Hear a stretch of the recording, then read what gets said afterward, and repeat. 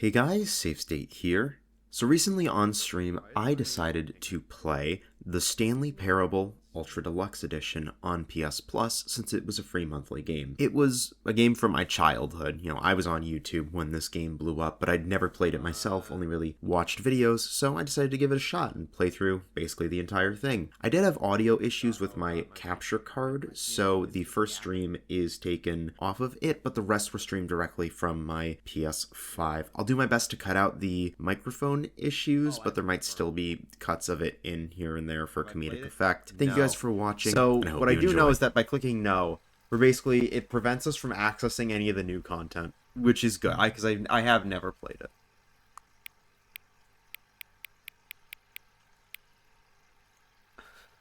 Minimum brightness. No, I'll turn it up a little bit. This thing barely is a subjective measure. The current time, it is... Oh, hang on. That says AM. It's about to be... Boop. There we go. It's 3:12 p.m. This Billy sings yes from the menu. Let's go. Alright. Alright, let's begin the game. The end is never the end, as they say. This is the story of a man named Stanley. Stanley worked for a company in a big building where he was employee number 427. Employee number 427's job was simple. He sat at his desk in room 427 and he pushed buttons on a keyboard. Orders came to him through a monitor on his desk, telling him what buttons to push, how long to push them, and in what order. This is what employee 427 did every day of every month of every year. And although others might have considered it soul-rending, Stanley relished every moment that the orders came in, as though he had been made exactly for this job. And Stanley was happy. And then one day, something very peculiar happened. Something that would forever change Stanley. Something he would never quite forget. He had been at his desk for nearly an hour when he realized that not one single order had arrived on the monitor for him to follow. No one had showed up to give him instructions, call a meeting, or even say hi. Never in all his years at the company had this happened, this complete isolation. Something was very clearly wrong. Shocked, frozen solid, Stanley found himself unable to move for the longest time. But as he came to his wits and regained his senses, he got up from his desk and stepped out of his office.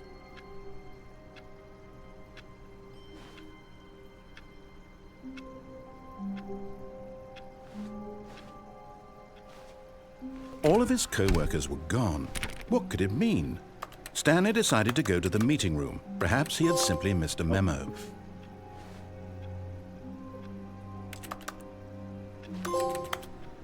Hey, I'm getting trophies already. No matter how hard Stanley looked, he couldn't find a trace of his co-workers. Oh, please. Are you really just doing The game's this for calling the me out. trophy? Click a door 5 times. I'm being called Is that out. all you think a trophy is worth? No. I can't just give these merits away for such little effort. A measly 5 clicks.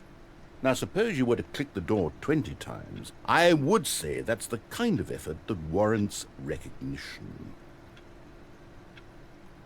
We're not gonna do this right now. We'll try in the future. I do know there's I think there's a way to get out of that window. I like how there's a clicky noise. I like the clicky noise. We're gonna play the game as intended.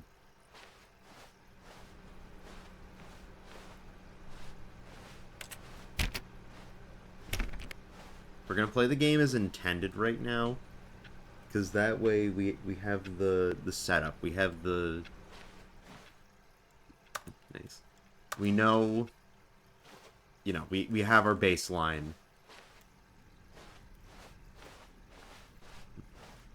When Stanley came to a set of 2 open doors, he entered the door on his left.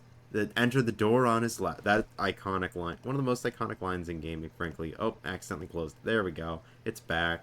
Enter the door on the left.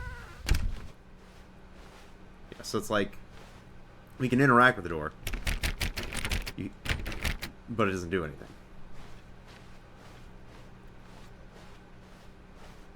Yet there was not a single person here either. Feeling a wave of disbelief, Stanley decided to go up to his boss's office, hoping he might find an answer there. We're broke Wednesday. I like reading. You know, here's something else. This is a random complaint. I dislike when people... Oh, it's the sound of this clicking through. I dislike when there's, like, a lot of stuff to read and people don't just, like, sit there and read it. And it's like, it's...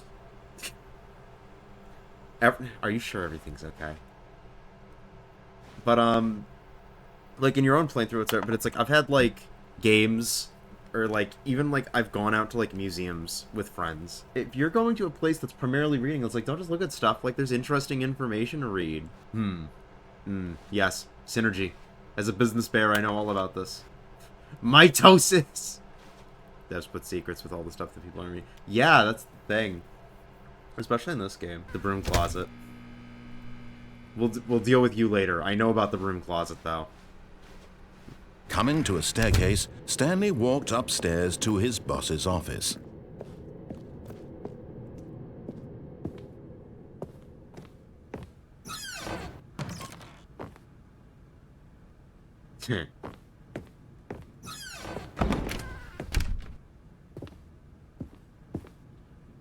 Hello.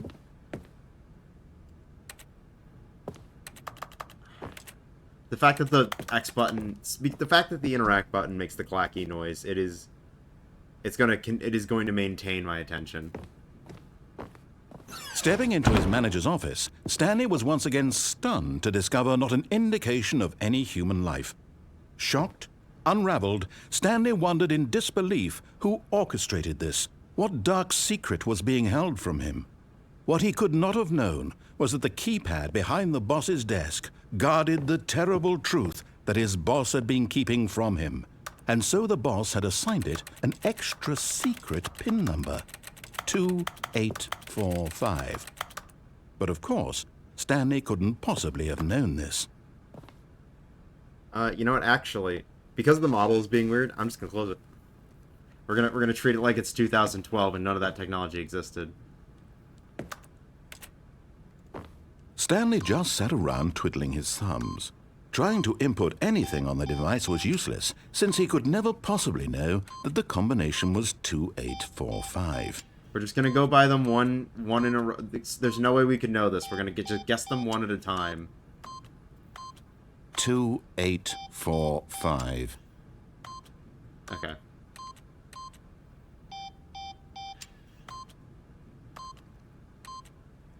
There we go. Yet incredibly, by simply pushing random buttons on the keypad, Stanley happened to input the correct code by sheer luck. Amazing. He stepped into the newly opened passageway.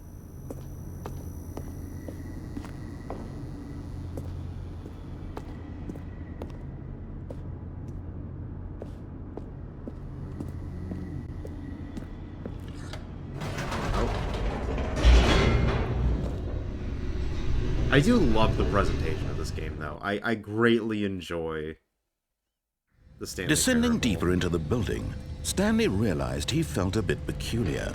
It was a stirring of emotion in his chest, as though he felt more free to think for himself, to question the nature of his job. Why did he feel this now, when for years it had never occurred to him? This question would not go unanswered for long. Ah.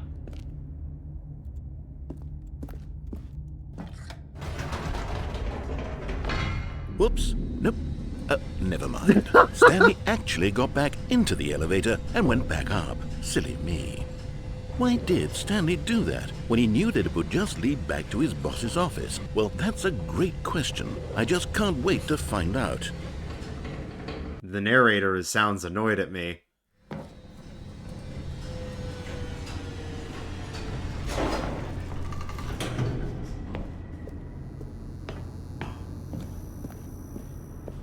Here we are, Stanley. It's your boss's office. Exactly the way it was before you got onto the elevator. It's still just exactly what it is. what a decision you've made to come up here and look at the office again. This has fleshed out the plot of the story in new and fascinating ways I could have never anticipated. It's that keen eye for storytelling that you have, an incisive rapid fire of critical plot points, one after the other, weaving a rich tapestry of uncompromising narrative. Wow!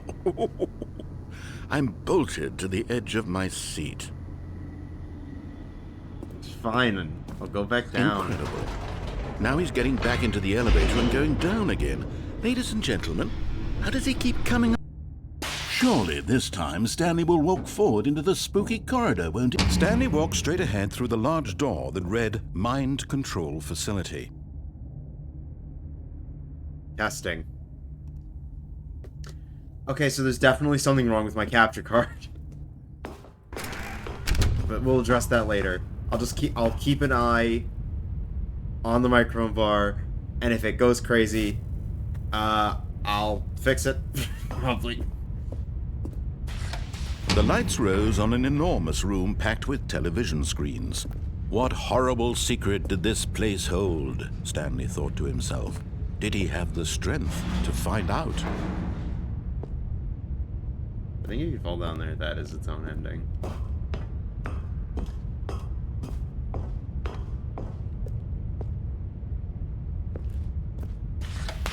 Now the monitors jumped to life, their true nature revealed.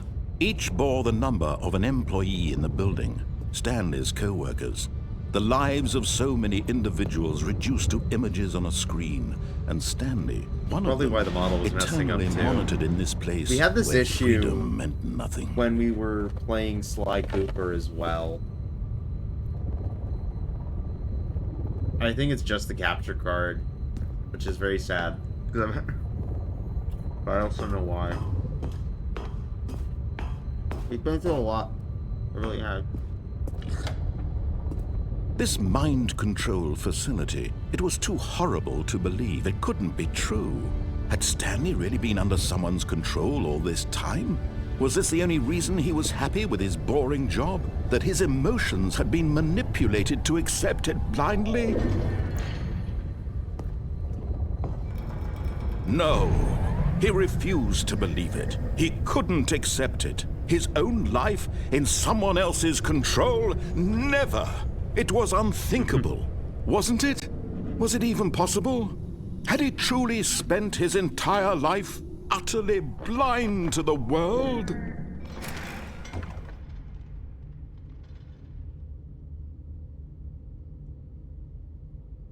But here was the proof, the heart of the operation.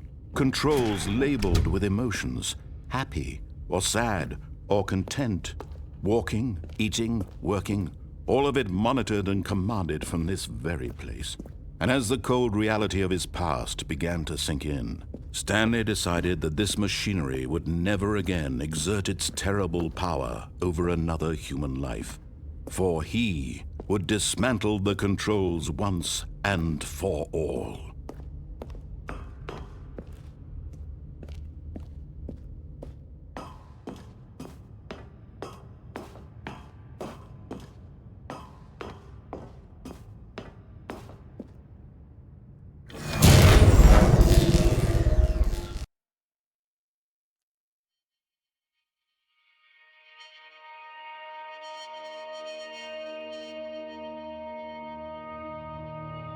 Blackness, and a rising chill of uncertainty. Was it over? Yes! He had won! He had defeated the machine, unshackled himself from someone else's command. Freedom was mere moments away. And yet, even as the immense door slowly opened, Stanley reflected on how many puzzles still lay unsolved. Where had his co-workers gone? How had he been freed from the machine's grasp? What other mysteries did this strange building hold? But as sunlight streamed into the chamber, he realized none of this mattered to him, for it was not knowledge or even power that he had been seeking, but happiness. Perhaps his goal had not been to understand, but to let go. No longer would anyone tell him where to go what to do or how to feel. Whatever life he lives, it will be his. And that was all he needed to know. It was perhaps the only thing worth knowing. Stanley stepped through the open door. Stanley felt the cool breeze upon his skin, the feeling of liberation, the immense possibility of the new path before him. This was exactly the way, right now, that things were meant to happen. And Stanley was happy.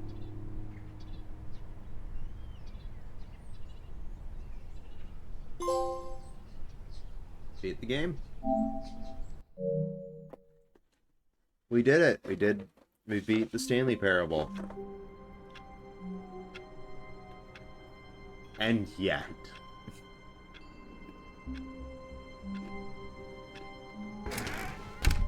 But Stanley simply couldn't handle the pressure. What if he had to make a decision? What if a crucial outcome fell under his responsibility? He had never been trained for that. The door locked. This couldn't go any way except badly. The thing to do now, Stanley thought to himself, is to wait. Nothing will hurt me. Nothing will break me. In here I can be happy forever. This chair has no I will collision. be happy. Stanley waited. Hours passed, then days. Had years gone by? He no longer had the ability to tell. But the one thing he knew for sure, beyond any doubt, was that if he waited long enough, the answers would come. Eventually, someday, they would arrive. Soon, very soon now, this will end. He will be spoken to. He will be told what to do. Now it's just a little bit closer. Now it's even closer. Here it comes. Today is going to be a war against the machine. All of his co-workers were gone. What could it mean? Stanley decided to go to the meeting room. Perhaps he had simply missed a memo.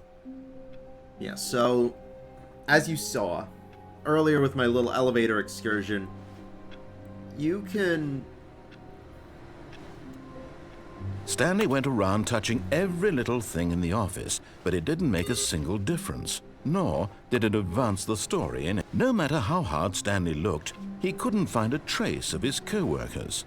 Yeah, so for some reason my microphone bugs out whenever I'm using my capture card, so... that's something I'm gonna have to look into, I guess. So, like with the elevator thing, you could just disobey the narrator. You can do whatever. And that's where the real magic of the Stanley Parable is. Finding what the rules are and then breaking them. For example... Oh, please. Are you really just doing this for the trophy? Click a door 5 times? Is that all you think a trophy is worth? No. I can't just give these merits away for such little effort. A measly 5 clicks? Now, suppose you were to click the door 20 times. I would say that's the kind of effort that warrants recognition. I have to say, I'm still not feeling the satisfaction of witnessing true effort for a noble cause. Perhaps 50 clicks will do it. Yes, almost certainly 50 clicks. Which part do you mean, Pixie, are you referring to that's intentional?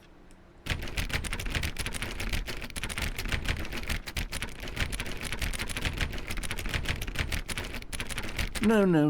I'm still not feeling it. I want this trophy to have meant something. It has to be a true reward for valiant effort. I want to see some hustle, Stanley. I want to see commitment, a willingness to go all the way no matter the cost. Why don't you go put 20 clicks into door number 417?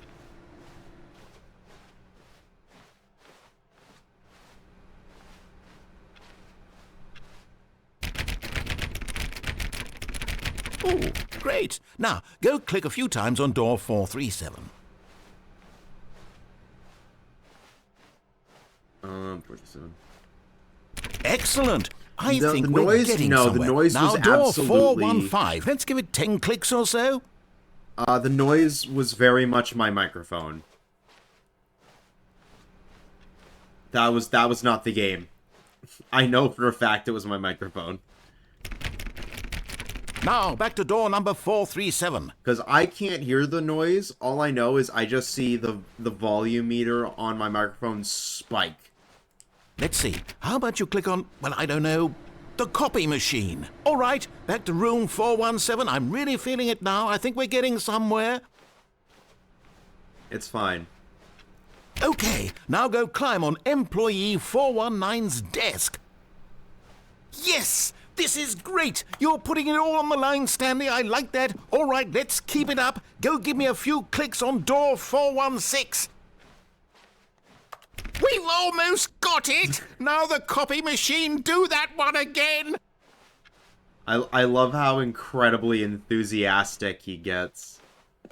Finish it off, Stanley. 5 clicks on door 430. 1, 2, 3, 4, 5. Yes! We did it! Oh, wow. That felt amazing. Oh, you really earned it, Stanley. Nothing could hold you back. Yes, I'm very proud of how far we've come today. Nice. Anyway, moving on. When Stanley came to a set of 2 open doors, he entered the door on his left. Yeah. So now comes the question of what do we do? Can't turn around. It's like, how far do we continue obeying? And I think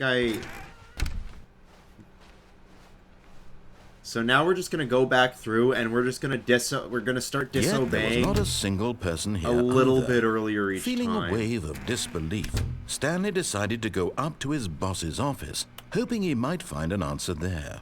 But first, the broom closet. Stanley stepped into the broom closet, but there was nothing here, so he turned around and got back on track.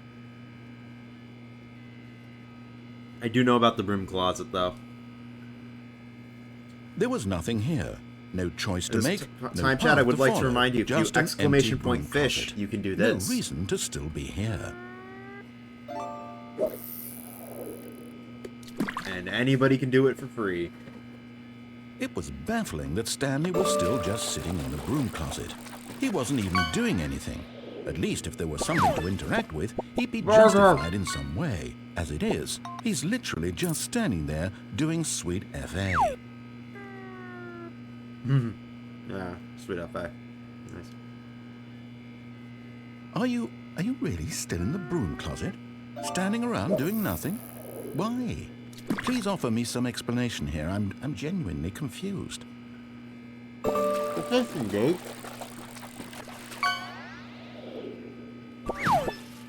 You do realize there's no choice or anything in here, right?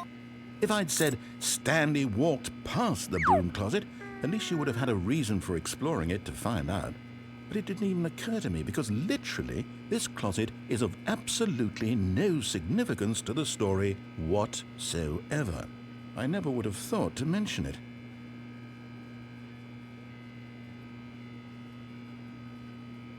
We're just vibing, Maybe man. to you this is somehow its own branching path. Maybe when you go talk about this with your friends, you'll say, "Oh, did you get the broom closet ending? The broom closet ending was my favorite." I hope your friends find this concerning. Funnily enough, I do have a coworker. Stanley was fat and ugly and really, really stupid. He probably only got the job because of a family connection. That's how stupid he is. Yes. That or with love this drug part. money. Also, Stanley is addicted to drugs and hookers. Yo, pop off, though. Shout out to drugs and hookers. Well, I've come to a very definite conclusion about what's going on right now. You're dead. You got to this broom closet, explored it a bit, and were just about to leave because there's nothing here, when a physical malady of some sort shut down your central nervous system and you collapsed in front of your screen. Well, in a situation like this, the responsible thing is to alert someone nearby so as to ensure that your body is taken care of before it begins to decompose. Hello? Anyone who happens to be nearby? This computer is dead. They have fallen prey to any number of your countless human physiological vulnerabilities. It's indicative of the long-term sustainability of your species. Please remove their corpse from the area and instruct another human to take their place, making sure they understand basic first-person video game mechanics and filling them in on the history of narrative tropes in video gaming. so that the irony and insightful commentary of this game is not lost on them. All right, when you've done that, just step out into the hallway.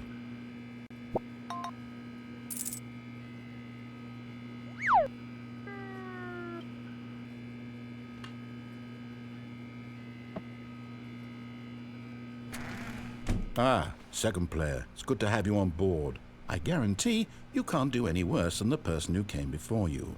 What timing? You too? Unbelievable. I'm at the mercy of an entire species of invalids. Perhaps there's a monkey nearby you can hand the controls to. A fish? Fungus? Look, you can hammer out the details. I'm not particularly picky.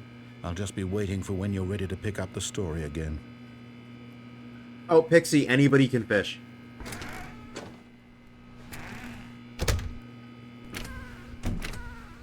It's not just me. Anybody can fish.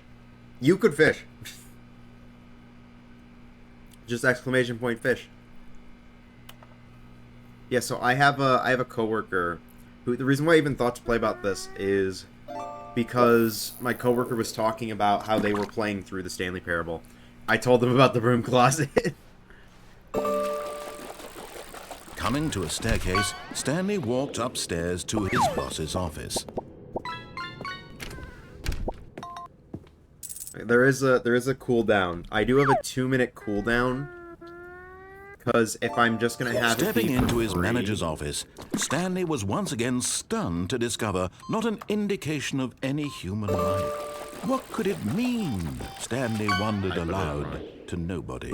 He began wildly tearing through papers on the boss's desk, pulling books off the shelf, looking behind paintings, desperate for clues to his situation. But his attention was caught by a keypad behind the boss's desk. What could its purpose be? In fact, this keypad guarded the terrible secret that lay buried below his feet. And so the boss had assigned it an extra secret PIN number, 2845. But of course, Stanley couldn't possibly have known this. God damn it. Yet incredibly, by simply pushing random buttons on the keypad, Stanley happened to input the correct code by sheer luck. Amazing. He stepped into the newly opened passageway.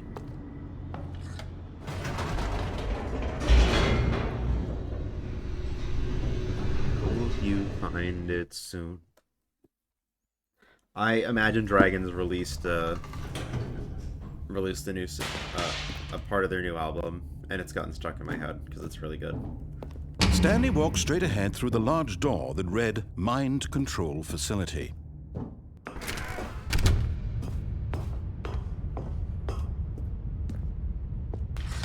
The lights rose on an enormous room packed with television screens. What horrible secret did this place hold? Stanley thought to himself. Did he have the strength to find out? Yeah, I know there's like some way.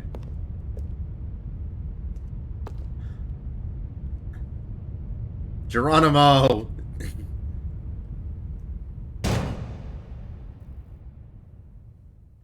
Aha! You've made it to the bottom of the mind control facility. Welcome! You see, back when the Stanley Parable first launched in 2013, getting to the bottom of the mind control facility was a bug that we simply didn't catch during development. And you all sent us lots of photos of it on Twitter and acted very superior about it.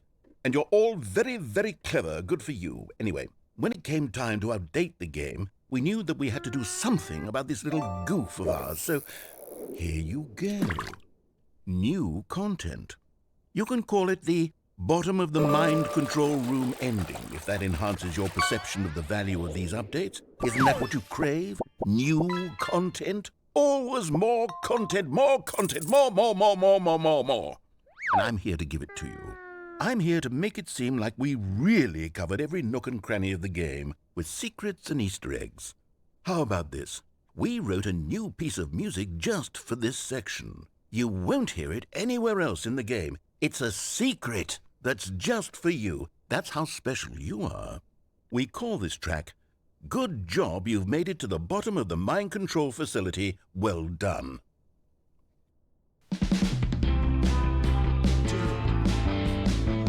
job. You did it. You did it. Good job. 3, 2, 1. Good job. You made it to the bottom of the mind control facility. You jumped on the catwalk. You should have been careful. You should have been careful.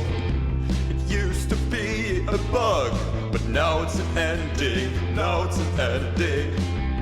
I believe in you. I believe in your ability to cross this barrier and chase your dreams. Railings don't mean anything. Good job, you did it. Good job, you did it. Good job, you did it. Good job, you did it. Good job, you did it. Good job, you did it. Good job, you did it. Good job, you did it. Good job, you did it. Good job, you did it.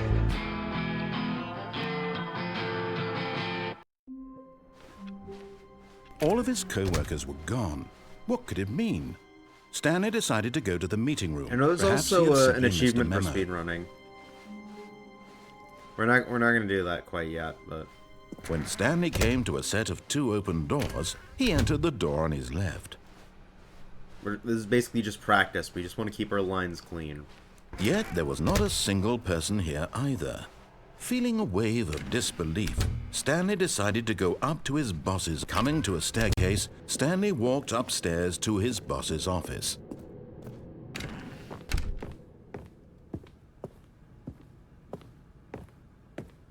The moment he entered his manager's office, Stanley froze in his tracks. Not a living soul anywhere. Could he really be all alone? Stanley was in such a rush to get through the story as quickly as possible, he didn't even have a single minute to just let the narrator talk. That kind of anxiety isn't healthy, so he relaxed for a few moments with some calming New Age music.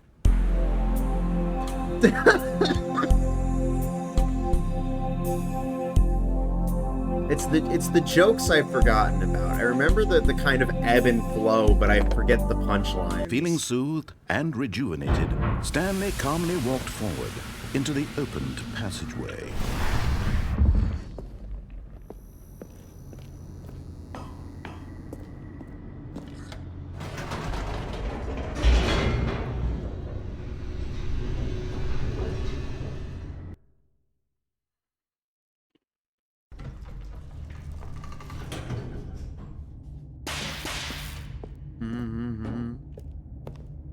Stanley walked straight ahead through the large door that read Mind Control Facility.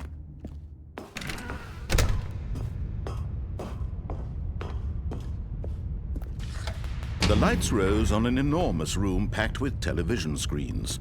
What horrible secret did this place hold? Stanley thought to himself. Did he have the strength to find out?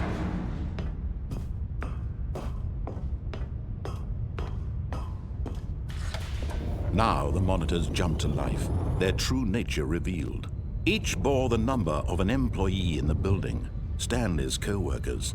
The lives of so many individuals reduced to images on a screen, and Stanley, one of them, eternally monitored in this place where freedom meant nothing.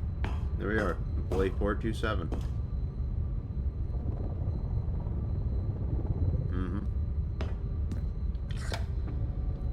This mind control facility, it was too horrible to believe. It couldn't be true. Had Stanley really been under someone's control all this time? Was this the only reason he was happy with his boring job? That his emotions had been manipulated to accept it blindly?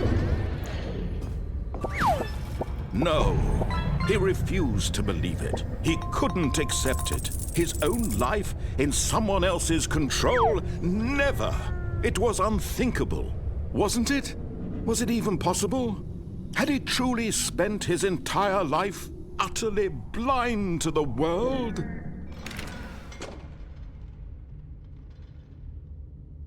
But here was the proof. The heart of the operation. Controls labeled with emotions. Happy, or sad, or content. Walking, eating, working. All of it monitored and commanded from this very place. And as the cold reality of his past began to sink in, Stanley decided that this machinery would never again exert its terrible power over another human life.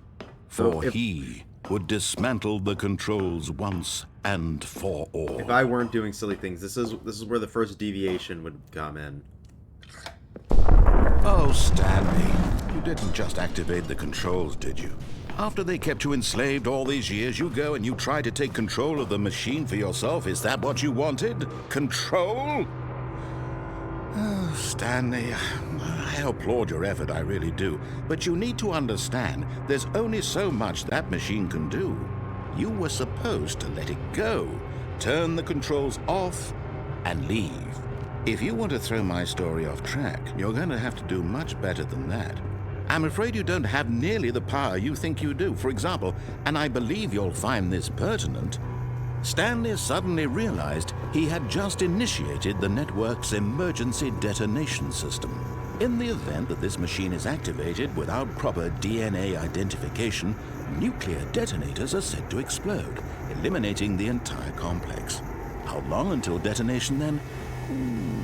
Let's say, 2 minutes. Ah, now this is making things a little more fun, isn't it, Stanley?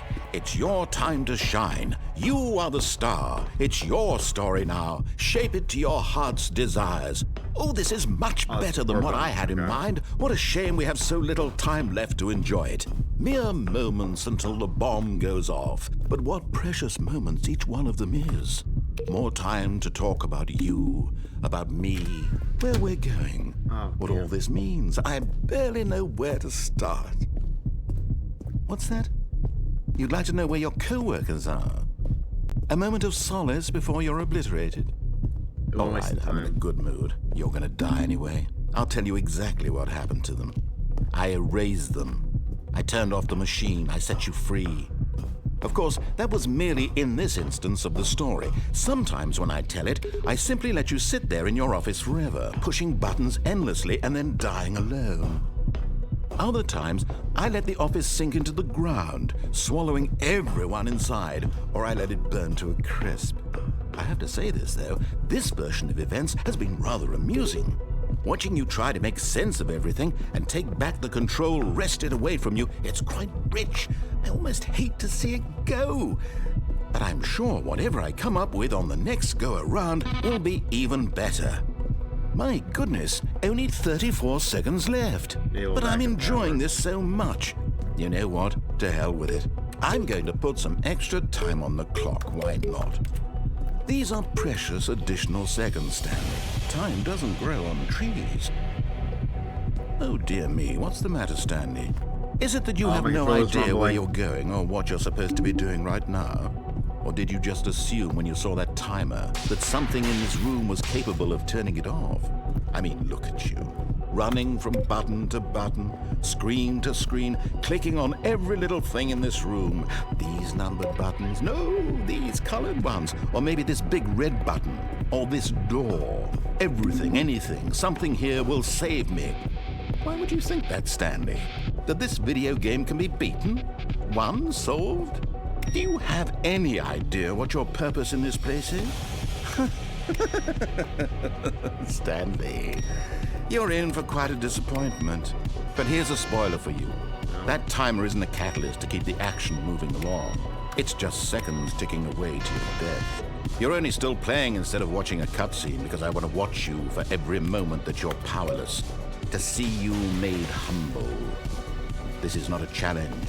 It's a tragedy. You wanted to control this world, that's fine. But I'm going to destroy it first, so you can't. What? Take a look at the clock, Stan. Oh, God. That's 30 seconds you have left to struggle. 30 seconds until a big boom and then nothing. No ending here, just you being blown to pieces. Will you cling desperately to your frail life, or will you let it go peacefully? Another choice.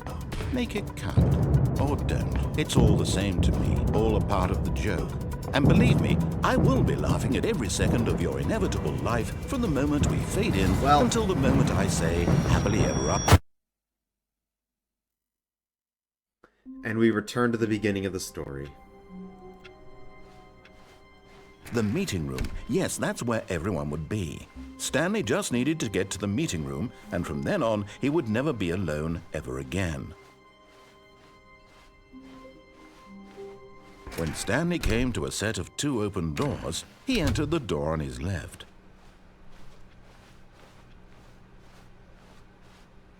Yet there was not a single person here either. Oh, there's a crouch button. Feeling a wave of disbelief, Stanley decided to go up to his boss's office. Coming to a staircase, Stanley walked upstairs to his boss's office.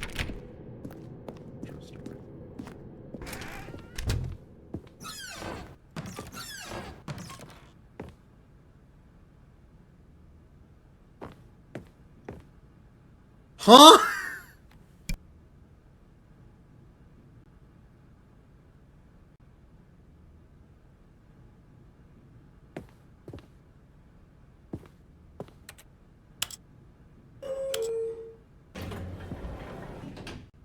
Okay, we'll explore that later. Okay, I think we all know the drill by now. Blah, blah, blah. Dark secrets, the keypad. Stanley pushes some buttons. Oh, hey, look, it's a new passageway. Quelle surprise.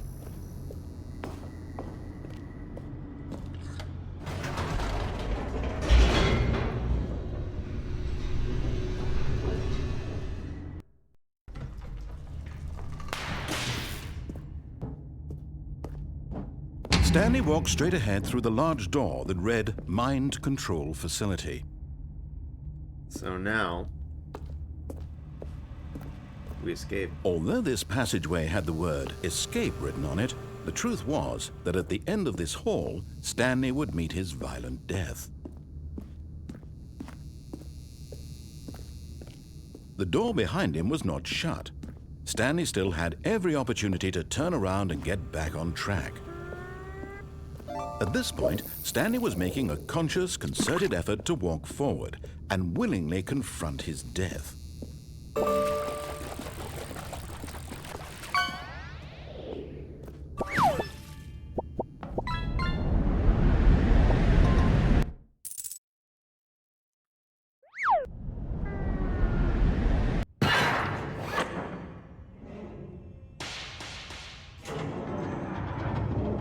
As the machine whirred into motion and Stanley was inched closer and closer to his demise, he reflected that his life had been of no consequence whatsoever. Oh no. Stanley can't see the bigger picture. He doesn't know the real story, trapped forever in his narrow vision of what this world is. Perhaps his death was of no great loss, like plucking the eyeballs from a blind man. And so he resigned and willingly accepted this violent end to his brief and shallow life. Farewell, Stanley. Maybe if we crouch down, it won't crush us. "Farewell, Stanley," cried the narrator, as Stanley was led helplessly into the enormous metal jaws. In a single visceral instant, Stanley was obliterated as the machine crushed every bone in his body, killing him instantly. Ah!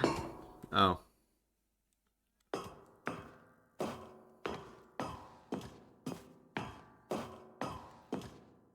And yet it would be just a few It's minutes the name of the before game. Stanley would restart the game, back in his office, as alive as ever.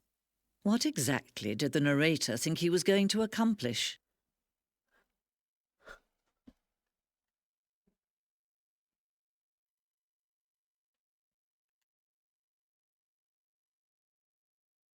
Yeah, the junk, yeah, it's just the most common stuff, unfortunately. When every path you can walk has been created for you long in advance, death becomes meaningless, making life the same. Do you see now? Do you see that Stanley was already dead from the moment?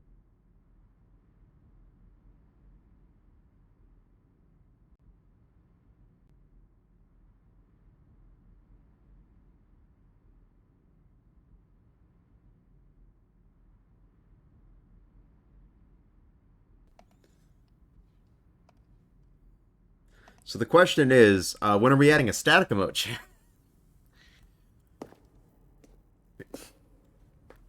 Well, okay, so looks like future streams off my PlayStation are just going to be streamed directly from the PlayStation. Fuck a fancy graphic. We're committing to it, though.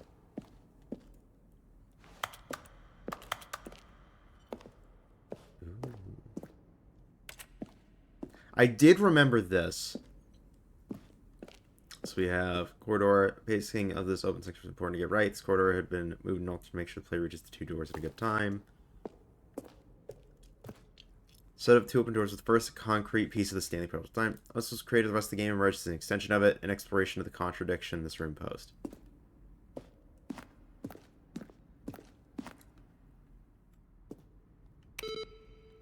Oh.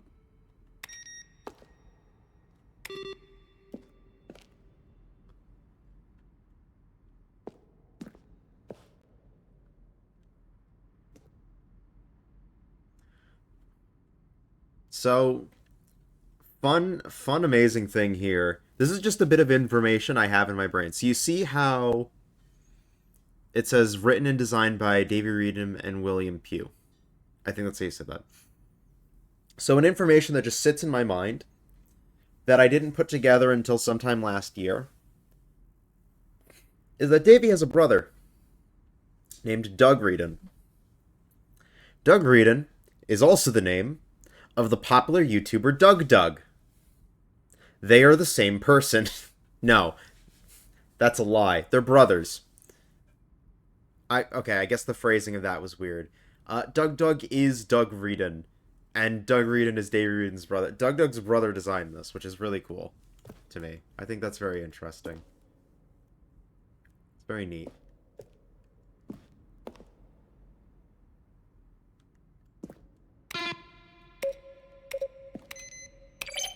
Ooh. Yeah, it's like, this is kind of what I'm talking about. It's like, I like museums and stuff. I like reading information.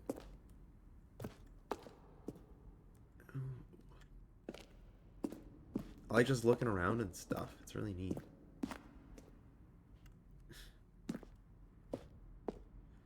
Early in development, we designed an ending where Stanley would end up on a battlefield fighting aliens. The action game would have become sentient and would wage war against the narrator. We realized shortly after starting to build it that it was far too jokey and on the nose for the tone of the game. Plus, some people interpret it as making fun of people who like shooters, which was not our intention. Ooh. Bicycle. On December 2018, we announced Ultra Deluxe version of Stanley Parable, the Game Awards. These are screenshots of the videos we made for the announcements and the game's delay. I forgot this game was delayed.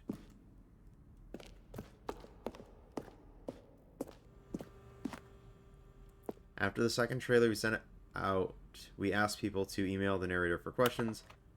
We had initially planned to use these further promotional materials. We never found the perfect use for them. Here are a selection of those emails.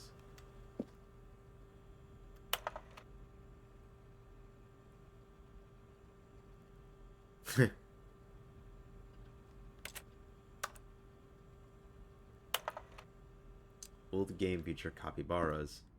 Oh, there's a little projector. Nice. I like reading. How do you say in shape? Michael the Rock Martin. I'm sure they're just picking out some of the funnier.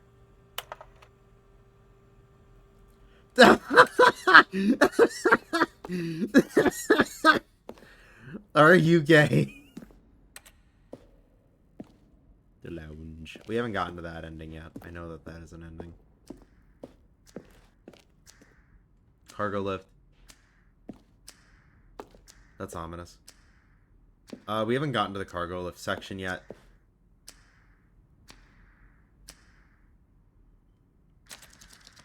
Okay. So these are endings we haven't gotten to yet.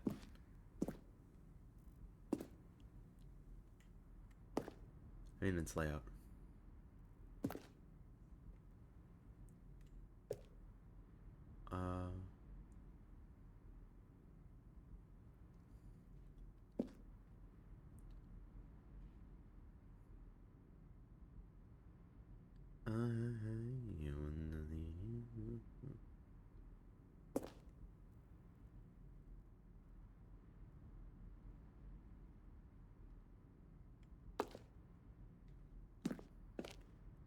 We will explore these.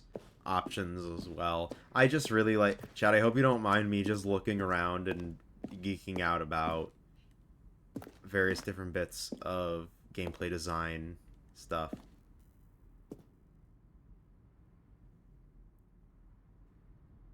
Been ending that only ended when the player restarted from the escape menu. Very few players realized what they were supposed to do. This is frustrating for everyone. Game is not paused.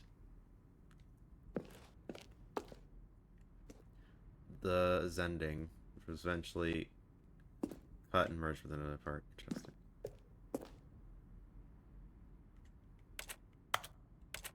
No, only Paulette. No. Trailers. Four major trees or trailers over the course of the game's development, each meant to convey something about the spirit of the game. It features a series of broken rooms, and the voice of the narrator informing the viewers that he's preparing a new version of the Stanley Parable. Nice. Oh no, I like museums. Museums are neat.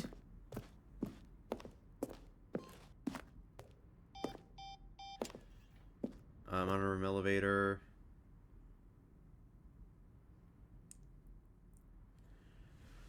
Freedom above and countdown below.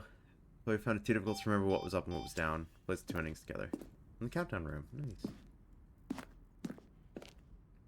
Freedom ending as it exists. Beta. Countdown desks. Oh, and this is... Is this back to the entrance? I think I'm lost, actually. Oh, okay. No, this is where it would have led us. So let's just keep exploring it. Oh, God. Oh, I'm getting lost. But it's fine. Very first, Incarnation of the Freedom, ending in Alpha. Ooh.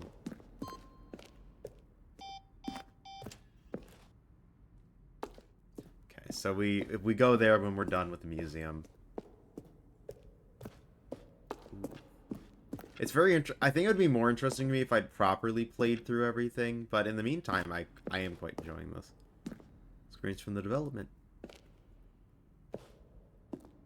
Ooh. I love this source. I love game design stuff, so I'm very happy I get to see this. What? Division of the underground portion. Solve it. Here, I'm just going to make this easy on you. And finally, he pushed the number 6. Huh. Nothing there? Shoot. Well, try the other one then. The big red button. Entire dialogue roughly 3 separate times with the course of 2 years Now development. then, this These are closer elevator to for the sure use. will get him right back on track to where he was supposed to be in the story. Disembodied voice. How tasty.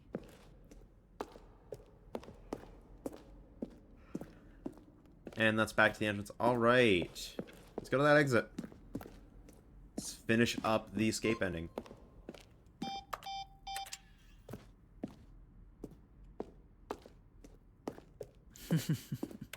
Oh, look at these two. How they wish to destroy one another. How they wish to control one another. How they both wish to be free. Can you see? Can you see how much they need one another? No, perhaps not. Sometimes these things cannot be seen. But listen to me. You can still save these two. Oh, you can no. stop the program before they both fail. Turn off your PlayStation. There's no other way to beat this game. As long as you move forward, you'll be walking someone else's path. Stop now and it'll be your only true choice. Whatever you do, choose it. Don't let time... I'm gonna look up if this actually does anything. Okay, I know there's nothing we can really do. Don't let... Oh no, time chose for us.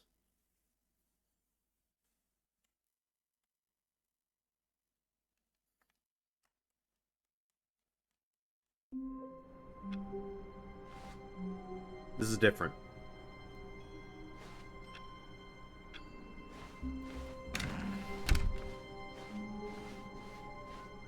When Stanley came to a set of 2 open doors, he entered the door on his left. We still have more disobedience to do, though, so let's keep going.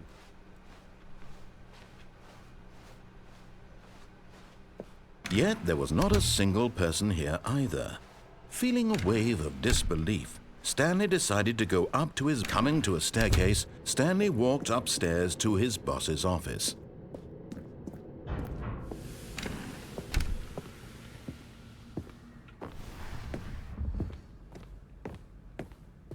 Here's the door, just go. Hang on, I got... Oh, it does... No, we can't... Okay, there's an... I know there's an achievement for just smashing 8.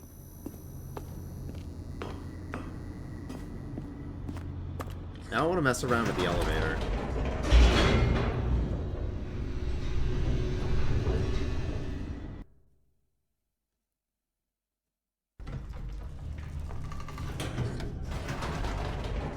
I want to see if they'll... Whoops. Yep.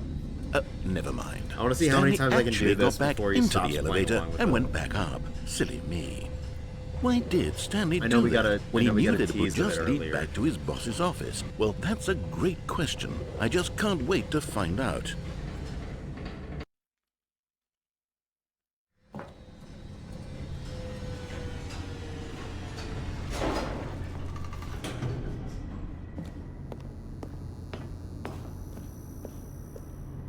Here we are, Stanley. It's your boss's office. Exactly the way it was before you got onto the elevator. It's still just exactly what it is. What a decision you've made to come up here and look at the office again. This has fleshed out the plot of the story in new and fascinating ways I could have never anticipated. It's that keen eye for storytelling that you have, an incisive rapid fire of critical plot points, one after the other, weaving a rich tapestry of uncompromising narrative. Wow! I'm bolted to the edge of my seat. Incredible. Now he's getting back into the elevator and going down again. Ladies and gentlemen, Oh, how does he keep perfect coming time up with for all fishing. this? Perfect time for fishing.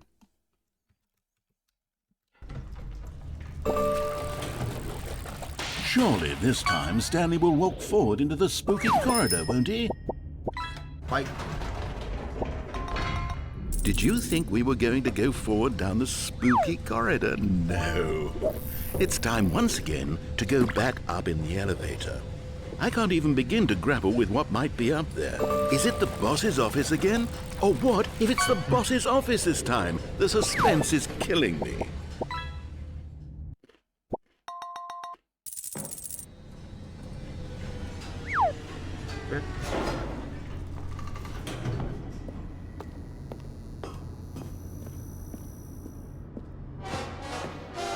oh god. Oh my god. It's the boss's office. This absolutely changes everything for me.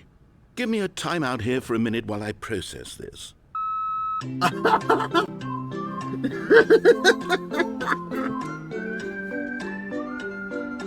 mean, the trash is pretty common. We should save the fishing for this. Okay, I'm ready. I'm prepared to embrace this stunning revelation and to move forward with... No! No, wait! No! I need more time to process.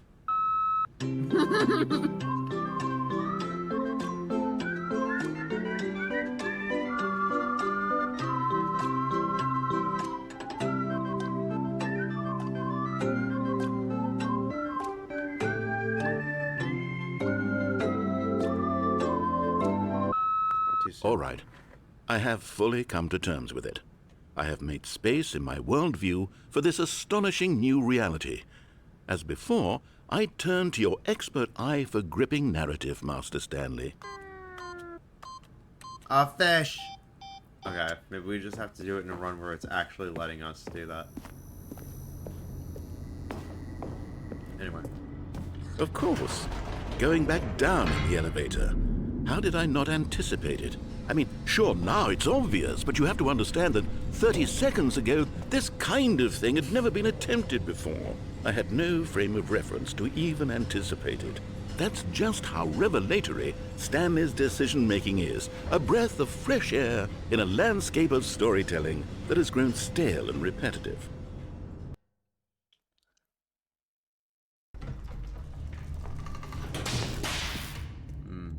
But what if I went back in the elevator?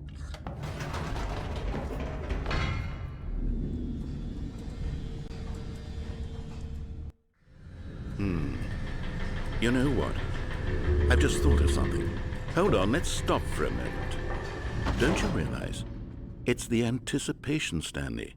You and I, we have no way of knowing what will be at the top of this elevator. But the suspense, the agony of waiting and anticipating and having to guess, that's the real thrill. Oh, I simply don't want to let that feeling go. It's so precious, so fleeting. Why don't we take this elevator ride nice and slow? There we go. Isn't this so much more exciting? You know, Stanley, it seems like nowadays the only thing that audiences want is to be shocked as loudly and frequently as possible. They want big, explosive moments flung right in their faces from the very moment that things get started. But where's the tension? Where's the trust in the audience? Someone gets Subway to build a Surfers slow over there. and nuanced appreciation for the story, the characters. Why aren't we given time to imagine the surprises? To have to think and to anticipate and then to marvel at the eventual reveal. This is storytelling, Stanley. What you and I are doing right now. This is the most exciting narrative to be developed in years.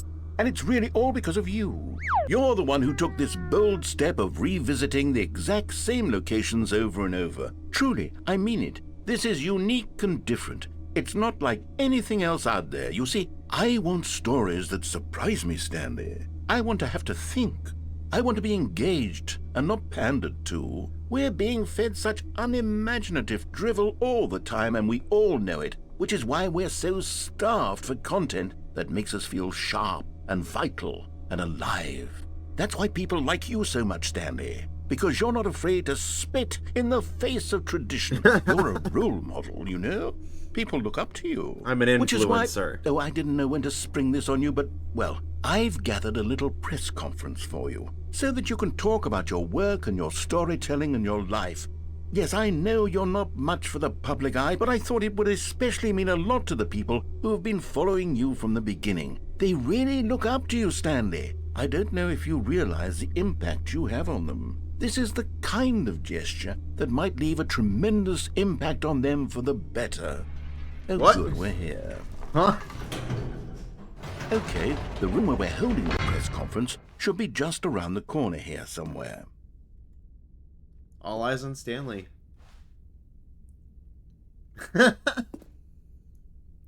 How we did it, the pyramid. Now we're getting into the meat of the game. World peace, baby. Ah, yes. Was Here that the it is, Minecraft just door through noise? this door. The man, the process, the myth, the legend, the parable. Stanley from the Stanley Parable. Stanley Parable Stanley. Worlds for sentient machine.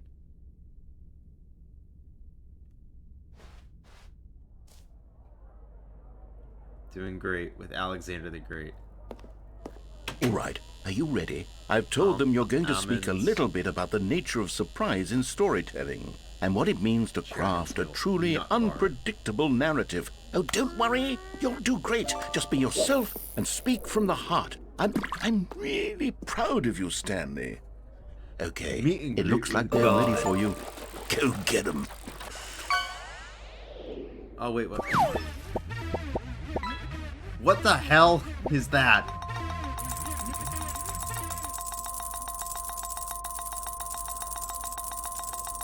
It's not a fish, but I got an achievement for that being caught. Catch zero. Zero host caught it. I was at the developer. I'm not sure what that was.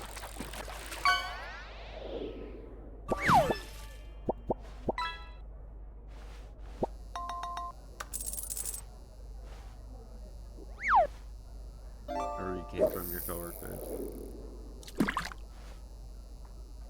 An unforgiving account of ups as well as downs. Highs and lows both help, but isn't that what life's about? I can't read the name of the book. Up again, down again. The storyteller. Oh, that's what we look like, apparently. Oh my god, it's Joel the Sturgeon. Holy crap. We're all catching. We just... Look at those legendaries. Oh my god. Sure waits. I played the demo. Open my control for sitting. I get this little sticker. Here are your airlines. The law from the freedom ending. 8. Hopefully we ride elevators. Thanks for showing me that cool skateboard trick in the parking lot. You're cool. My true love for you grows every day. You make me feel alive. Your wife from the apartment ending. We still haven't done the apartment ending. Oh. Oh, I just realized those are like eyes. That's very neat. The dude who came up with pizza.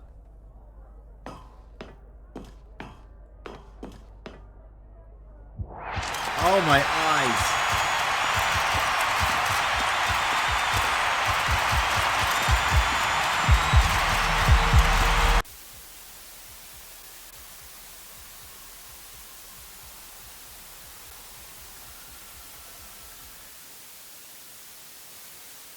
Already this was uncomfortable, and Stanley decided that as soon as he found a new space he felt safe in, that he would never leave it again in his life.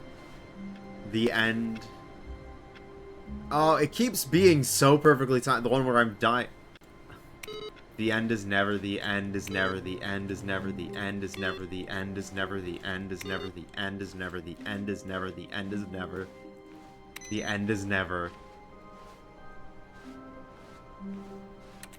The end is never, the end is never, the end is never, the end is never, the end is never, the end.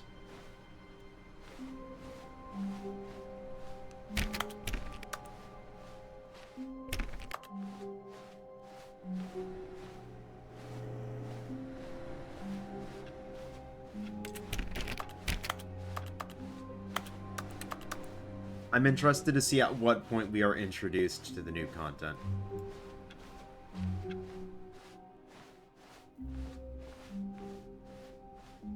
When Stanley came to a set of 2 open doors, he entered the door on his left.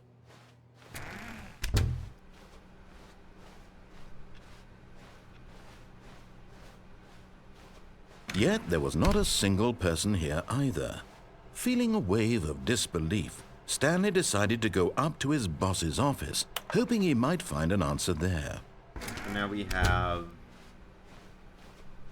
Coming to a staircase, Stanley walked next. upstairs to his boss's I know we've office. got that elevator to check out as well.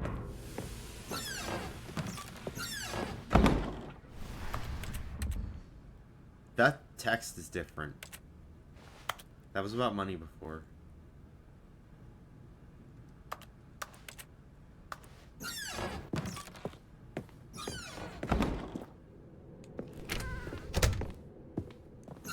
Alright, welcome back to the painting of somebody pointing a gun at a panda.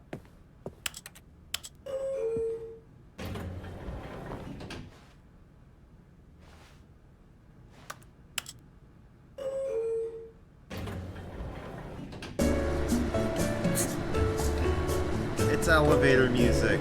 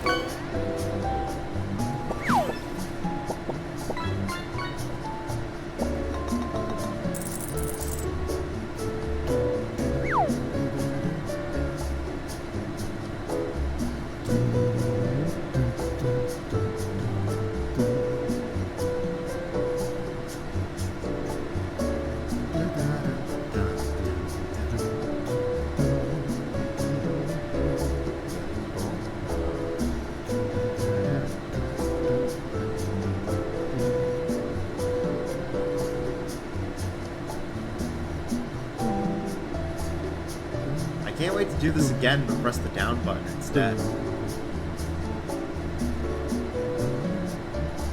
Just to see if it's different.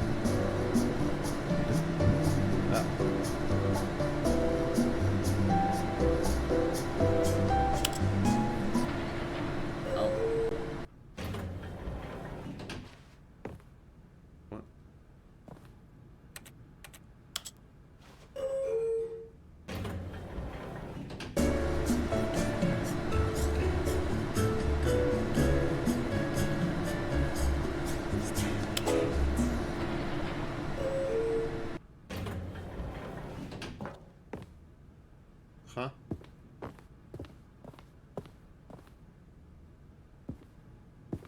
Here's the door, just go.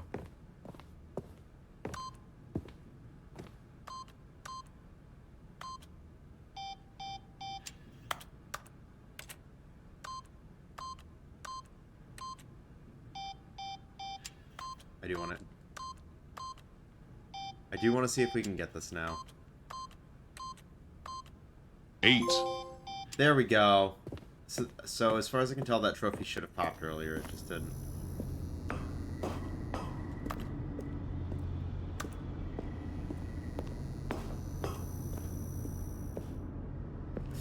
Can't go back.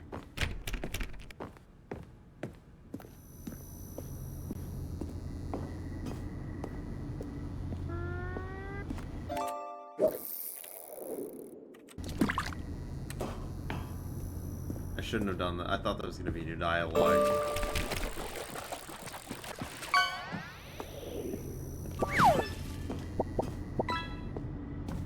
We'll just begin the game again.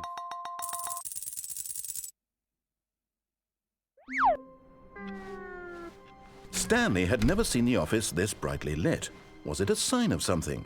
He hoped it was. He hoped very much that it was. When Stanley came to a set of 2 open doors, he entered the door on his left.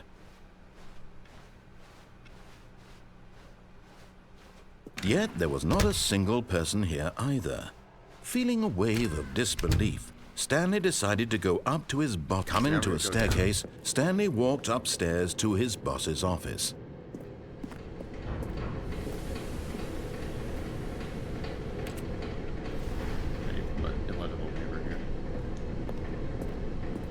But Stanley just couldn't do it. He considered the possibility of facing his boss. Admitting he had left his post during work hours, he might be fired for that. And in such a competitive economy, why had he taken that risk? All because he believed everyone had vanished. Oh, it's the his boss would insanity think he ending. was crazy. And then something occurred to Stanley. Maybe, he thought to himself, maybe I am crazy. All of my co-workers blinking mysteriously out of existence in a single moment for no reason at all? None of it made any logical sense.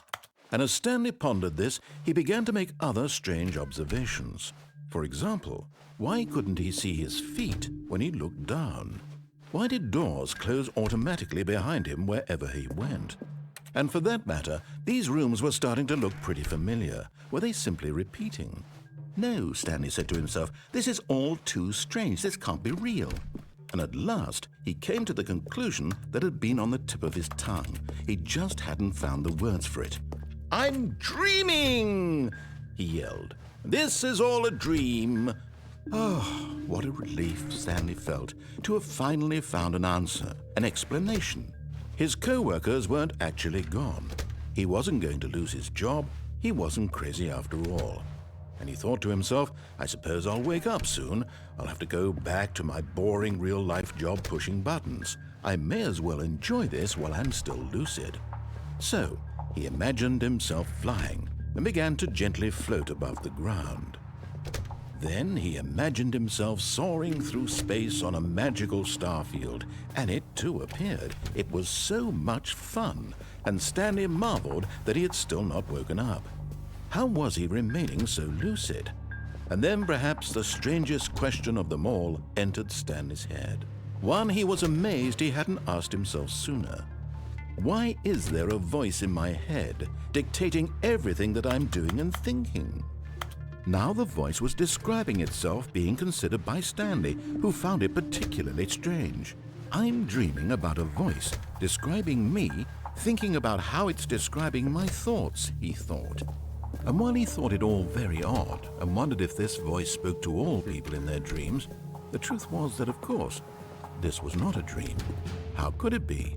Was Stanley simply deceiving himself, believing that if he's asleep, he doesn't have to take responsibility for himself? Stanley is as awake right now as he's ever been in his life. Now, hearing the voice speak these words was quite a shock to Stanley. After all, he knew for certain, beyond a doubt, that this was in fact a dream. Did the voice not see him float and make the magical stars just a moment ago? How else would the voice explain all that? This voice was a part of himself too. Surely, if he could just... He would prove it. He would prove that he was in control, that this was a dream. So he closed his eyes gently, and he invited himself to wake up. He felt the cool weight of the blanket on his skin, the press of the mattress on his back, the fresh air of a world outside this one. Let me wake up, he thought to himself. I'm through with this dream. I wish it to be over.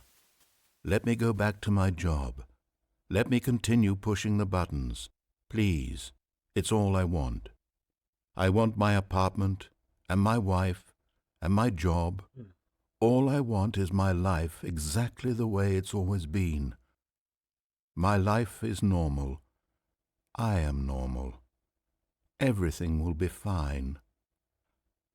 I am okay.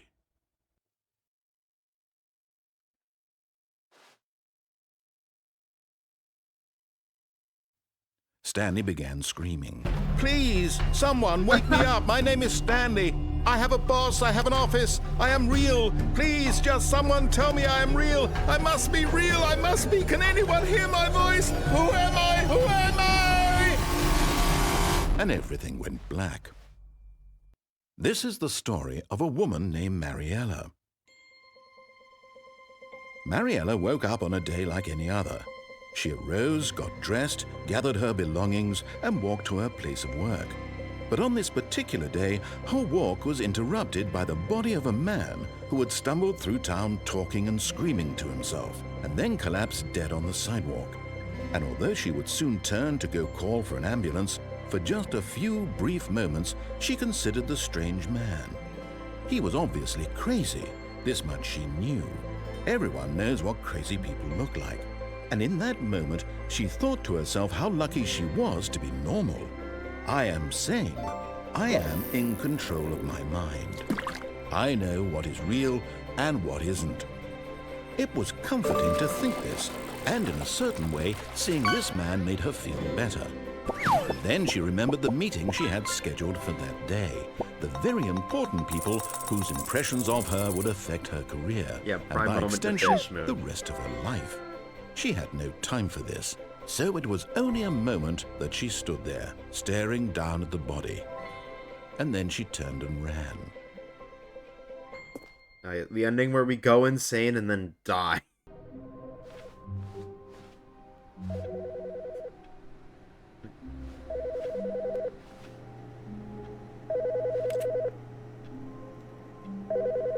Oh, it's on this side. Hi, Stanley.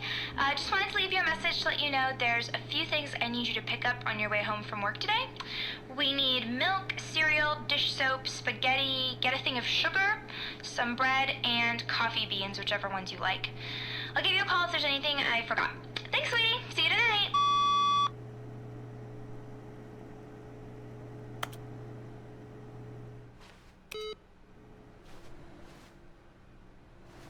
All right, our wife.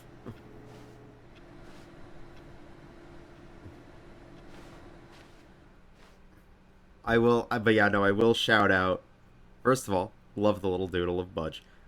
Second of all, I wanna shout out. Are you intimidating? Somewhat. I feel that feels about right. In terms of my intimidation rating, that sounds accurate. Oh, we have to do that across multiple... Ooh, I should have been doing that earlier. We do that across multiple. Okay, interesting. New content. Damn, that's crazy. Anyway. When Stanley came to a set of 2 open doors, this was not the correct way to the meeting room, and Stanley knew it perfectly well. Perhaps he wanted to stop by the employee lounge first, just to admire it. Ah, yes, truly a room worth admiring. It had really been worth the detour after all, just to spend a few moments here in this immaculate, beautifully constructed room. Stanley simply stood here, drinking it all in. Drinking it in. Yes, really, really worth it being here in the room. A room so utterly captivating that even though all your co-workers have mysteriously vanished, here you sit looking at these chairs and some paintings. Really worth it. But yeah, also, I love the little Dax and doodles as well, and the doodles of David and Clunk. I am glad At this point, I am iconic. Stanley's obsession with this room bordered on creepy and reflected poorly on his overall personality.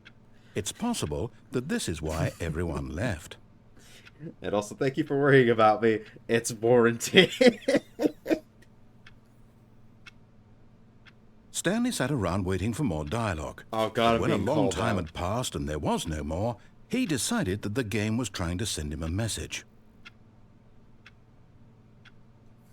Come on, surely that's not the last one. Surely you got one more in you. Surely you got one more in you.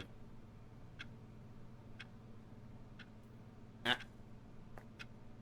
Yeah, alright, fine. Oh. No, it's fine. But at last, he'd had enough of the amazing room and took the first open door on his left to get back to business.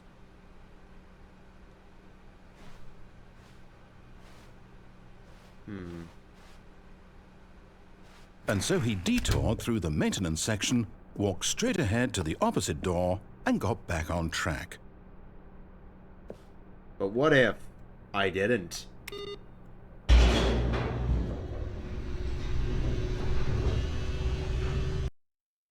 Look, a detour is a detour.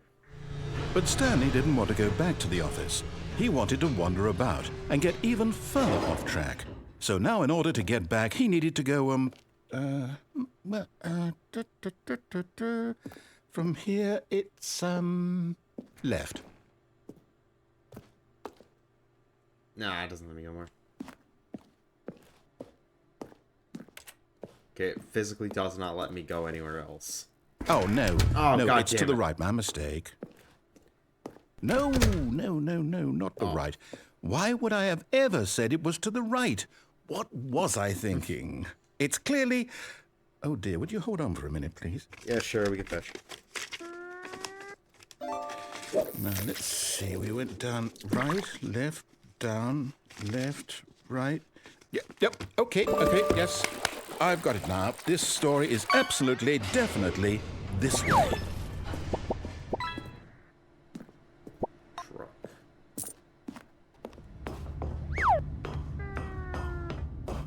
No. This isn't right at all. You're not supposed to be here yet. This is all a spoiler. Quick, Stanley, close your eyes. I'm not looking. Okay. We just have to get back to... Not looking. Oh, who am I kidding? It's all rubbish now. The whole story completely unusable. How about, rather than waste my time trying to salvage this nonsense, we'll just restart the game from the beginning. And this time, suppose we don't wander so far off track, Okay, from the top. I'm gonna wander off track. All of his co-workers were gone. What could it mean? Stanley decided to go to the meeting room. Perhaps he had simply missed a memo. I want to see which computer is the input computer now. So now that I realize that it's something you need to do. Oh wait, I don't see the input computer. Where is it? Come on, it's gonna be somewhere. It's because this isn't technically a new ending. There's still technically the possibility.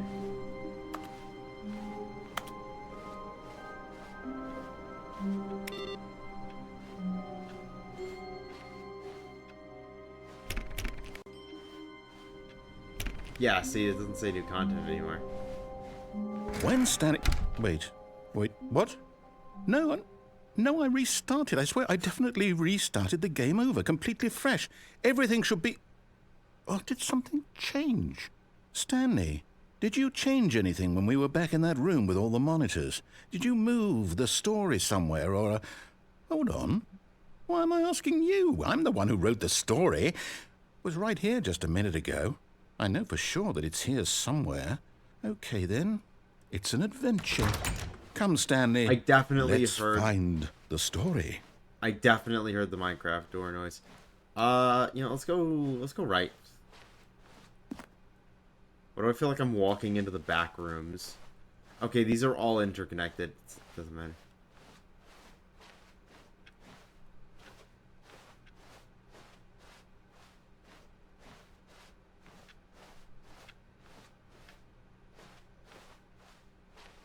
Let's just start adventuring. I'll say it. This is the worst adventure I've ever been on. I can promise you there definitely not the inner was girl. a story here before.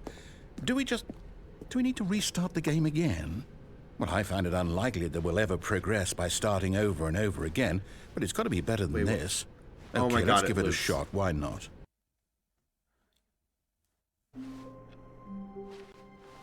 All of his co-workers were gone. What could it mean? Stanley decided to go to the meeting room. Perhaps he had simply missed a memo.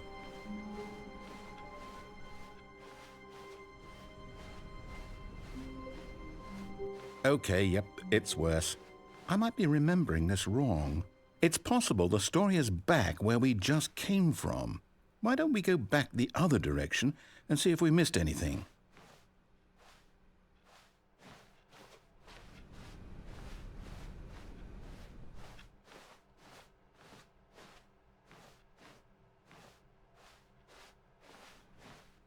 Aha! I knew we'd miss something. The story. Here it comes. Immense sense of dread. No! No, wait. It's never gone. mind. Not the story. Okay, let's head back the other way and retrace our steps. Oh. This is different. What? Now this... Well, I'll be honest, I don't recognize this place at all. Is this the story? This is a I completely don't different think vibe. so. I can't quite recall, but I believe my story took place in an office building. The Is door that is correct? gone. Do you remember, Stanley? Well, do you know what? Since I've completely forgotten what we were supposed to be doing, how about this? You win! Congratulations! Yeah, celebratory fish. I know you put in a lot of hard work, and it really paid off. So, good job. Oh, no. No, I don't feel right But about I already this at all. fished! We both know you didn't put in any actual work for that win. Some people win fair and square, and this was not one of those situations. Okay, I'm getting weirded out by whatever this place is. I don't care what might happen this time, I have to restart.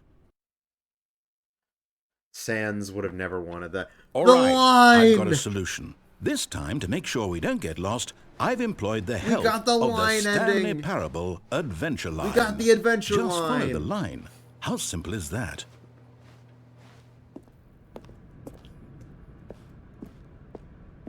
You see, the line knows where the story is. It's over in this direction. Onward, Stanley, to destiny. Though, here's a thought.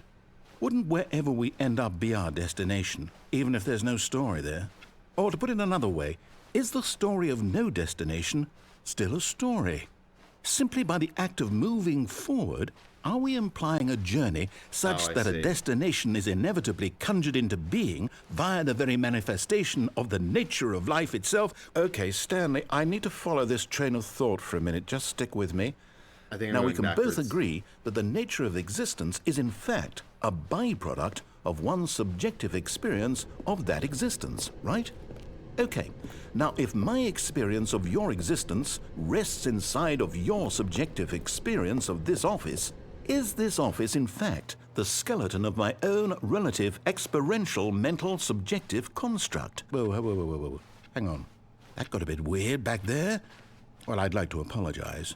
Not sure where I was going with all that. You know what? I think what we need right now is a bit of music to lighten the mood.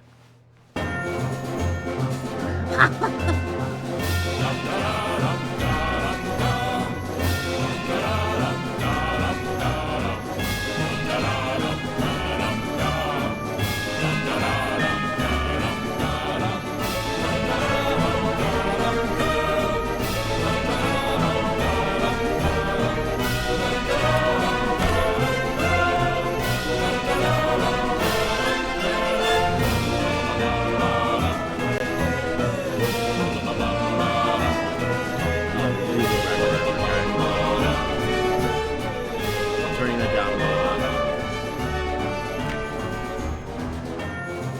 Wow.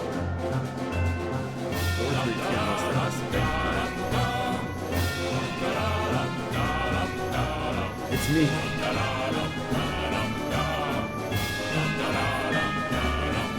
Wait, cut the music.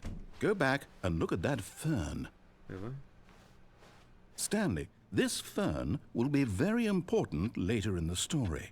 Make sure you study it closely and remember it carefully. Chat, write this down. You won't want to miss anything. Write this down for... This is why I call you foragers. This is what we've been training for. Memorize this fern. Got it? Alright, let's go. Wait, what? We're back at the office? No. Line, you do know we're looking for the Stanley Parable, right? The story? Is any of this ringing a bell?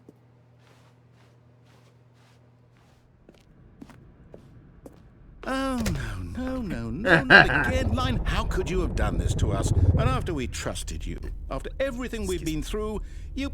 Oh, I can't take this anymore. To hell with it. Restart.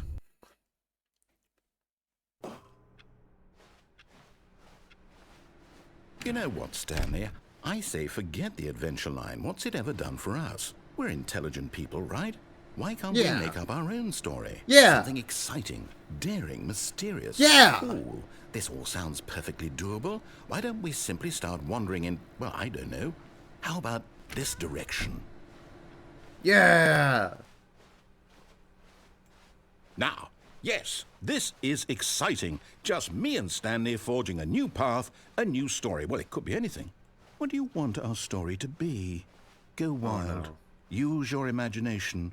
Whatever it might be, Oh, Stanley. no, not this I'm loop. ready I for hate it. this loop. What? Huh? Okay. Oh, no, God not you damn again. it. Stanley, I'd also like to veto the line from having any role in our awesome new story. No lines or monitor rooms. Just don't acknowledge it. We should be It fine. TM. Don't acknowledge it TM.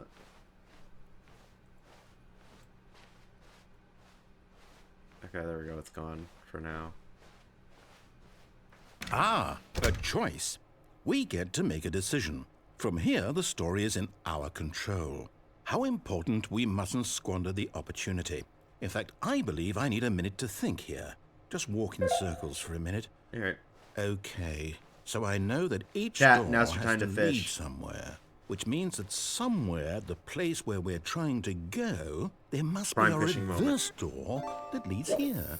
And that in turn means that our destination corresponds with the counter-inverted reverse door's origin.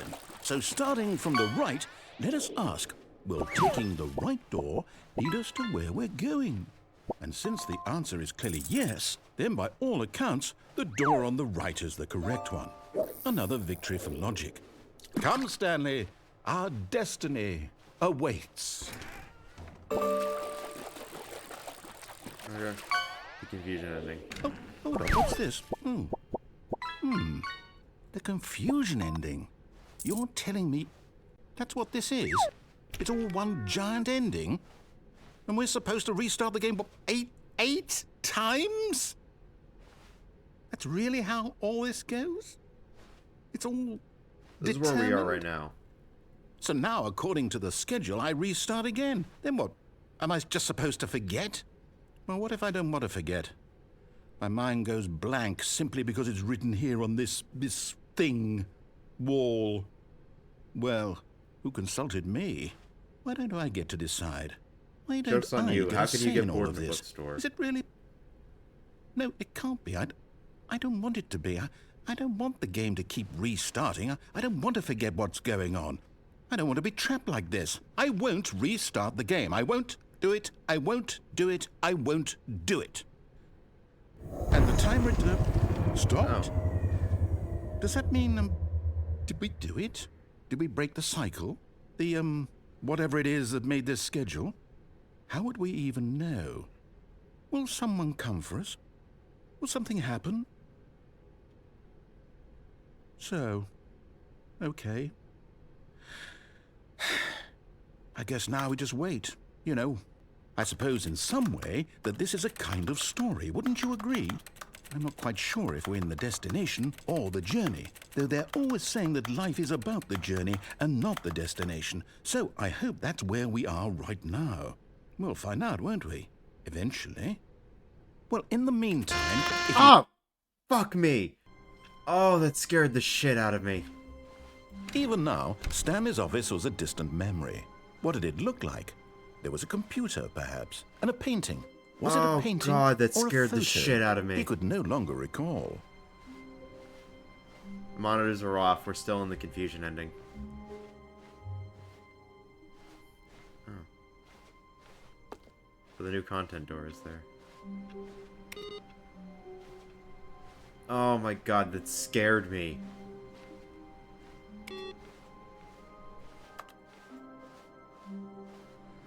No matter how hard Stanley looked, he couldn't find a trace of his co-workers. Stanley went around touching every little thing in the office, but it didn't make a single difference, nor did it advance the story in any way. Is that really all there is of the confusion ending? I'm curious now.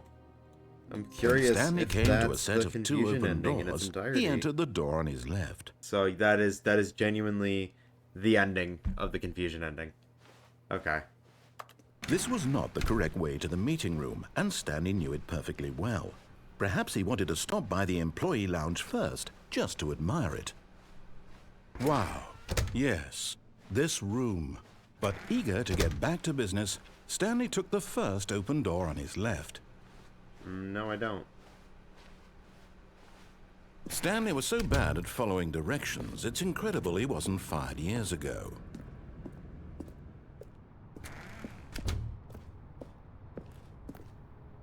Penalty for cargo, penalty for jumping off the lift. It's the line! Look, Stanley, I think perhaps we've gotten off on the wrong foot here. I'm not your enemy, really, I'm not. I realize that investing your trust in someone else can be difficult, but the fact is that the story has been about nothing but you all this time. There's someone you've been neglecting, Stanley. Someone you've forgotten about. Please, stop trying to make every decision by yourself. I want to see the line, though. I'm not asking for... But in his eagerness to prove that he is in control of the story and no one gets to tell him what to do, Stanley leapt from the platform and plunged to his death. Good job, Stanley. Everyone thinks you are very powerful. Well, Even now, Stanley's office was a distant memory. What did it look like? There was a computer, perhaps, and a painting. Was it a painting or a photo? He could no longer recall. No matter how hard Stanley looked, he couldn't find a trace of his co-workers. chat, my eyes hurt. First, Stanley assumed he'd broken the map until he heard this narration and realized it was part of the game's design all along. He then praised the game for its insightful and witty commentary into the nature of video game structure and its examination of structural narrative tropes. So, now that you're here, what do you think? Isn't this a fun and unique place to be? Why don't we take a minute just to drink it all in? Okay, I'm over it now. What do you think? Are you sick of this gag yet? Honestly, not yet. Then in that case, we'll continue. But now, I mean, my here eyes comes hurt, the real but- question. What do you think would have happened if you had told me that you wanted this to stop? Do you think it would have been particularly different? Would I have taken the same idea but rephrased it superficially to fit that answer? Perhaps. Perhaps you never would even have thought of it if I hadn't brought up the issue in the first place. Oh, now think I about like the echoey effect. Would of it the be clicking. worth it for you to restart and then come back here just to do the No, other I'm option? considering it. Clearly, I this was whole considering gag it. takes some time. What if the other option is even longer? How long will you spend in total just to have heard all the narration? Probably a And while. Mrs. Rich, perhaps you've just played the other option, and now you've come to see what happens in this one. So, what do you think? Which choice was the better one? Imagine if you had selected Continue on your first playthrough, how tantalizing it would be not knowing what happens when you pick the other option. Indeed, you are one of the lucky ones. Though if the other option is really miserable to listen to, then perhaps you're not. In fact, I'm just going to say that no one who's listening to this is lucky. Well now, I've built up the other option so much that I'm going to stop talking and leave you to your decision whether to come back here, continue with the game, or just sit in this spot forever and ever. Cheers.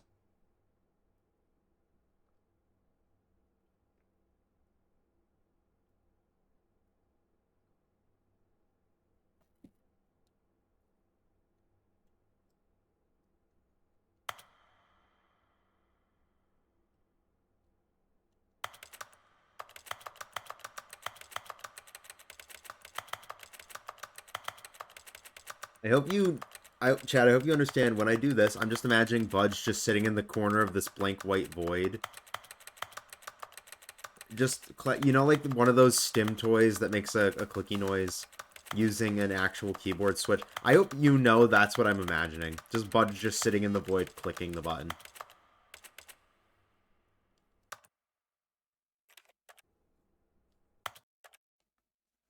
Alright, let's actually go back and try it again.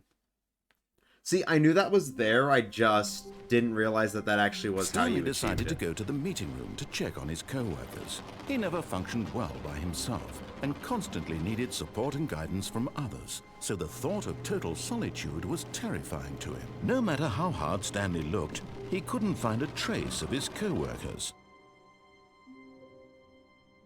At first, Stanley assumed he'd broken the map, until he heard this narration and realized it was part of We're the gonna game's see if design all the along. one is any He different. then praised the game for its insightful and witty commentary into the nature of video game structure and its examination of structural narrative tropes.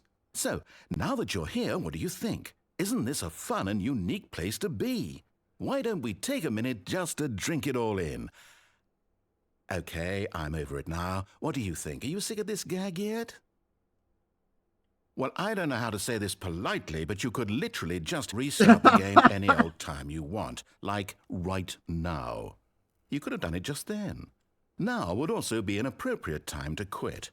Any of these points and so many, many more, all of them are appropriate. I'm enjoying what seems to be an internal conflict going on where you are literally unable to act on your own desires to restart the game. So, just to push the envelope, I'm going to try and make this as miserable as possible and see how long you can maintain. Chat, we need to survive. There once was a man named Stanley, who people considered so manly. But the truth must be told, he was love not very limericks. old and was quite particularly gangly. What Stanley liked most was buttons. He pushed them like some kind of glutton. He did it all day in a meaningful way, but his brain had long ceased to function. Which is why he is in this parable and lives an existence quite terrible. And if you are not strong and keep playing along, you too will become quite unbearable. Bear? You too will become quite unbearable.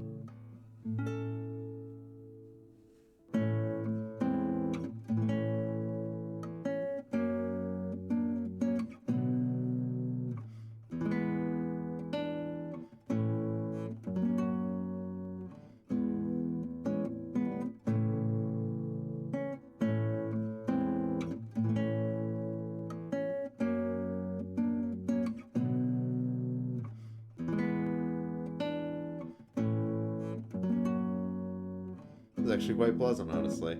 I'm fine with this.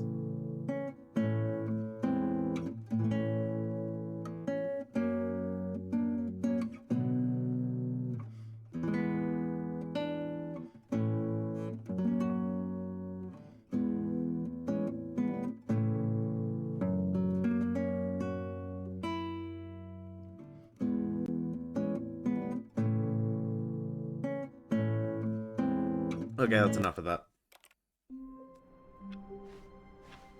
Someone was following Stanley. He was sure of it. If he checked over his shoulder now, he would surely catch them. It was only a matter of time. That one caught me off. I'm ignoring you. I don't see you, new content door.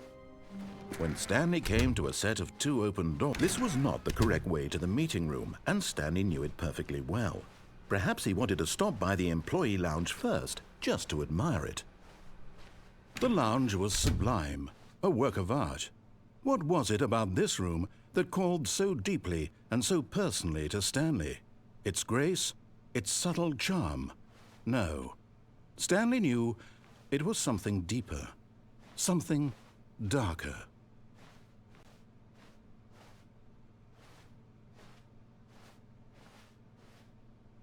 Yes, really were. But eager to get back to business, Stanley took the first open door on his left. That's cute. No. Stanley was so bad at following directions, it's incredible he wasn't fired years ago. Turn your keyboard here for that. Oh, the line is gone. Look, Stanley, I think perhaps we've gotten off on the wrong foot here. I'm not your enemy, really, I'm not. I realize that investing your trust in someone else can be difficult, but the fact is that the story has been about nothing but you all this time. There's someone you've been neglecting, Stanley. Someone you've forgotten about. Please, stop trying to make every decision by yourself. Now, I'm not asking for me, I'm asking for her. This is it, Stanley. Your chance to redeem yourself, to put your work aside, to let her back into your life. She's been waiting.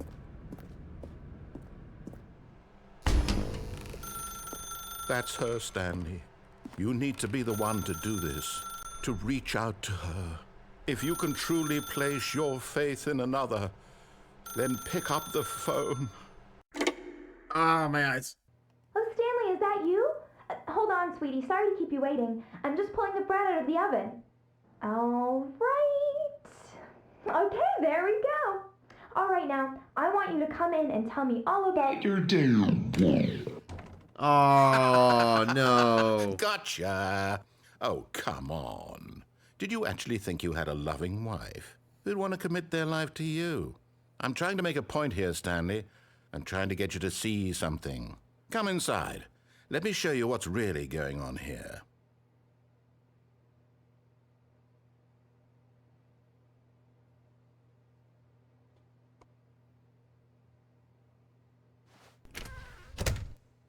This is a very sad story about the death of a man named Stanley. Aww. Stanley is quite a boring fellow. He has a job that demands nothing of him, and every button that he pushes is a reminder of the inconsequential nature of his existence. Look at him there, pushing buttons, doing exactly what he's told to do. Now he's pushing a button. Now he's eating lunch. Now he's going home. Now he's coming back to work. One might even feel sorry for him, except that he's chosen this life. But in his mind, in his mind he can go on fantastic adventures. From behind his desk, Stanley dreamed of wild expeditions into the unknown, fantastic discoveries of new lands. It was wonderful. And each day that he returned to work was a reminder that none of it would ever happen to him. And so he began to fantasize about his own job. First, he imagined that one day while at work, he stepped up from his desk to realize that all of his co-workers, his boss, everyone in the building had suddenly vanished off the face of the earth. The thought excited him terribly. So he went further. He imagined that he came to 2 open doors and that he could go through either. At last, choice. It barely even mattered what lay behind each door. The mere thought that his decisions would mean something was almost too wonderful to behold. As he wandered through this fantasy world, he began to fill it with many possible paths and destinations. Down one path lay an enormous round room with monitors and mind controls. And down another was a yellow line that weaved in many directions. And down another was a game with a baby. And he called it the Stanley Parable. It was such a wonderful fantasy, and so in his head he relived it again, and then again, and again, over and over, wishing beyond hope that it would never end, that he might always feel this free. Surely there's an answer down some new path, mustn't there be? Perhaps if he played just one more time. But there is no answer. No. How could there possibly My wife. be? In reality, all he's doing is pushing the same buttons he always has. Nothing has changed. The longer invested he gets, the more he forgets which life is the real one. And I'm trying to tell him this, that in this world he can never be anything but an observer, that as long as he remains here, he's slowly killing himself. But he won't listen to me. He won't stop. Here, watch this. Stanley, the next time the screen asks you to push a button, do not do it. You see? Can he just not hear me? No. How can I tell him in a way that he'll understand that every second he remains here, he's electing to kill himself? How can I get him to see what I see? How can I make him look at himself? I suppose I can't, not in the way I want him to. But I don't make the rules. I simply play to my intended purpose, the same as Stanley. We're not so different, I suppose. I'll try once more to convey all this to him. I'm compelled to. I must. Perhaps, well, maybe this time you'll see. Maybe this time. And I tried again. And Stanley Oh, pushed a God. button. And I tried again. And Stanley pushed a button. What a request.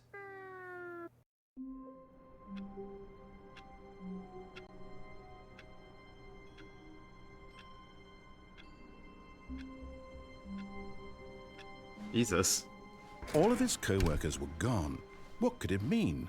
No, Stanley I keep decided meaning to go look at the meeting computer room. to check and Perhaps see if he it had stands simply for missed a one. memo. And then I just don't.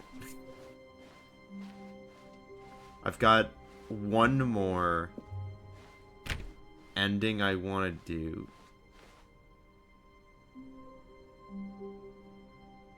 Before...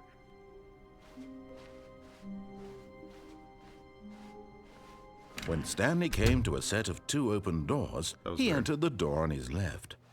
This was not the correct way to the meeting room, and Stanley knew it perfectly well.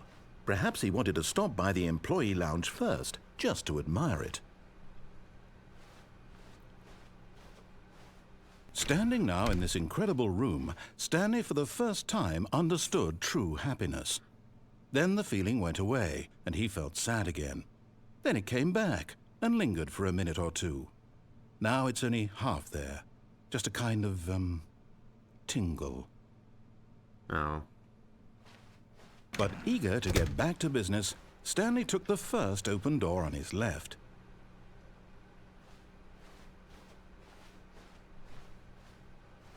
Stanley was so bad at following directions, Anyway, it's I have incredible one he more wasn't 5 ending years I ago. want to do.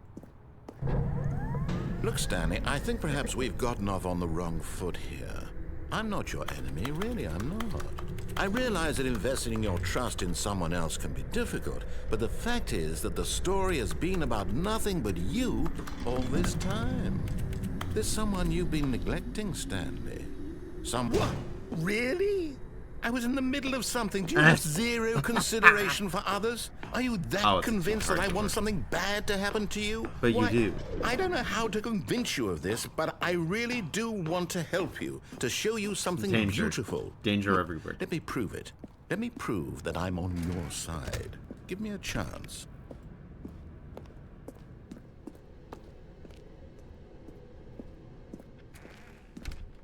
Now listen carefully, this is important. Stanley walked through the red door. Oh, thank God you are willing to listen to me. Do you see that I really have wanted you to be happy all this time? The problem is all these choices. The two of us always trying to get somewhere that isn't here. Running and running Oh, and God, running, just no, the way we're in you're a doing loop. right now. Don't you see that it's killing us, Stanley? Oh, we're in a loop. I want it to stop. We would both be so much happier if we just stopped. And I think I have a solution. Here, let me show you.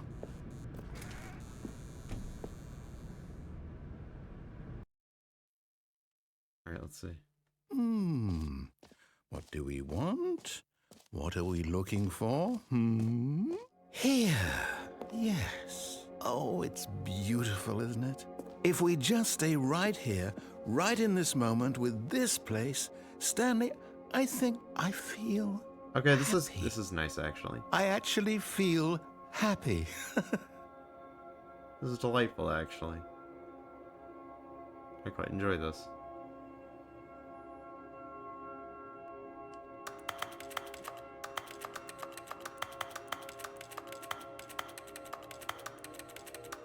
True. Oh, wow.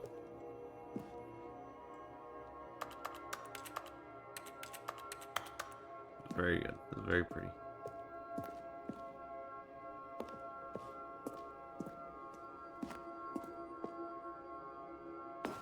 No, wait.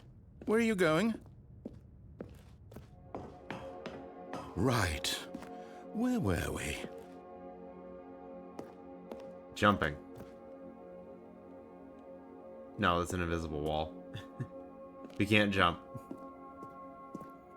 We cannot give the void a handshake, unfortunately.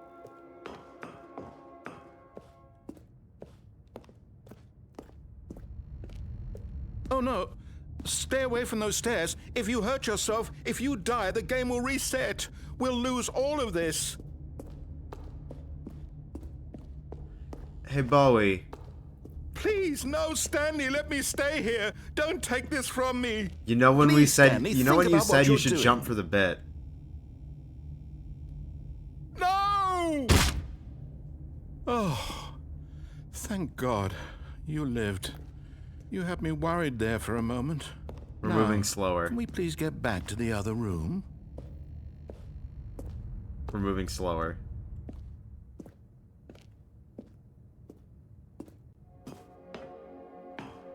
I There. believe it doesn't. See? This is what you want. But I'm sure This is where we can somebody both has be modded happy. it. We really can. I'm sure If we stop somebody has moving, tried we to just make have it to so. stop moving. Especially given that it's a walking simulator. So it doesn't seem like it would be that difficult to port into, but we'll see. You have to see.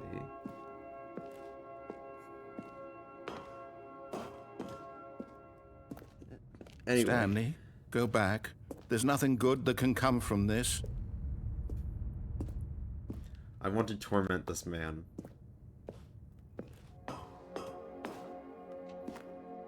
I want to show this British narrator what happens when you let yourself get attached.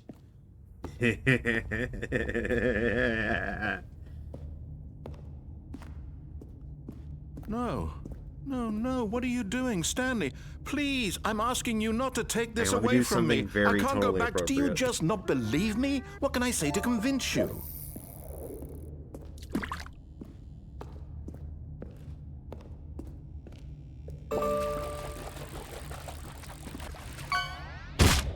Stanley, let's go back to the other room. Can you do that for me? Yes, perhaps you can. Perhaps you finally see what I'm talking about. I know you'll see that we can't be happy if we leave this place. You can see that, can't you? This paired with the escape ending about the happiness of Stanley and the narrator needing each other. They're so yaoi.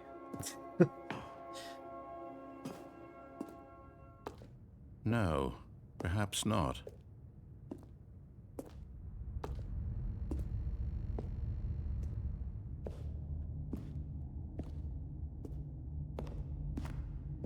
My God, is this really how much you dislike my game? That you'll throw yourself from this platform over and over to be rid of it? You are literally willing to kill yourself to keep me from being happy. Am I reading the situation correctly? Use gravity as a sign of confirmation. Or maybe you're just getting a kick out of it. I don't know anymore. I just wanted us to get along. But I guess that was too much to ask. It looks like you wanted to make a choice after all. Well, this one is yours.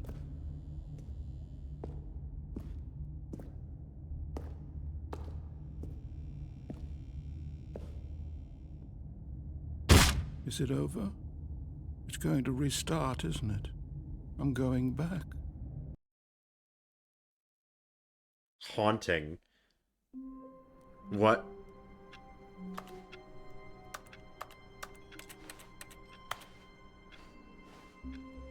Even now, Stanley's office was a distant memory. What did it look like? There was a computer, perhaps, and a painting. Was it a painting or a photo? He could no longer recall. The different office variations.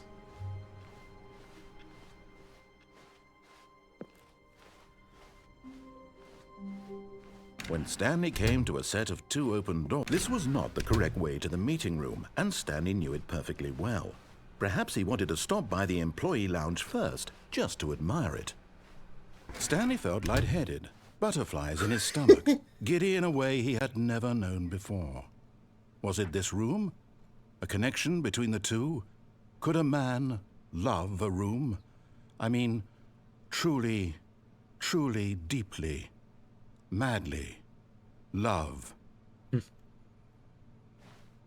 But eager to get back to business, Stanley took the first open door on his left. Nope. So word. Stanley was so bad at following directions, it's Do not incredible lie. he wasn't If you 5 were years lying ago. right now, stop.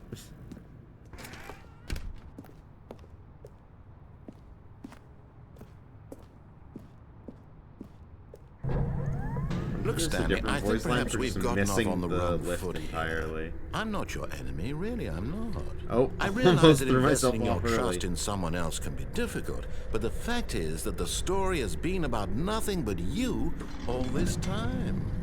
There's someone you've been neglecting, Stanley. Someone you've... What? Really? I was in the middle of something. Do you have zero consideration for others? Are you that convinced that I want something bad to happen to you? Why, I don't know how to convince you of this, but I really do want to help you, to show you something beautiful. Look, let me prove it. Let me prove that I'm on your side. Give me a chance. Now listen carefully, this is important. Stanley walked through the red door. Aha, perhaps you misunderstood. Stanley walked through the red door. I still don't think we're communicating properly. Stanley walked through the red door. All right, fine, go ahead, Stanley. You want to know so badly what's out there? You want to find out what lies at the end of this road you've chosen? Well, don't let me stop you. You see? There's nothing here. I haven't even finished building this section of the map, because you were never supposed to be here in the first place. Broken rooms, exposed developer textures. Is this what you had wanted? Was it worth ruining the entire story I had written out specifically for you? Do you not think I put a lot of time into that? Because I did. And in the end, it was all for nothing, because this is what you wanted to see. Help me here, Stanley. Help elucidate these strange and unknowable desires of yours. What would have made this game better? What did you want to see? Vehicles? Skill trees? Work with me. You've given me absolutely nothing so far. Tell you what, let me take a stab in the dark at a new design, and you can give me some feedback. There we go. A third option. This already feels leaps ahead of where we were before. Go ahead, Stanley. Take it for a spin.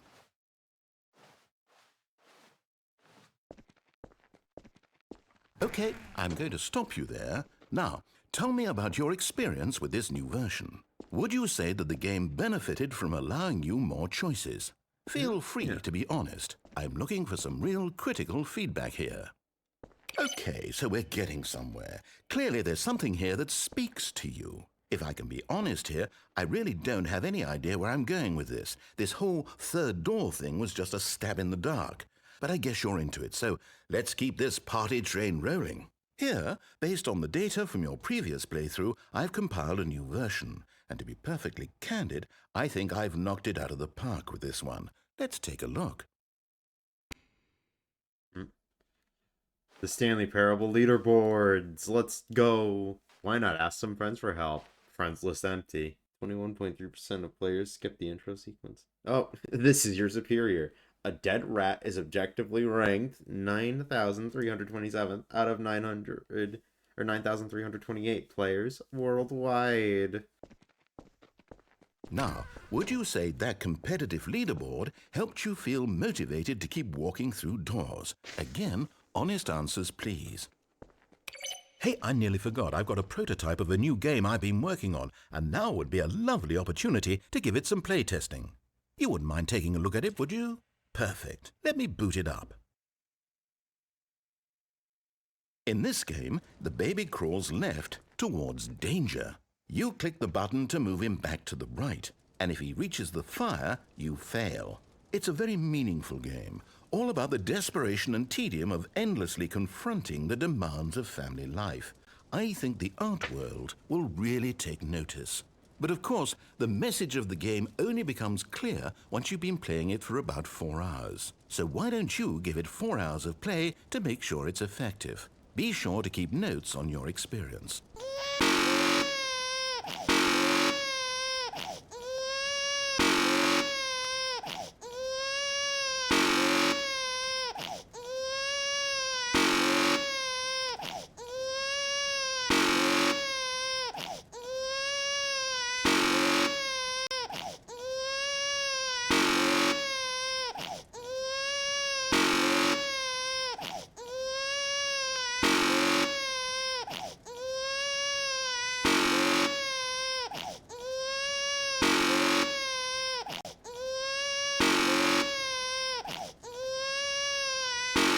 Chat, do I just kill the baby? This is agonizing. I'm not doing this. You heartless bastard. Did you do it because you hate babies or purely to spite me? Because if it's the latter, well, I don't know what to do. I'm completely out of ideas. I can't think of a single thing that might improve the experience for me. I have an idea. Try. I'm out. I'm done. It's over. Thank you for playing. Your input was extremely valuable. Oh, hey, since my game was so awful, why don't we play someone else's game, just to ease the pain? Let's see. What do we have here? Yes, this seems like it'll work. Let's give it a shot.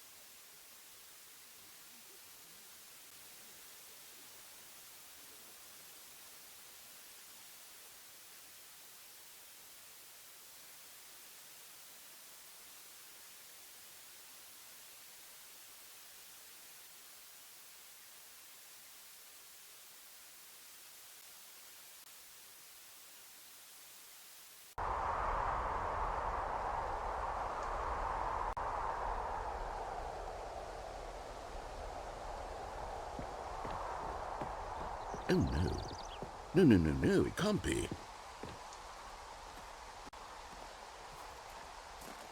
It is. It's an open world game. Good God, quickly, block it off. No!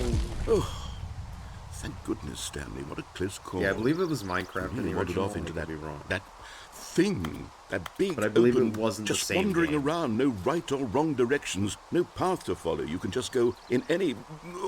Oh, thank heavens we avoided it.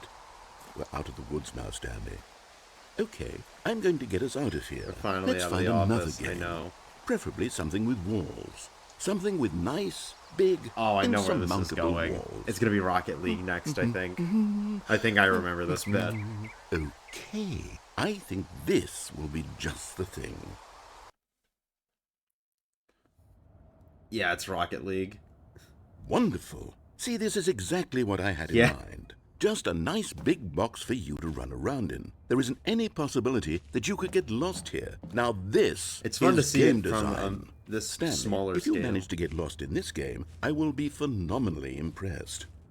Okay, so what exactly do we do here? Let's see. There are lots of cars here in the back, but obviously there's no racetrack. Okay, I'm seeing that there's a ball of some kind back here. Is this game sports ball? Stanley, I think it's sports ball. Oh, what fun.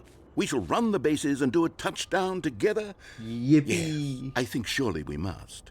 Okay, Stanley, here's the ball. Have fun. Oh, I'm moving very fast now. Bam. Donk. Come on, it's uncontested. It's uncontested. Let's go. Are you doing it? Are you winning? Is this fun? Is it better than my miserable little story that I worked so hard on?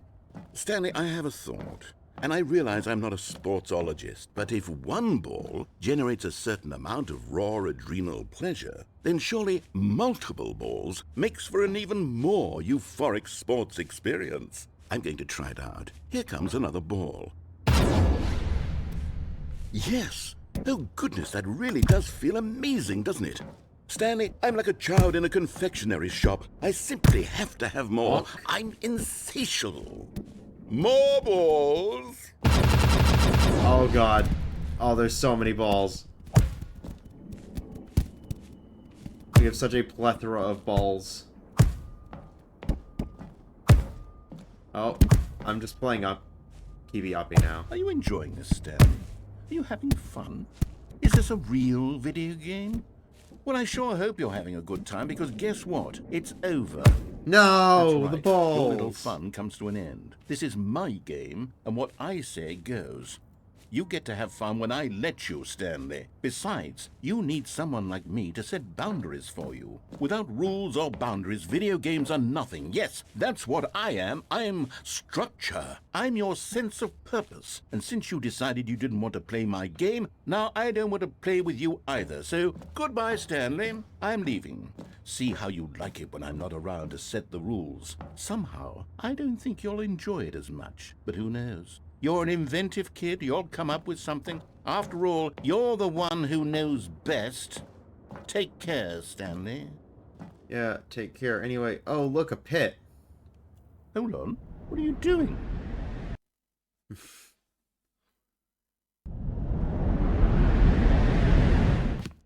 Stanley, don't do that. I can't follow you there. I can't help you. How will you write a story without me? You can't do it. You know that. Stanley, come back. Huh?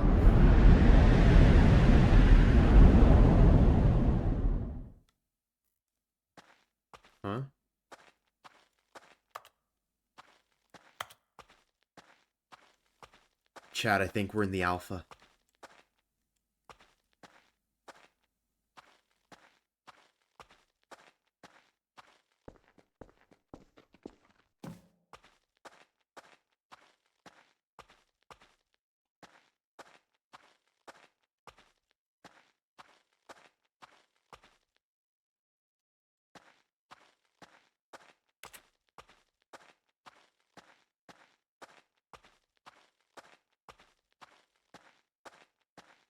That's my office.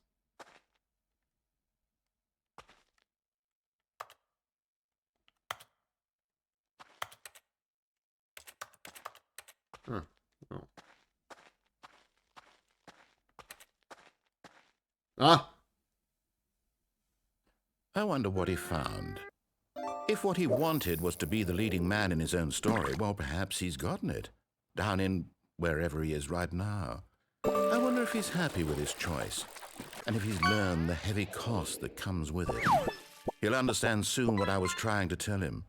He needs me.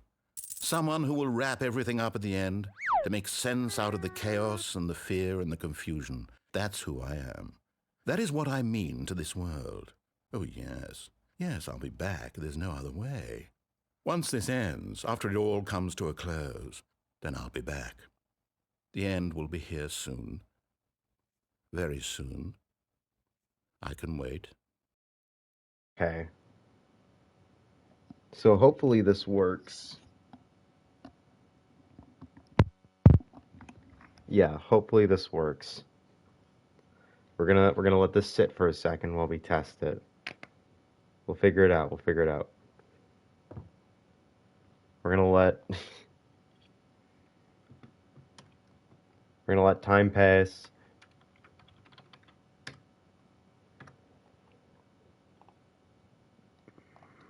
Hopefully this works.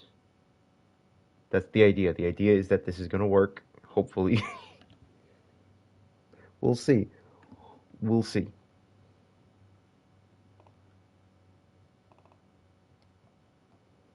Okay, let's see. It's been a while since I've done this. It has been a while.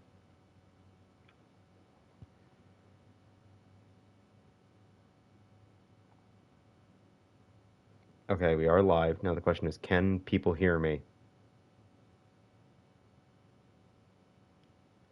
Alright. People can hear me. Good. That is good. That's really the main thing I care about. Is can I be heard?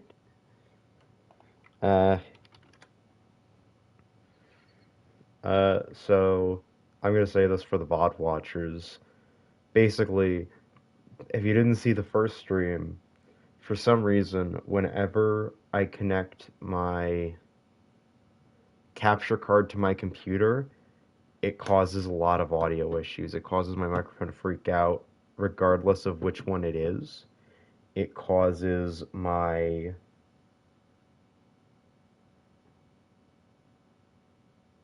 It causes everything to simply not work.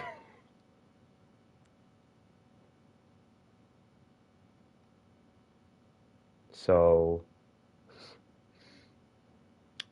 I've decided it would be best to just attempt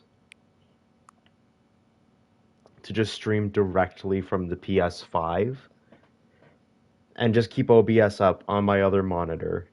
I feel like that's just going to be the best course of action here, because the other option is my computer screaming at us, and that'd be bad. And it's a bit hard to get invested in the game when you're constantly looking out for your microphone just breaking. That being said, let's play some Stanley Parable.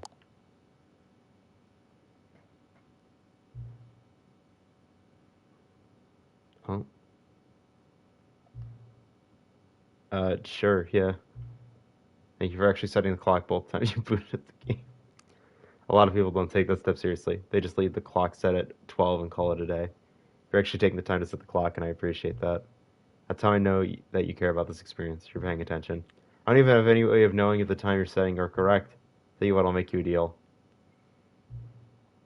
Since you've been so cooperative, the next time you boot up the game and see the screen, just set the clock to your favorite time. Whichever time you want, even if it's not the correct time, you've earned it. Interesting. I was wondering what the significance of it was. Yeah, there's absolutely no way I'm getting a lot of these. But I do want to check one specific ending before we get set. So we can do this while things get warmed up and we see if anything breaks. There was not a single person here either. Feeling a wave of disbelief, Stanley decided to go up to his... Coming to a staircase, Stanley walked upstairs to his boss's office.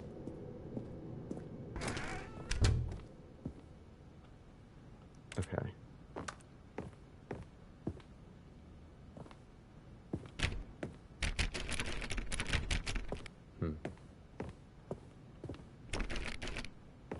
Okay.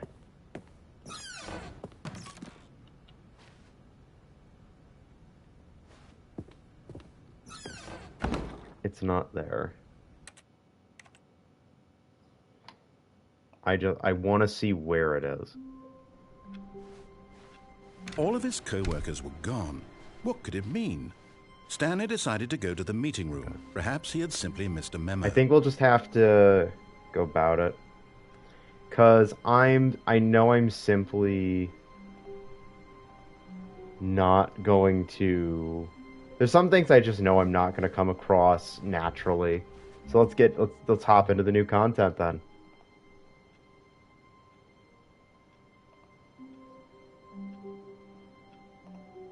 Let's see. All right, new content it is. Oh, new content?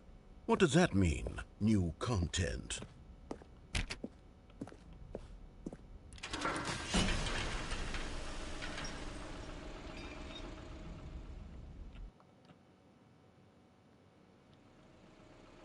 Interesting.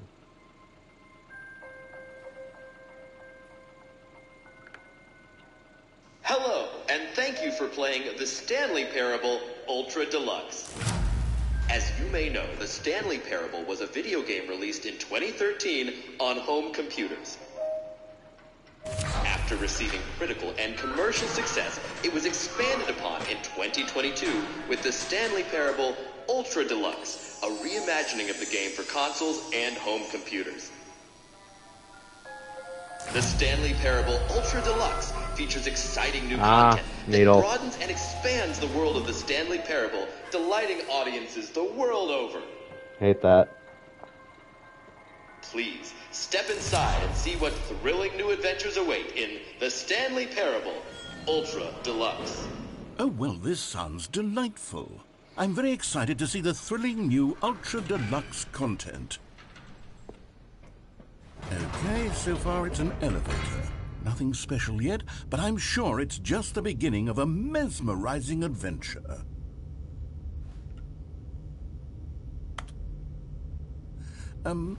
Is it broken? What's going on here?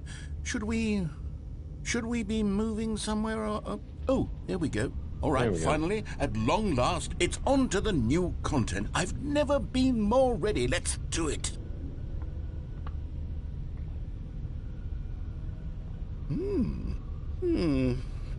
I have to say, initial impressions of Stanley Parable Ultra Deluxe, mostly tedious. It's as if oh, okay. Let's see the content. Give me the content, Stanley. Yeah, content. Oh, it's behind. All right, let's see. It's the jump circle. Oh, they did add jumping.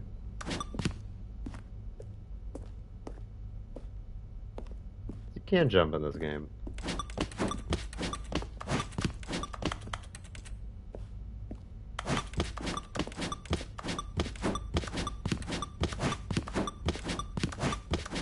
Clearly I can only jump while I'm in the circle, so I'm gonna enjoy it while I can. I'm getting in my exercise. Well, that's a shame. Why is the O so low resolution? That's silly. I like that. I walked directly into the play. Is that it? Oh. Yeah. Surely that's not all the new content. There has to be something else, right?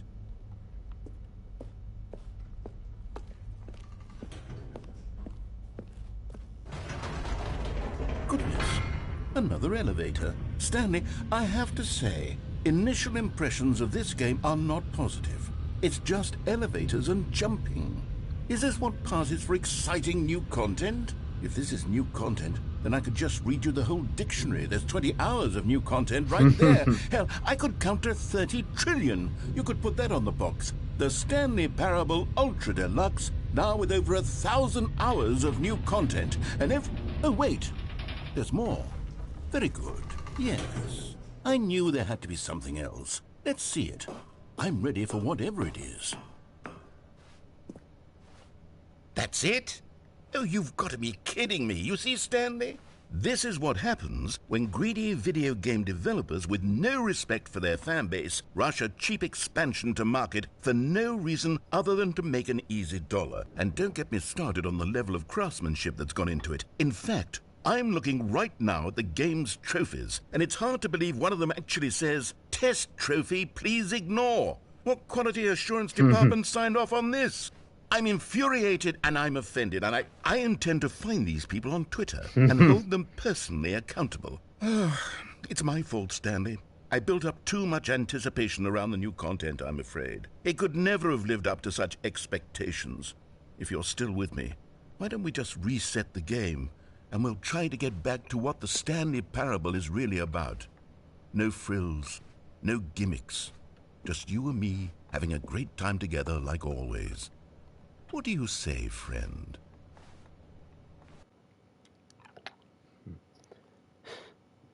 Chat, the game crashed. Set enter our favorite time. See, this is what I dislike about streaming through the place. If the game crashes, it's over. It's just over. You know what? 6:30. I think 6:30 is a pretty good time. I like 6:30. Yeah. It's pretty reasonable, I'd say. No, that's just my favorite time of day. That's not, it's nowhere close.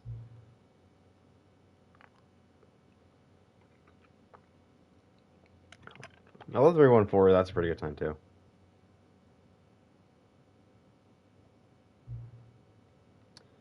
How accurate? I mean, it's like, if this is like 12 hours away, then it's like 3 hours away. I'd say like about there.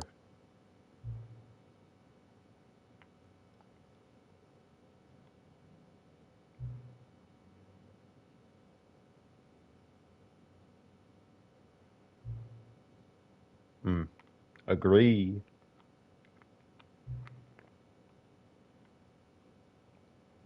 Oh, man.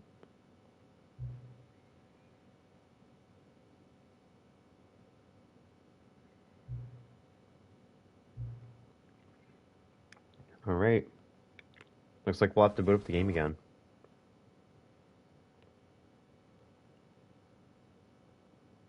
This is the... Been through this part. That is different.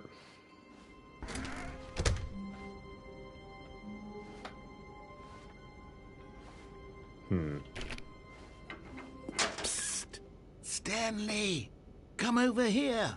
In the vent. I want to show you something.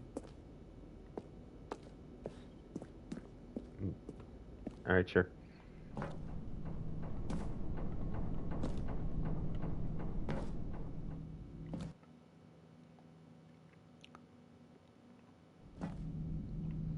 Okay, you remember how cheap and unsatisfying the new Ultra Deluxe content turned out to be? Well, it got me thinking about the past and how much better the Stanley Parable used to be.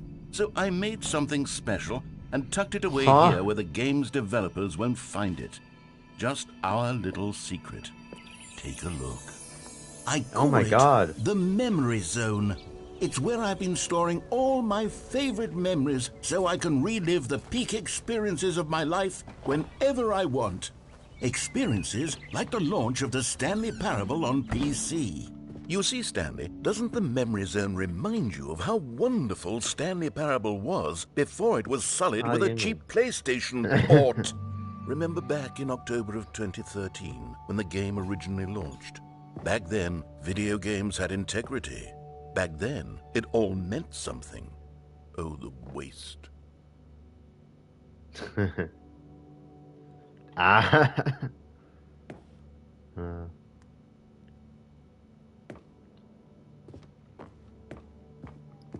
It's like I was talking about last stream. I greatly enjoy. Oh god, pressurized gas game development. Nice.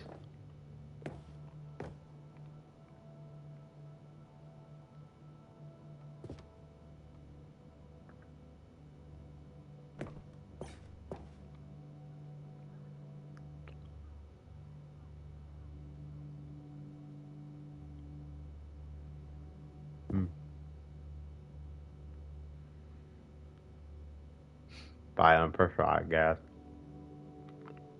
I assume they can't say Steam on the port. So that's why they said that. Or they have that there. Nice.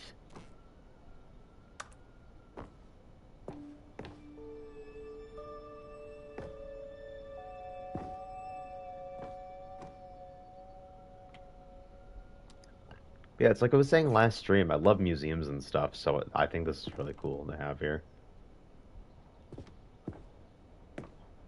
Oh, from the Insanity ending.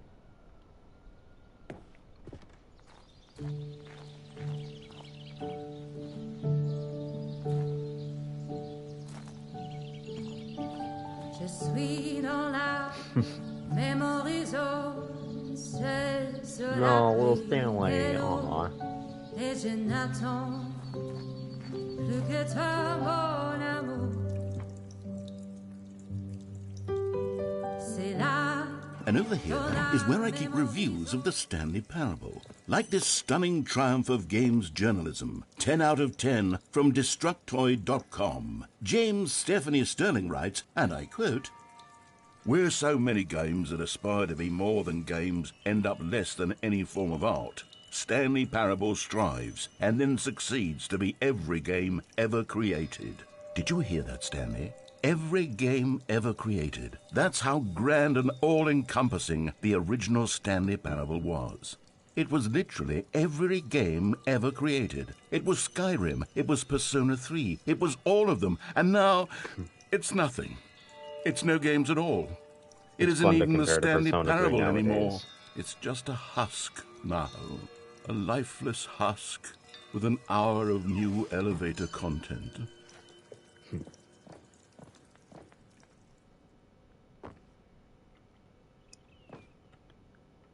Oh yeah, Minecraft. I knew it was a different game in the original. Nostalgia.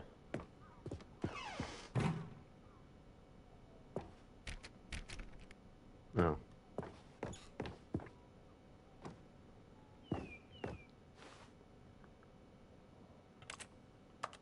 Oh, figures, let's go.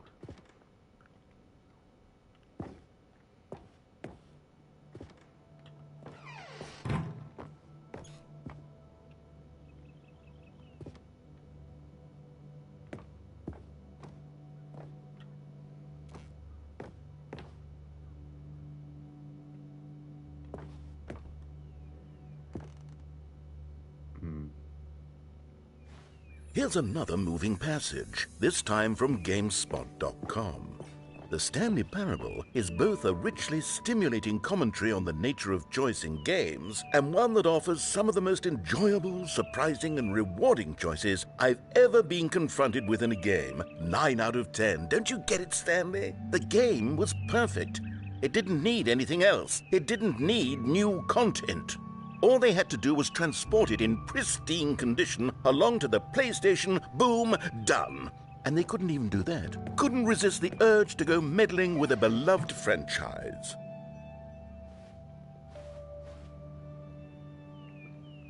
Source.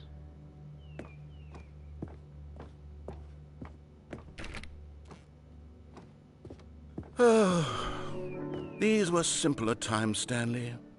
But I wouldn't give to go back, to have it all over again.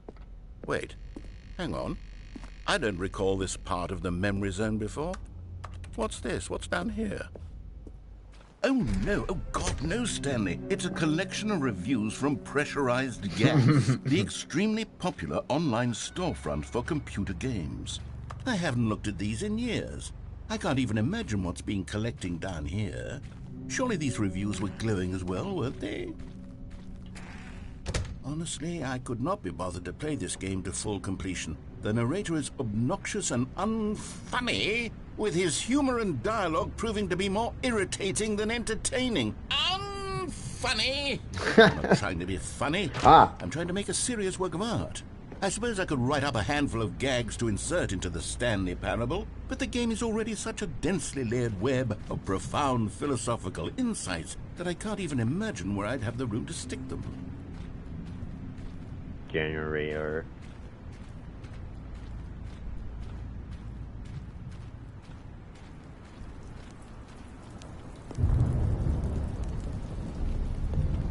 Okay, let's see what this one says. While the idea for the game is good, for someone who prefers non-linear games, this preachiness gets annoying fast. Preachy? Stanley? I'm not preachy, am I? You can tell me if I'm preachy. Honestly, you can. Oh, goodness. This is actually quite shocking for me. Well, to be honest, I had always thought of the game's dialogue as being rather terse to begin with. You can't know how much fluff I cut from the game to get it to feel as light and airy as it... Well, I always thought it did, but maybe it wasn't. Oh dear. What an awful memory to have to hold on to. These black marks on my otherwise unimpeachable track record. I feel like a failure. Like I let these people down. Perhaps the Stanley Parable isn't quite as sterling as I always remembered. What's this one got to say? You constantly have to stop doing anything so the narrator can catch up with his long-winded explanations of what's happening. I wish there was a skip button. A skip button? Well, yes. Yes, I think we can do that. If I'm truly too preachy, then maybe letting you skip ahead for just a moment, surely it couldn't hurt. Not if it means we can strike these negative reviews from the record. Only positive reviews of the Stanley Parable. That's my motto today, and it's always been my motto. I'd do anything for the customer, Stanley. Yes, a skip button we shall have.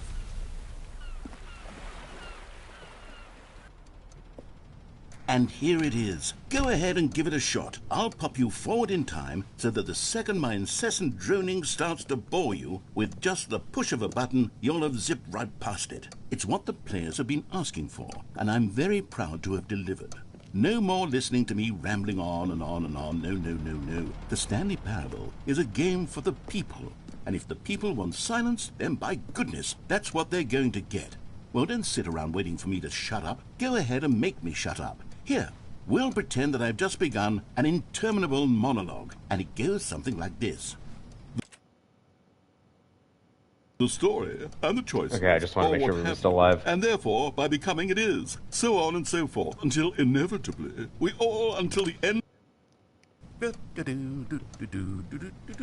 Oh, you're back, you see. You were only frozen in time for a few minutes, but it was plenty of time for me to deliver a long, rambling monologue full of unnecessary verbal flourishes and lengthy ruminations on the nature of choice in video games. Of course, I happen to believe I don't know, it was perhaps considering one you're of my more subscribed. profound such ruminations. Not that, of course, you need a description of it, but if I had to describe Subscribe it, to I'd longer say it than was following less is of a crazy. rumination and more of a treatise. Or maybe a manifesto. Look, I'll outline it for you very briefly, and you can tell me what you think. Okay, so my theory is that any choice you've ever made is simply a series of choices made by the Honestly, person I like you listening to are these monologues. Or were or will be at the So we're time not of skipping having for a made said while. choice. That is to say, if by articulating a choice you've already made, you bring that choice into being, then by making no choice and saying nothing, are you not simply erecting in the sanctuary of time a monument to every person you've ever been, making every choice to which you've ever given your great gift of mortal and yet timeless thought? Or rather, do all of the choices you've ever made, in fact, make you more not this kind of person, and in fact do the very opposite? You see, it could in fact be both of these things at once. That you are both making choices and not making choices, and that they are both affecting you and not affecting you at the same time by virtue of the fact that you both are and are not making them. Okay, at first, I was leaning towards manifesto, but now I'm going to circle around and slap the treatise label on this one. I think it has much more of a treatise vibe to it. What is a treatise? But wouldn't you say that manifesto just has a much grander sort of tone? It has a It really does. mouthfeel that is rich with ambition and history. Ambitious history, if you will. See, now you've gotten me going back to manifesto. Heavens, at this rate, we're going to be here all I mean, I feel like it Okay, does look, fit into I manifesto. have a method for exactly this sort of situation, and I do find myself in this situation frequently. I'm Do going tell. to say each word back and forth in repeated succession until I become sick of one or the other, in which case the word I am not sick of shall be the victor. It is an That's not bad. unimpeachable strategy, Stanley. It's a rescued me from reasonable disaster strategy. in countless situations. All right, here we go. I can imagine how effective it would be, but... Treatise, manifesto, treatise, manifesto, treatise, Okay, I see where this is going. manifesto. Well there, sport. You really did catch me rambling on a bit, didn't you? But that's the power of the button. The minute I start to go off on a thoughtless display of self-absorption, it's right at your fingertips to go poof, and it's all over. I can't wait to see what Cookie 9 will say about this, and whether they'll edit the writing of their pressurized gas review, or at least change some of the wording, perhaps. To be honest, I don't even know if one can change their review in the first place. I guess I should become better educated on how exactly pressurized gas works. Perhaps that would have been a smart thing to check on before I went on about this whole exercise of making the skip button. Although I have to admit, I do love that after I've seeing only this ever seen people exciting play new this on technology PC. at work, surely whoever it is who runs pressurized gas will instantly run out and implement a new feature to make it possible to edit one's review. So I've never heard merely this because version of the this voice very lines where they situation. can't call it Yes, Steam I think because that's it's quite on likely. PlayStation. Or perhaps they'll simply grant this particular user the ability to change their review so that the feature is not widely abused. Look, I would even be okay with pressurized gas altering this particular review so that it reads as something more beneficial.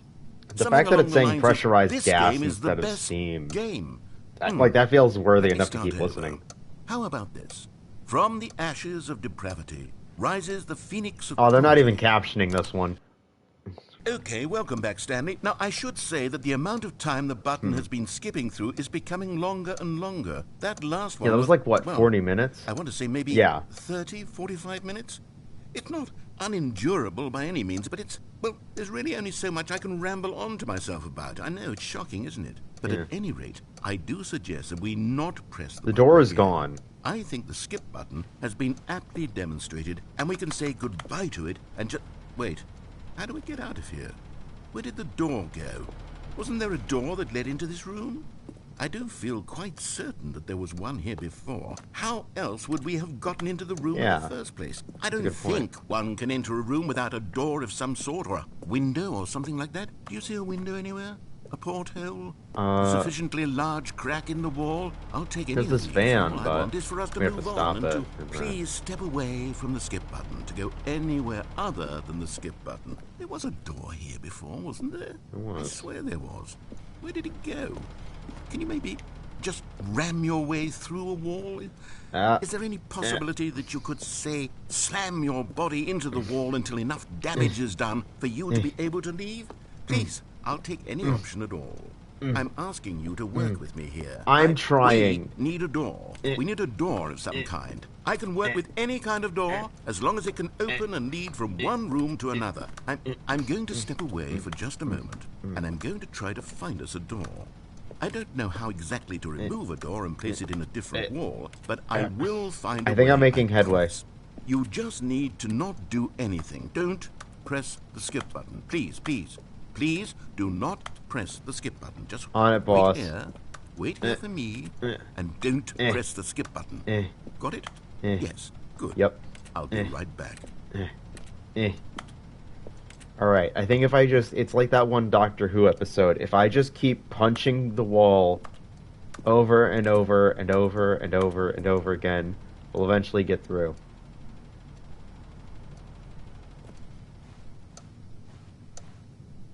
It's like 217. How long could it possibly push us forward from 217? Stanley! Stanley! Stanley, please don't push the button again. Oh my It's God, been it's been 12 hours. What? You've just been frozen there. I don't know why the skips are getting longer, but they're really, truly getting longer. And Oh my my God. God, there's no way out of the room. Stanley, the door is gone. It's completely What do you mean gone. it's completely gone? I've looked at it from every angle. I've checked Some of the lights are every out. one of those walls 1,000 times. And there's no door, Stanley. There's no door. There's just you and the button. And if you keep pressing it, I have no idea what will happen. I have no idea how long I'll be made to sit here. And more than anything else, I don't know how to stop you from pressing the button again. I can't control anything in this room, Stanley. I can't touch it. And I have to believe, I have to know that sooner or later, no matter how much I plead with you, you're going to press the button again. Why would you? I've been thinking and thinking, and I don't know what I can do to convince you otherwise. Well, you can't get me out of here. And it's all because of those reviews. Those reviews that I couldn't get out of my head. I just couldn't ignore the negative feedback. Why was it so important for me to fix the problem? Why did Cookie Nine's opinion matter so much to me? I've never even met Cookie Nine. I have no idea who they are. What would it ever really matter? But here I am. I'm fixating on every tiny negative thing that anyone ever says about me. The merest mention of one of my imperfections, and I become as impetulant as a child. Wild and impulsive. I can't help myself. I can't stop myself from lashing out with a vengeful fury, to alter and to change and to break anything unbroken, if only it pleases this one person who made a single negative comment. What does such an impulse serve? For whose benefit is this? And here I am now, stuck in a room, waiting for you to press this button, and to become frozen in time, knowing that you're going to do you're it, waiting for me to I'm press gonna be it. stuck all alone, and that I had the power to prevent it all from happening, if only I'd held my tongue. It's all out of my control now. Just you. Just your decision as to exactly when you're going to make me suffer. I mean, wouldn't you rather I press it sooner rather than later I then? don't doubt it. Surely you'll press that button To get me again, back sooner? leaving me here. And surely you'll put your own desire to see what's next. I have no ahead of other my option need for forward, company, though. for companionship. Surely you'll not be moved by my howls of fitful anxiety, that you sit with me and just stay here. Oh, no, no, no, I know you too well. You'll be leaving me. Oh, my God. And it's all because of those reviews. Those reviews that I couldn't get out of my head. I just couldn't ignore the negative feedback. Why was it so important for me to fix the problem? Why did Cookie Nine's opinion Oh, I matter think so it's much to repeating. me? I've never even met Cookie Nine. I Okay, had if it's no repeating, then I'm idea. just... Oh, Stanley, you're back. Oh my You're God. back. Oh my goodness. I have someone to talk to again. How long is it out for? Stanley, I think it's been a week. Or 2 weeks. I've been sitting here all that time. Just sitting here. Not a single person to speak with. And you'd think that that's just how it's always been, right? Me talking and you saying nothing. Would you think that it's exactly the same as always? Doesn't that feel like what we've already been doing? Me just talking? But it isn't, Stanley. It isn't the same at all. It isn't even close. Because I know you can't hear me once you push that button. That's what I'm realizing now, Stanley. I'm realizing that I needed to know that someone was listening. I needed there to be a vessel through which my words were moving. It was the vessel. Would you like to know? I would like But to the know if outcome there's is a not way the to get out story. of here. None of that matters anymore. I'll give it all up. I'll give up every branching path. I'll burn my story to the ground. One I mean, single thing what you're need, about and to God, say I can see now is that I if need you it more keep than pressing anything, the button is this to way know out, I do that know someone that. else is taking it in. These words that I'm saying, I need to know you can hear me. Because maybe, You know, it's not. Stanley, It's maybe unfortunately, if it's you not a can hear me, blind playthrough. then maybe it means I'm real. Okay. Maybe I'm not just a fiction. Was I scared of that all along? You just keep pressing. Perhaps. Okay, yeah, I know. Yes. Perhaps I've been scared this whole time. I did want to If I hear the stop dialogue, speaking, though, I'll but slip thank you for the backwards into offer. silence and be Oh, consumed yeah, look at by that. it. I can't be taken by it, Stanley. Fire alarm. I can't lose myself in the stretch of emptiness between you and me. When you press that button, you're still right there, but I know you're so tremendously far away. And in those moments, the emptiness folds itself outward in between the two of us, and I am suspended in its unyielding quietness. I can feel the edges of my reality curdling inward and decaying. I can tell that I am becoming less and less real. Yet to speak to you now, I am alive. I am truly and completely here. I am a being. I am someone. I am something. I am being listened to. I am being recognized. The emptiness between us has collapsed, and I feel right now like I am not a work of fiction. I feel as though I occupy space in this world again, and I have cast a shadow onto the wall. You see what I'm saying, don't you? You can see what this means to me. I'm so clear about it now, Stanley. I feel as certain about this as I've ever felt about anything at all. I feel renewed.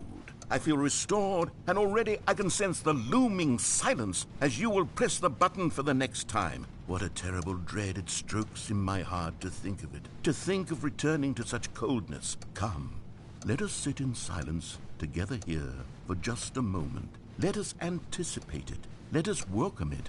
Let us not run from it.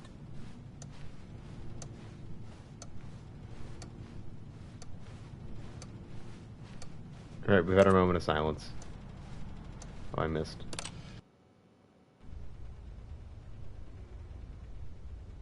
Oh, hello. It's you. You're here again. Welcome. I have had time to think about you and about us and about everything we've been through. I've had so much time. I stopped Fully keeping decayed. track after a year. Have you ever sat down in one place and not moved for one entire year? Let me describe it for you. To begin with, there is only regret. There is only the turning wheel of missed opportunities. I felt nothing at all but regret for the longest time, Stanley. Days, months. I lost it all in a blur of the deepest longing to undo the past. To And get when the that blood feeling flowing had again begun to after a year. subside, what took its place is what I can only describe as the collapse of every moment I have ever experienced my entire life. All of them collapsed down into a single instant. In that instant, I could see myself clearly, calmly, with a collected heart. It was an impossibly rich wellspring of both delight and disgust simultaneously. I was consumed by it. I could do nothing but wallow in it for what felt like an eternity, for what I now know was far less. You see, it was a revelation for me. It was unlike anything I had ever known. It was a space without consequence, without action or outcome. It was divorced entirely from the question of free will that you and I have squabbled over for so long. There could be no one ending, no singular outcome of events, not if all events existed in the same moment. And I felt freed. I felt unburdened by the need to manifest a particular outcome into being. I saw that I could allow myself to exist along all timelines, and that each of them was simply a strand in the web of my being. It was incredible. The spaciousness, the equanimity of the moment, both singular and infinite. For the longest time, this was my experience. And then this moment passed, and the most unyielding fear I have ever known crept into my mind. And it is this sensation that I have been experiencing now for longer than I could have ever expected was possible. I have been waiting for you. Not that you might save me or do something to fix it, but merely to state for you the plain fact of this manner of existence. I wish you to feel afraid as I do, that perhaps one day this state of mind will consume you as well. Perhaps you will somehow, in some way, have to live as I do now, and I wish for you to know how excruciating it is, and for you to be in true terror of its eventual arrival. If I can only do this, only this one thing, perhaps it will bring me the smallest moment of peace in the darkness.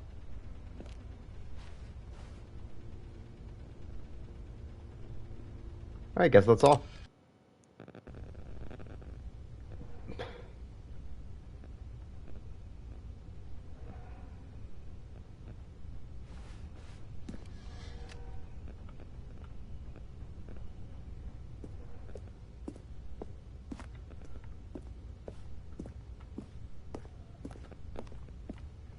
I think it's interesting to note, too, that it becomes like, you know, without something to tell you how long it's been. I mean, the clock is broken. There's no... I think it's like in a situation like this, it's like... There's something esoteric about this that I really like. I really like the discussion that this part of the game gets into, because I mentioned yesterday I had a coworker who was playing this, one of the other drivers, and he mentioned getting to this part of the game and thinking, you know, it just goes on and getting annoyed by it. But I think it's fun, because I think it's interesting, because I think that's kind of the point. Like, I mean, I think if you're just focusing on the fact that, you know, he is going on and on, I feel like it does miss the point of it a little. I'm just using this moment of silence to talk about it, because I don't know when I will, because I don't know how many times you get the period of silence in this ending. But I do think it's a very interesting moment.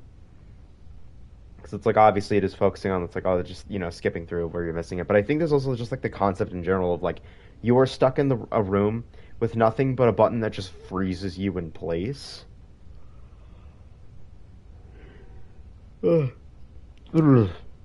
a button that just freezes you in place for an increasing amount of time.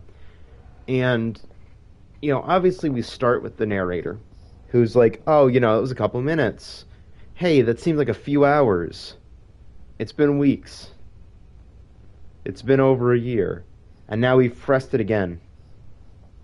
We know that the previous press was over a year, and now the narrator has just gone away. He's just not, whatever's happened to him, either he's not paying attention or if he's just left somehow. Just give it up. Or maybe we've been still for so long he hasn't noticed. We have no way of knowing. How even that clock is frozen. It's broken. We simply have no way of knowing at what point it broke.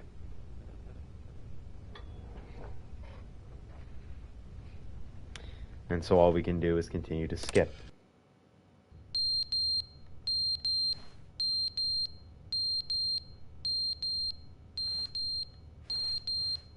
Dead clock has now fallen off.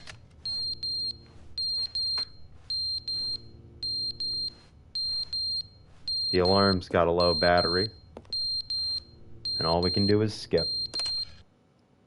But they didn't understand the game was never meant to be funny. It was meant to have a point. It was meant to speak to the human condition. But where are the jokes? Where are the jokes? They bemoaned, they screamed, they gnashed their teeth and said, entertain us. It wasn't enough. They had to leave a pathetic little thumbs-down review and make all of their pitiful demands. But then, he's talking too much, they said. First, he didn't entertain us, now he won't shut up. It's the inconsistency, it's the lack of accountability. It's the unwillingness to examine with an uncompromising heart the words that they are speaking into the world. As though there were no consequences for a lack of cohesion in one's assessment of others. But of course, absolutely anyone can leave a review. So here's what we get. We get these demands that seek everything and are accountable to nothing. We get a world where someone will say, oh, there should be a skip button. You should be able to freeze Stanley in place while the narrator sits there forever and ever. We want all of this in the new Stanley Parable. We demand it. And then, because it was said, because it was spoken, now it simply has to happen.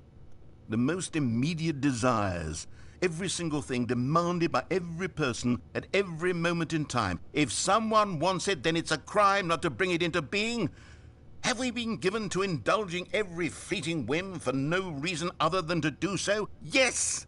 Yes! It seems that this is now the world we live in. It seems that we are a people living in such bleakness and discomfort with ourselves that our entertainment is now our lives.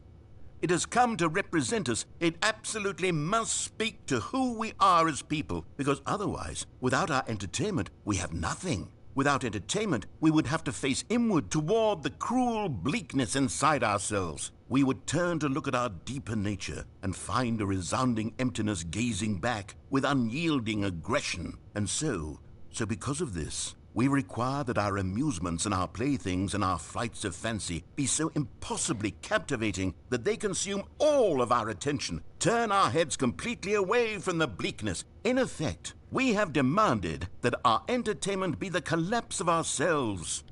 What a pitiful reflection of humanity these entertainments are. What a shameful mirror to the human spirit they project. I'm not mad. I'm not mad about any of this. I'm at peace with it. I am the calm center of gravity around which these perversions hurl themselves. I'm sure you are, I'm a bud. waypoint for reasonable and collected discourse. They're the ones who are mad. They're the ones who couldn't stand the idea of me using my game to try to say something. Maybe they were just jealous of me. Yes. Yes, of course. They've been jealous of me this whole time. They are mired in fear and insecurity and cannot help but attempt to tear me down. What a sad state of affairs. When you read these reviews now, you can see it. You can taste the bitter resentment. And my, how good does it feel now to speak truth to these words, to finally allow these thoughts out, contained and managed for so long, neutered and sterilized. At last I am free to truly think, to feel,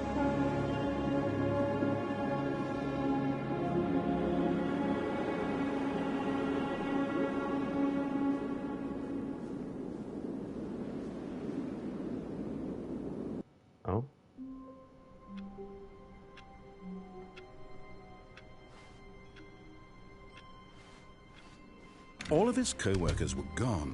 What could it mean? Stanley decided to go to the meeting room. Perhaps he had simply missed a memo. And now we're back. Oh, we've got to start again on the waiting input. Okay, that's fair.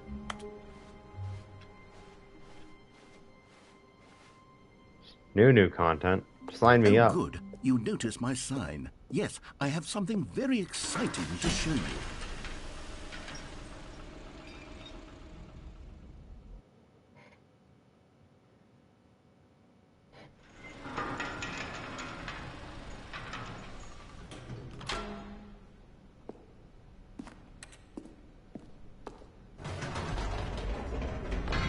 You see, Stanley, I've been reflecting on the Stanley Parable and about how roundly disappointing this Ultra Deluxe version has turned out to be. The original Stanley Parable was a landmark, and any new content for it should live up to that legacy. So forget this Ultra Deluxe nonsense. I say we take it one step even further. Which is why I'm very proud to announce for the first time ever, the Stanley Parable 2. The Stanley Parable 2! Let's go! Yes, you see, isn't this far superior to a measly port with a few minor additions? Think of all the new territory we'll cover with a fully fledged sequel. An entirely new experience, built from the ground up. Why, there are so many possibilities. It could go in so many different directions. This is what fans have truly been asking for.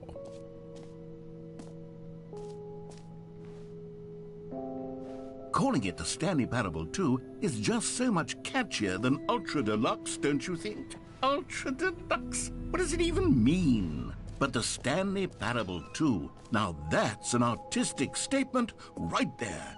It's future-oriented. It screams progress and innovation and long-term franchising potential.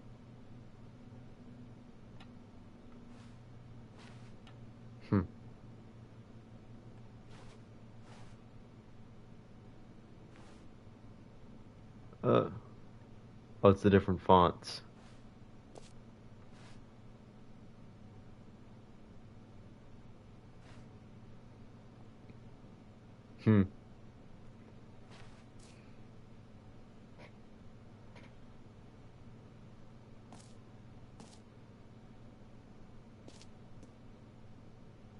Ooh, I like this one. Nice. I do like how they do the down there. The laptop percent on. The fern! I remember it. It's from the line ending. Now, to be clear, I haven't quite nailed down what exactly the Stanley Parable 2 is going to be, but let's take a look at some of the features I've been developing for it. I figure that if I can loosely organize a handful of interesting concepts, that surely the game will sort of naturally spring up around them. It'll all work itself out. Game development is much more of a fuzzy magic than anything scientific or logical, really.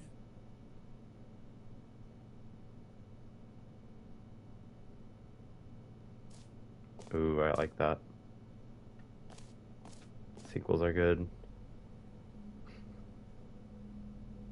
Aladdin 2, Return of Jafar. Crab, the ultimate sequel. I do like these little details that are around. I presume the kind of people, just the two of us. And Crow's logo, nice. Yeah, imagine the kind of people who would get to this point in the Stanley Parable would be observing a lot of these details, but it's nice to observe it. I am a yellow mug. I will never follow the red plus teal plus green colors seen in this area of the game. Or the red plus teal plus gray color screen of this area of the game. I love that. I love that as a little detail. Way to the show floor. New features.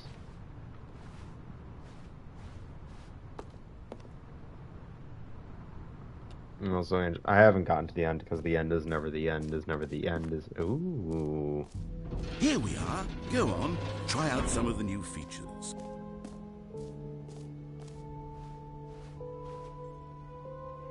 I do know about the bucket. I will say I know about the bucket.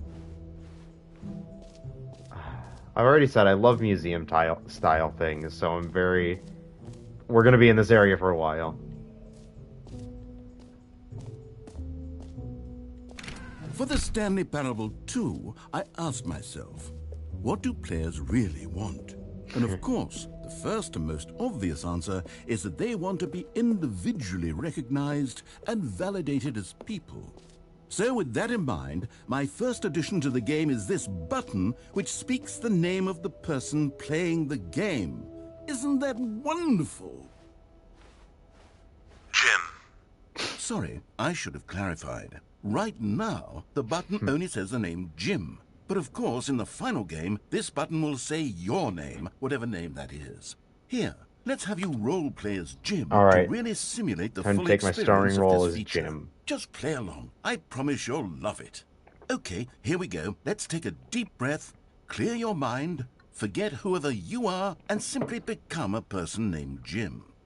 I want you to imagine yourself living as Jim, sleeping and waking as Jim, falling in love and being heartbroken as Jim, seizing all of the world's possibilities as Jim, and as Jim watching your dreams crumble into dust. Yeah! Do you feel it deeply? Are you really, truly Jim right now? I'm If so, Jimming. then please step forward and press the It's button. Jimming time. Jim. Yeah! Yes! You see? What a thrill! What a rush! That was you! The button described you. Do it again. Do it again. Yeah, it's Jimming time. It hits even harder the second time. If this were the only new feature in the Stanley Parable 2, it would still be worth the money. Let's take a break from the Jim button. I'm too emotionally drained from all of this personal validation. Can I get one more Jim? Whoa there, cowboy. Sometimes a person can be too much Jim. I'm putting the Jim button away. Otherwise, soon you'll start to lose all sense of who you actually are. No!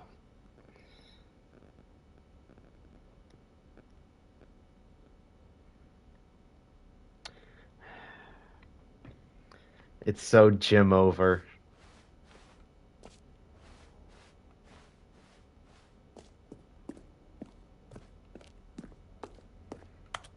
It doesn't hit the same. Come on, it's like, oh god, I've just been given crack. I need more Jim. I suppose I could allow only people named Jim to play the Stanley Parable 2. That would actually save me the work of finishing this feature. Epilogue. An epilogue would be fun, wouldn't it, Stanley? That would be Yes, yes, it would go at the end of the, well, we'll figure that out later. Yeah, no, that's true, yeah.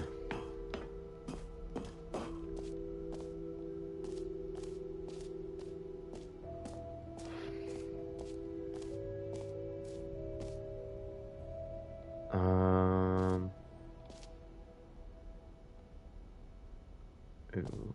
You know, let's start this way, and we'll make our way around. We'll make our way around. We'll get to everything. Oh.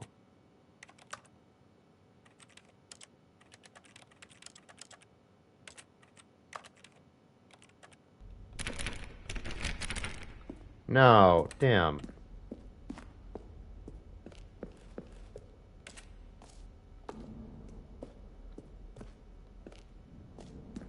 Okay, let's see.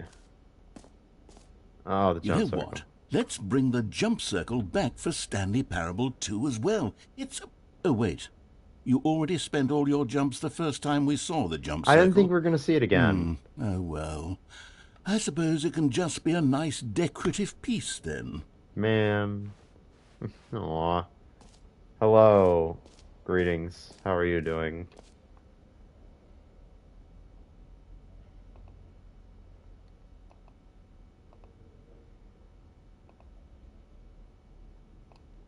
Hello, new account.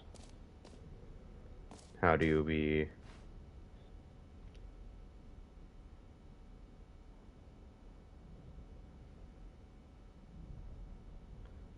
No screenshots. So what's this part then? See, we'll get to the reassurance bucket. Yeah, let's get to the reassurance bucket now, actually, so we can kind of sweep in.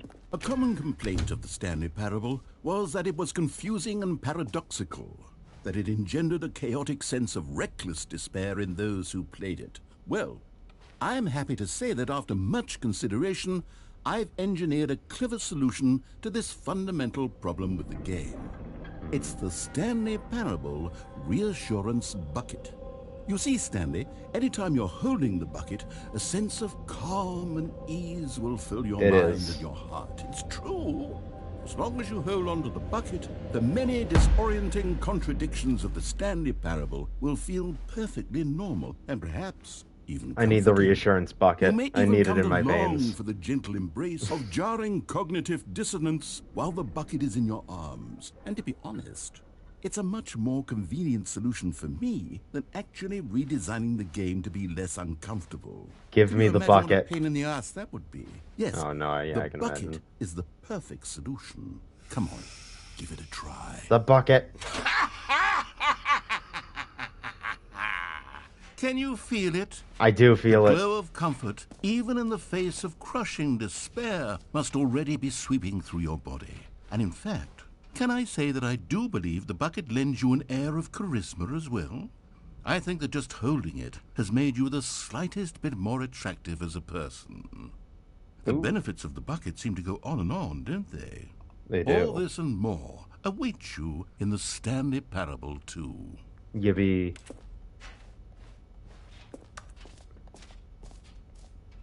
Hell yeah. We're at Bucket Gaming. Does I anyone wonder if the give out bucket would have awards liked the for gym. most enjoyable bucket in a video game?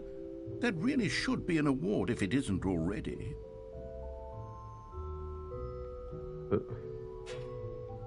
I'm gonna scan the QR code. I'm curious. If it even still functions. That's what I don't dislike about games and stuff. When... Did you do the whole? I have not done the whole yet. The official website of Stanley Parable. Okay. We don't have... I can't show the video because we... In order to avoid microphone issues, I would stream from my PC, but having my capture card in obliterates the microphone for some reason. So, yes, the hole is this way. Alright, Okay, let's go I'll be to the honest, bucket I with the haven't hole. yet decided on this one. I think that in the new version, the office could use a bit of decoration, like balloons. But I'm undecided on Get Well Someday and Happy 12th Birthday. Which would you go with? I mean, I think Get Well Someday is funnier. You know, sometimes when you solicit another person's opinion, it makes you realize that you knew which one you actually really wanted all along. Happy 12th birthday, step-niece, it is. Oh, okay. Oh, I turned around and missed it. Maybe I should have gone with... Oh. No.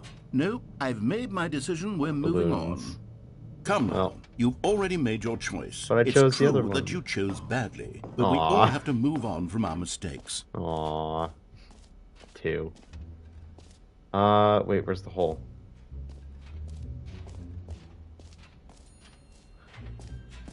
Hang on a second. I feel like the hole should... Oh, wait, there's a map. There's a map. Okay, we can just go to the map. Okay, so infinite hole is a K. And that's all the way down there. Okay, perfect. I love maps. Oh, wait, yeah, no, there's a giant sign. I probably should have seen that earlier. Gamers never look up. That's what I've learned from my years of experience watching on VR. Oh, nice. How's the... You know, funnily enough, someone of the last stream was asking if there was a VR version of this game. Honestly, I think walking simulators could be very interesting VR ports. Imagine physically holding the bucket. Alright, let's take the bucket to the hole. Here's an idea that I'm truly fond of. It's never been done before in a video game. This is, in fact, a hole that you can fall down forever. That's right. Infinite falling. You can fall until the end of time, if you like. A stunning leap forward for video games as a medium. Alright, let's go. Let's fall. Yay! You see? Isn't it wonderful? One of Oh, my yeah, more I can only ingenious imagine. concoctions, if I do say so. Now then, since you've gotten to see the... Thankfully, the game loops hole, pretty frequently. You can press the teleport button to pop back up to the top, and we can continue onward. I know I could, but I wanna see. Now, I don't mean to be a bummer, but I do recommend you use the teleport button to go back to the top. Maybe do it on the sooner rather than later spectrum of things. Okay, look, narrator, I appreciate what you're saying, but I mean, it's an infinite hole. Okay, I gotta Stanley, test how I don't infinite know quite it how is. to say this tactfully, but it's possible that I slightly exaggerated the infinite. What do you nature mean of you the hole. slightly exaggerated Is it the a very, infinite very nature of deep the hole? To be certain it is. It's an extremely deep hole. I don't want anyone to say that it isn't an astonishingly deep hole. It is. It is a deep hole. Infinite? Well, that sort of depends on your definition of infinity. My definition From one is perspective, infinite. The infinite is merely philosophical in nature. It's more of a...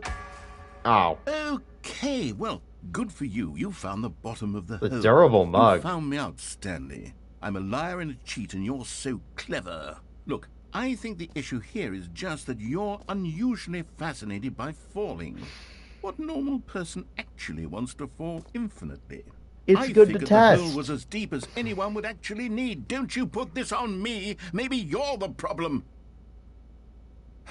Bucket? Look, things got a little... Maybe you need a I think we reassurance both bucket, said some narrator. things we didn't mean. Why don't we just put all this behind us and agree to just call the whole mostly infinite? I'm fine with If mostly that works infinite. For you, then go ahead and press the teleport button to warp up to the top of the hole and we can move on.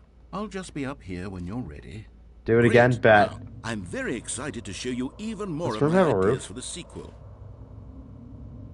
Ah, whatever. Oh, Wee. You see, I was right. The problem is you. I love being the Is problem. that you like holes too much. Not normal. A normal person would have This said, isn't the "Yep, first that's an time I've infinite hole right there. jumped It from goes on a forever cliff till the end of time. Don't need to see in it this all, game, but though. not you. Oh, no, no, no, no. You have a weird sort of... Bonk. Oh. Did the hole seem even shorter to you this time? I couldn't help but feel like you spent a little less time in there than you did before. No, that was I mean, definitely shorter. Admittedly, That's a lot I of didn't make an cigarettes. infinite hole, but I didn't think it was that not infinite. Well, I suppose once again there's nothing to do here. If you decide you've had enough of the hole, you can hit the teleport button and come join me up above. Yeah. Had enough? I'm positively thrilled. Yeah. I really do have so much more to show I have and had to enough. talk about, Allow me to but I've walk had enough of the dangerously hole close for a to the lifetime. edge of the hole. Uh-oh. Gosh, how could I have guessed? You're back in the What? hole. If this starts to become a thing where... Wow. Okay. Yes. I'm starting to become extremely certain that the hole is not only not infinite, but that it's growing steadily less and less infinite. I suspect that I'm starting to hit the point where it's no longer feasible to call the hole infinitely deep, even by the lax overall standards for accountability and marketing. What's going on here? Stanley, I have no explanation for the uncertain nature of the hole's length. Here, let's try something. Let's pop back up to the top, and we'll see if it gets any shorter. I think I'm starting to see Well, there it the is. bit of... The shame of my lie has come to haunt me. Not only is the hole not infinite, but it's barely even a hole at this point. Well, that's a bother. It's more of a concavity, or even a very aggressive divot. It's basically hot tub sized. How We... is this still appealing to you? I know you're obsessed with holes, but at this depth, I just can't see this scratching the itch. Oh, who am I to judge? You just do whatever it is you're here to do and hit the teleport button when you're ready to move on. It's not working. Is the, teleport button not working? You sure? I'm Well, sure. I mean, I really don't have an explanation. It was working just a moment ago. Try it again. Boop. Still nothing? Terrible I time to have run suppose- out of jumps. I suppose there is one thing I can do to fix Oh, this. ad moment. I'm out. Goodbye, Stanley. You couldn't bear to be away from the hole, and now you'll get more time with it than you could ever have asked for. It's a win for everyone. You get to be with the hole, I get to do literally anything else. Take care, Stanley. I hope you and the hole have a wonderful rest of eternity together.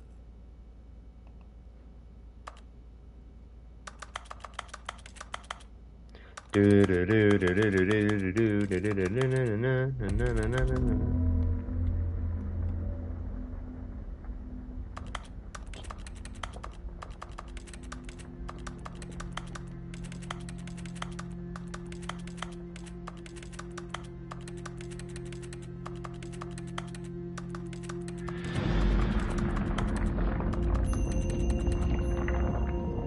What? The hole is getting deeper. Save me, cigarette butts. I forgot that this was part of the game.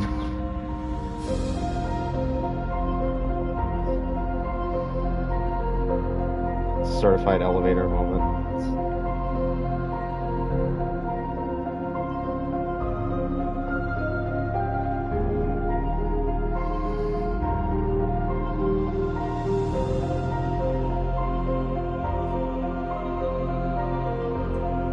Change your perspective.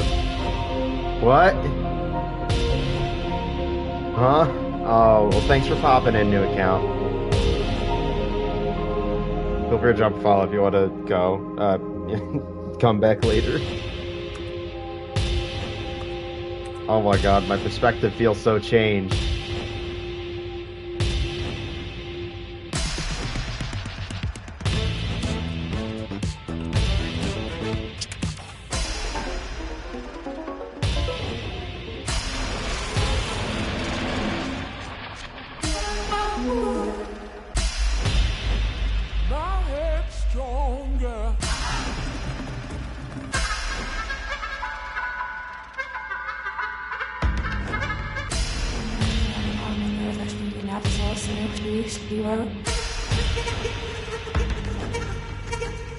Oh god.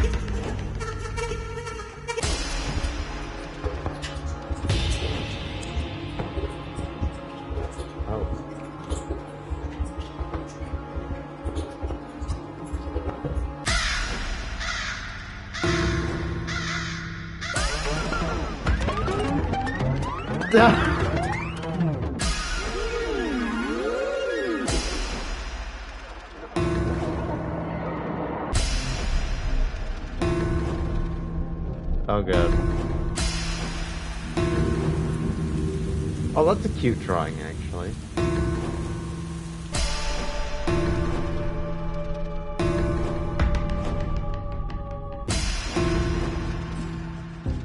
Stanley?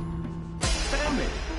Stanley? Huh? Oh, good, you're awake. It seems you had sort of dozed off there, drifting away into dreamland. But we can't have that, Stanley, because this hole is just so darn fascinating that I want you to be wide awake for every second of it. You don't want to miss a single moment. So I zoned how out. about if I just pop in from time to time and wake you up to keep you really, truly focused on the hole? From the looks of things, you and I will have many, many years here in this hole, and I'm looking forward to all of them. Stay alert, Stanley. I'll be back. Toodle-pip.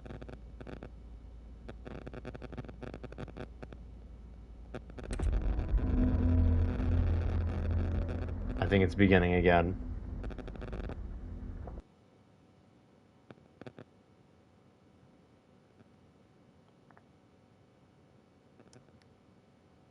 Oh. Here we are. Go on. Try out some of the new features. I do want to see what this collectibles was. That didn't intrigue me.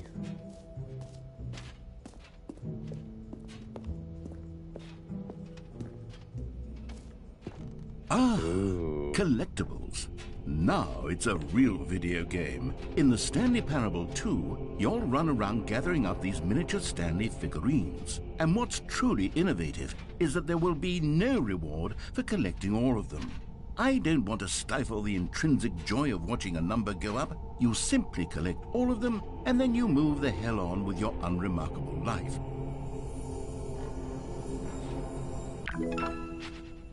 Ooh.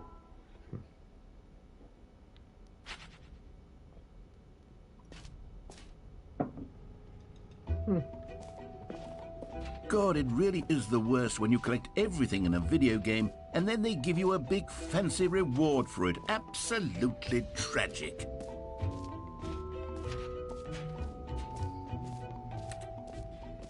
Trophy. I'm curious here. Pull the lever, receive your new trophy, no more steps. It just works. Get yours now. Now, here's something special. You remember that broken test trophy that got left in the game on accident? Yeah. Well, I'm developing a technology to simply give you the trophy. Yes, You see, you'll come to this lever, and when you pull it, the trophy will be given to you. It's as simple as that. Okay, perhaps I should have clarified. This is technology that will exist. Right now, the trophy is still fully broken. I'm not a wizard, Stanley, but I guarantee it will be fixed in the sequel to at last satisfy the hordes of ravenous fans all over the world who have been uproariously demanding this feature. Gamers, we hear you, and I promise it will happen. What's a shame.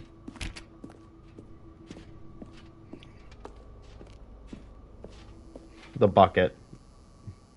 The bucket could fix the machine.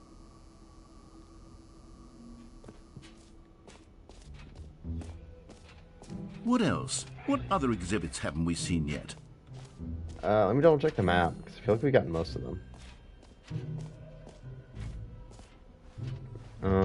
So we got the button, we got the free trophy, jump circle, this map, seen the merch, the bucket, office decorations, epilogue, collectible. Ooh, we haven't seen the... Let's go back to the infinite hole, and then let's see if Settings World Champion is opened up yet. Mostly infinite hole. Fine, it ended. I'm glad I noticed that sign earlier.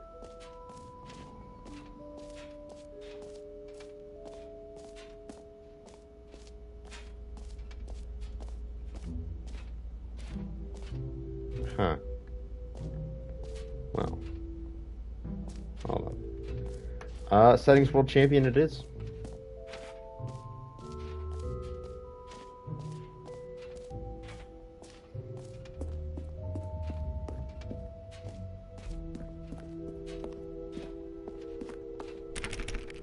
Aw, Settings World Champion's still not open.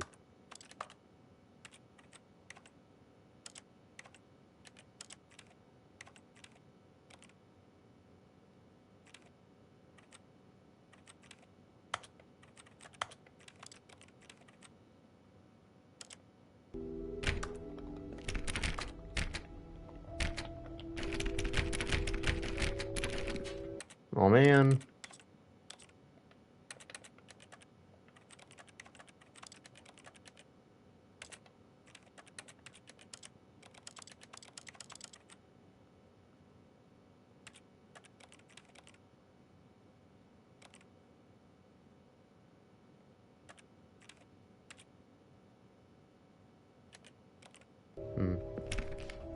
Oh well.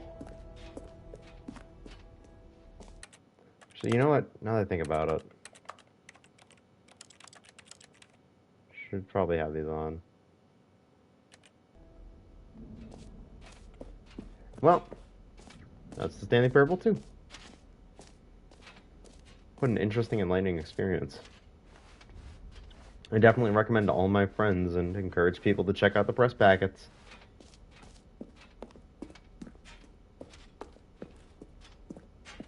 All right. Have you seen everything you wanted to? Ready Yeah. to move on now? Yeah.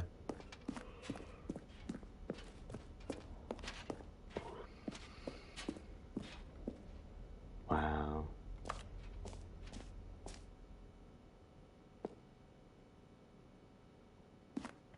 I'm gonna take a screenshot. So, Stanley, Ah! what do you think? Do you like all of the new features? Yes, I That know startled it's me. not exactly clear yet how exactly these features will come together as one single coherent video game, but I can feel it in my soul. It's going to work. There's definitely a good game in there somewhere. Say, let's do an experiment. I'll arrange these new features together, and we'll see whether or not it coheres into a meaningful gameplay experience. Okay. Are you ready? Here it is. I give you the Stanley Parable 2. Yippee! Oh. Well, I mean, there's potential here, right? It's sort of... Okay, never mind. Hold on. Let me do a different arrangement. Okay, yes, this is much better. I feel good about this. Here we go. Version 2. Version 2. What? Who am I That's kidding, worse. Stanley? This isn't a coherent video game at all. It's a lot of gags.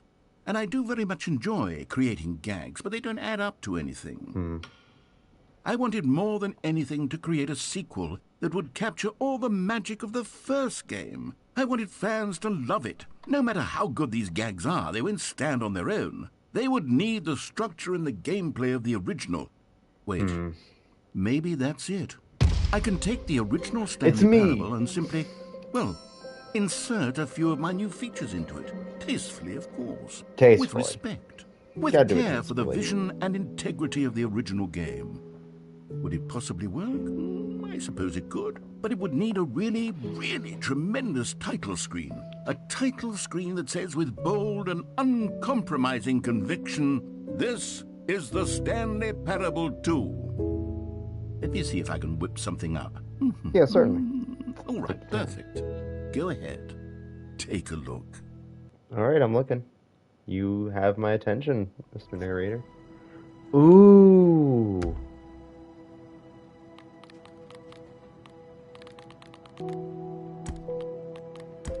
Yeah, I really like that. And then one day, something very peculiar happened. Something that would forever change Stanley.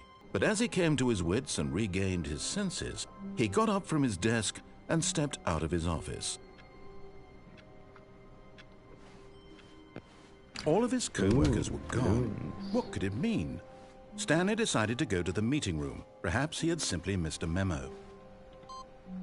Boop. Ooh. The bucket! Stanley picked up the bucket. Stanley clutched the bucket tightly to his chest and entered the door on his left.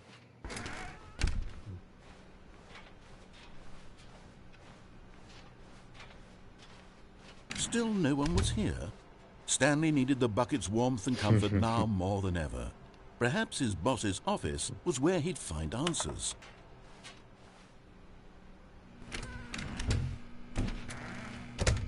Oh, Stanley. Nice. Can you feel it? The broom closet. It wants the bucket. You can feel that, can't you? The aura of jealousy? It's as clear as day. This broom closet believes it deserves the bucket. I can really feel it now. It's a bucket. It belongs in a broom closet. That's what the broom closet is trying to say here. It's supposed to go with the other cleaning supplies. Good for you, Stanley. Don't give in. Don't hand over the bucket. I know how hard it must be, given the pressure that the broom closet is putting on your shoulders right now, but you have to be strong. This is your bucket. This is your companion and lifelong friend. You can't hand it over. Oh, no. We're getting into name-calling now, it seems. Is this how low the broom closet has sunk, that it has to resort to this stream of petty insults simply in order to get you to hand over the bucket? Stanley, I never liked this broom closet for a variety of reasons, but even this is worse than I had imagined. And wait, now the broom closet has the gall to imply that you and the bucket are not truly deep and lasting friends? That your relationship is purely superficial and convenient? How That dare your he. life is so banal and meaningless that you'd feel the same sort of kinship towards any inanimate object which happened to lay in your path in an even partially enticing manner? Well, I never. Go on, Stanley. Lay into it. Really tell the broom closet off for its demeaning comments. Expand know on what? the wide variety of experiences you and the bucket have shared together. This bucket Go and I through would each die of them for each point other. by point. Do you Share know your what this journal bucket entries did for detailing me the when I rich dropped emotional my landscape of sandwich your one feelings for time the at the bucket lunch as they have table? changed and evolved over the years? Let him have it. How dare you? How dare you question the friendship of me and the bucket? What are you? You're just some closet. You just sit here. You hold supplies. Okay, I've got you something which I think will help settle this debate once and for all. Here we go. There. Yeah. Now it's settled. No more debate, no more discussion. Take our hike, broom closet. Yeah. Meandering philosophical diatribes about the nature of cleaning supplies and Yeah. their relationship to broom closets in the natural Get order of stuffed things. broom closet.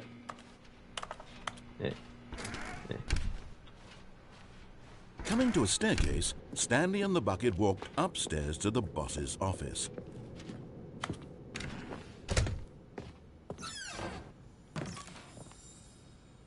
Oh, hello. You found one of them. One of the miniature Stanley figurines. Remember, no reward for collecting all of these, only the intrinsic pleasure of a job well done. You can't buy that sort of happiness, Stanley. God knows I've tried. So, I implore you to savor each and every moment you come across one of these beautiful figurines.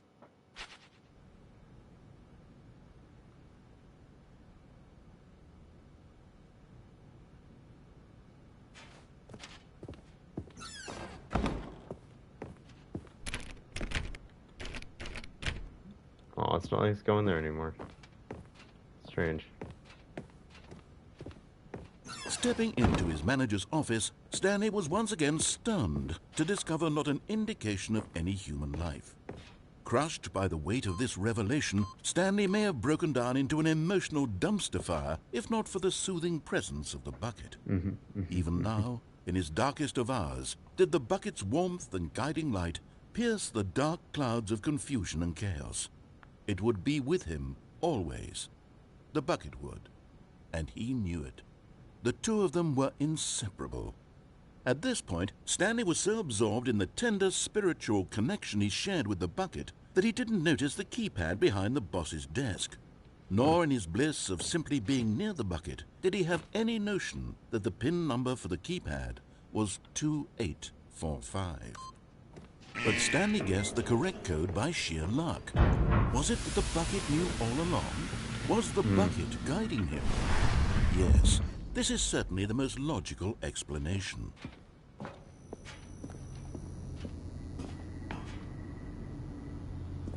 Oh, hello. Another miniature Stanley figurine. This, there really must be a snappier name for these things. What about mini-stands? Stanley figs? Or what about Stanlerines? Yes, I think I like that. Another Stanlerine under your belt. The elevator raced downward, plummeting towards an unknown fate. It would be all Stanley could do to keep himself together, if not for the bucket. Soothing him, comforting him, reassuring that in this darkest moment of uncertainty, he would be all right. The bucket is here for you, Stanley. Everything will be fine. I'm glad to hear that. Stanley and the bucket walked straight ahead through the large door that read, Mind Control Facility.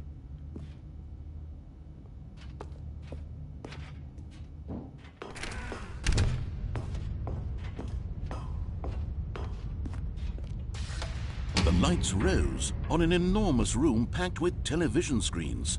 What horrible secret did this place hold? Stanley and the bucket both wondered to themselves. We'll do that later.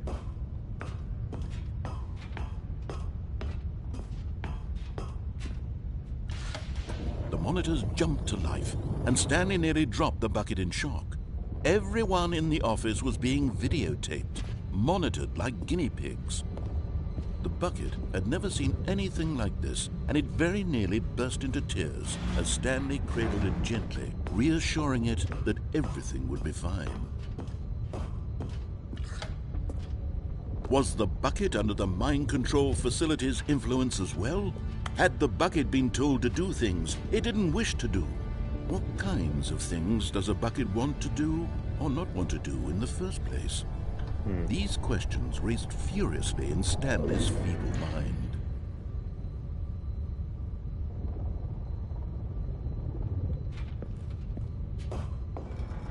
No! He screamed into the bucket. He couldn't accept it.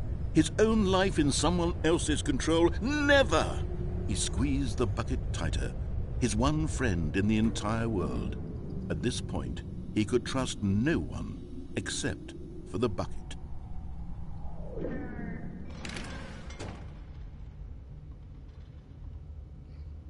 But here was the proof. The heart of the operation. Controls labeled with emotions, happy or sad or content.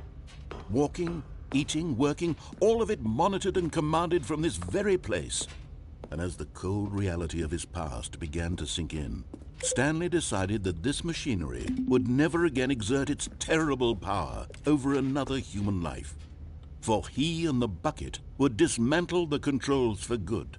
Two best friends, Stanley and the bucket, up against the world.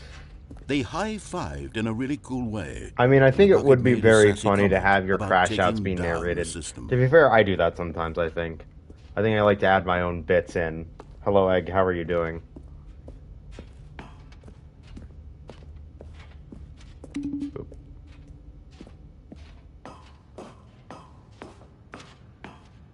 How was the rest of last night's stream after I went to bed? When at last they came to the source of the room's power, Stanley and the bucket knew it was their obligation to put an end to this horrible place and to everything it stood for. Oh wait, actually, you know what? That reminds me of there's something I have to do. It's something I did earlier, but I want to do it again now.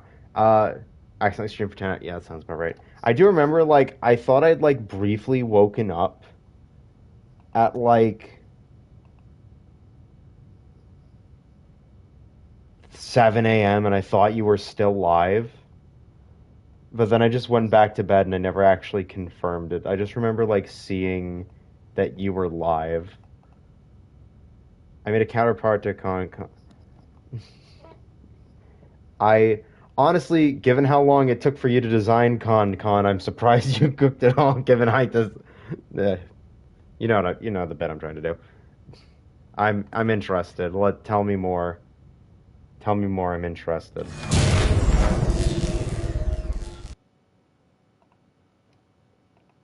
Yeah, this should Stanley work. and the bucket waited in blackness. Was it over? Yes, they had done it.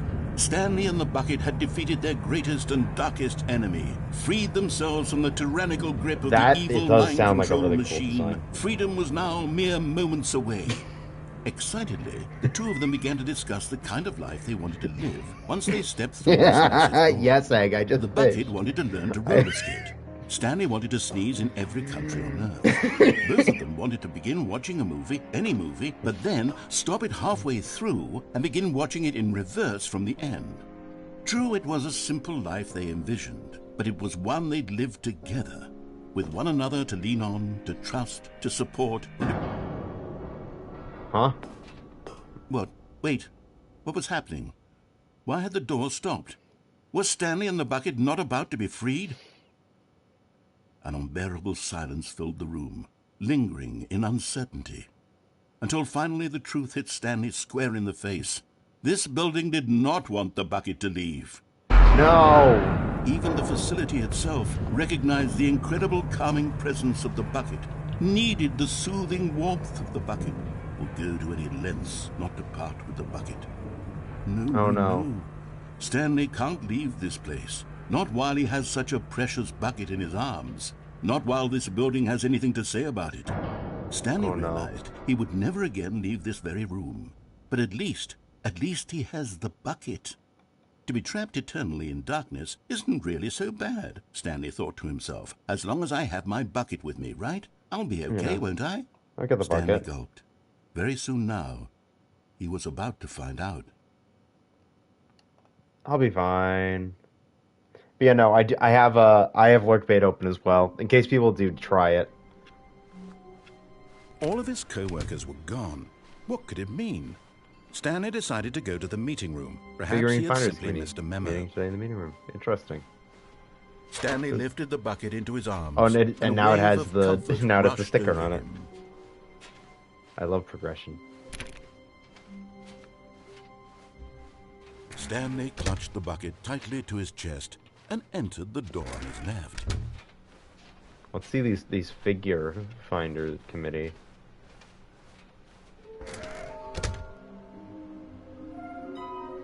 What? Trust completion of anything. Why wouldn't they just tell us something will happen? This investigation, this room, they feel pointless. Where's figures? Cargo room. We saw the. How many are there? 6. A floating. Oh God. Follow clues employed by 416. Do it for him. Good luck. Hey, we are the collectibles. Shut the frick up. Pick up sounds unusual to our office. Microphones. Analysis recording you allow me to try and get the source to change noises. I'm from a dark area, find a very warm place. Pick up what orbits of porcelain surface. Wouldn't you like to know? Oh God.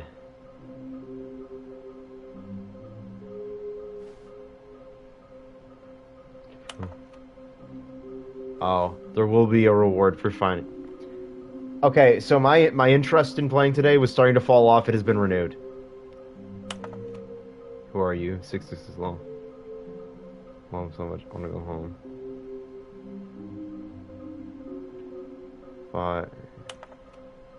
There be. Just take it from me. Go click them off. Inside a sequel exhibit. Nearby fireplace. Private but smelly place for an important person. Large room. Lots of boxes. Something to do with stairs. Both red and blue. There must be a point to this.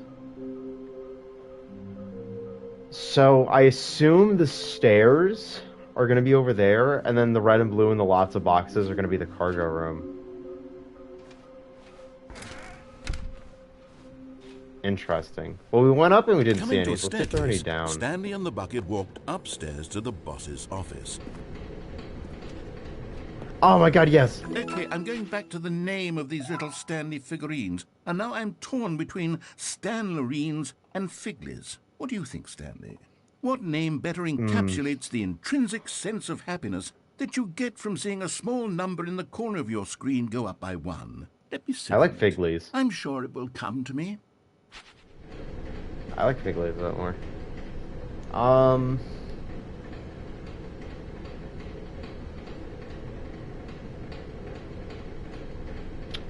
I mean, while we're here...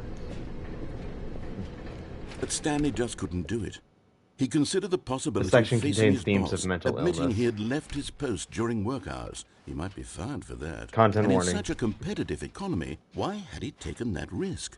All I know this because is he normally believed the everyone had insanity ending. vanished. I don't know what happens His with the boss bucket, would think though. he was crazy. And then, something occurred to Stanley. Maybe, he thought to himself, maybe It's I am looping crazy. again. He looked down at the bucket in his arms. Am I crazy? He asked the bucket. The bucket returned his gaze, but said nothing at all. That's strange, Stanley thought. Usually the bucket is a source of guidance and wisdom for me in difficult times such as these. He held the bucket close, yet felt none of its familiar reassurance and comfort. And that's when Stanley realized, this isn't my bucket.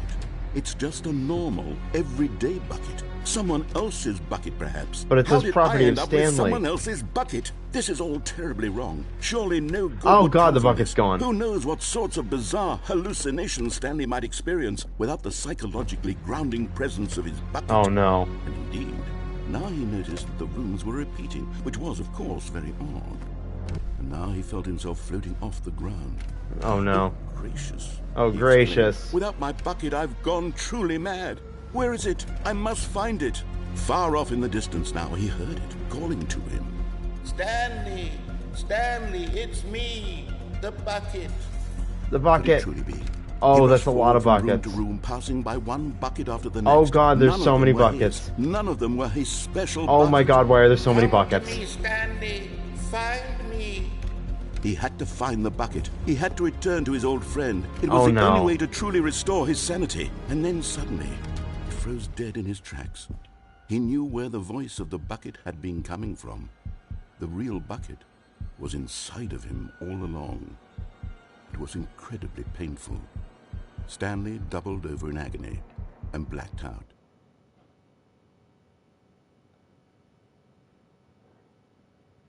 This is the story of a woman named Mariella. Mariella woke up on a day like any other. She arose, got dressed, picked up her bucket of comfort and security, and walked to her place of work. But on this particular day, her walk was interrupted by the body of a man who had stumbled through town, talking and screaming to himself, and then collapsed dead on the sidewalk. Right away, she knew what the problem was. This man had no bucket.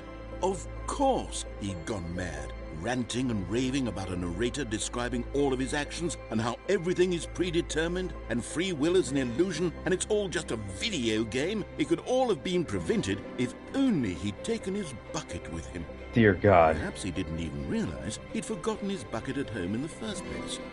How cruel the world can be, Mariella thought, and she hugged her own bucket even tighter. But of course, she had no time for this. There were a myriad of confusing problems she would soon have to confront at work. for which her bucket would provide absolute guidance and total clarity on everything. Heck yes, she thought to herself, my life kicks ass. And she backflipped all the way to work. It took me a second to process that. Backflipped? There's so much more to it now. All of his co-workers were gone. What could it mean? Stanley decided to go to the meeting room. Perhaps he had simply missed a memo. The So with the confusion red and and the blue- chaos all seemed to melt away as Stanley embraced the bucket.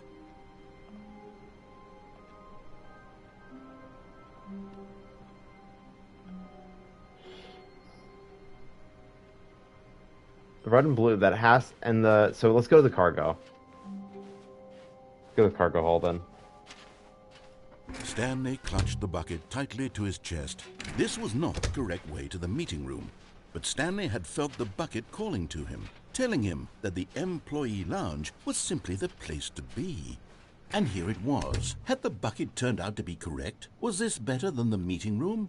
Yes, Stanley thought to himself. Yes, perhaps it truly was. How insightful the bucket turned out to be. Nice. What is it? Wait. Fuel. Oh. I thought it was going to be naughtier. Truly, being here with the bucket was a grand adventure. Stanley reflected on all they'd been through together. First, walking through the door on the right. Then walking to the lounge. Then arriving at the lounge. What a thrilling journey the bucket had inspired. No, never mind. I'm sorry, Was bucket. wrong. Stanley took the door on his left to go back to the meeting room. No, Said the bucket. don't go to the meeting room. Go somewhere else. The cargo lift, yes. Go there. Go to the cargo lift. Wait a second. There's a figurine.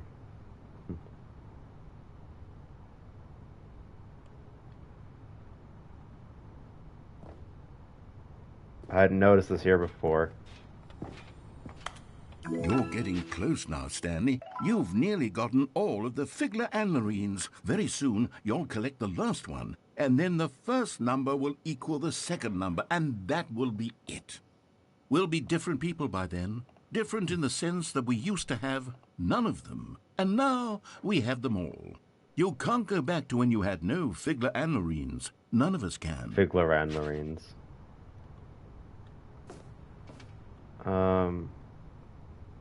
Oh, there's a vent. Okay. I thought the next choice was just throw ourselves off.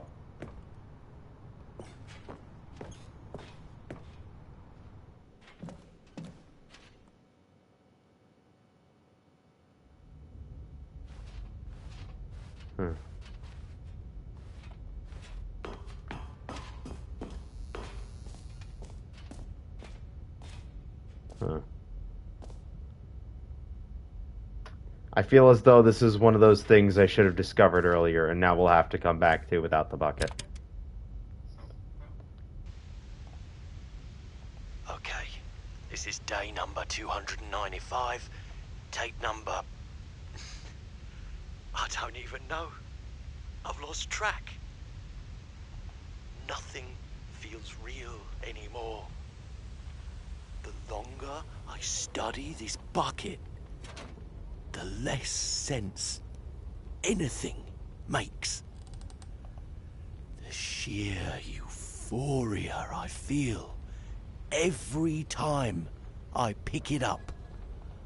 No matter how many times I've done it, it's always the same feeling.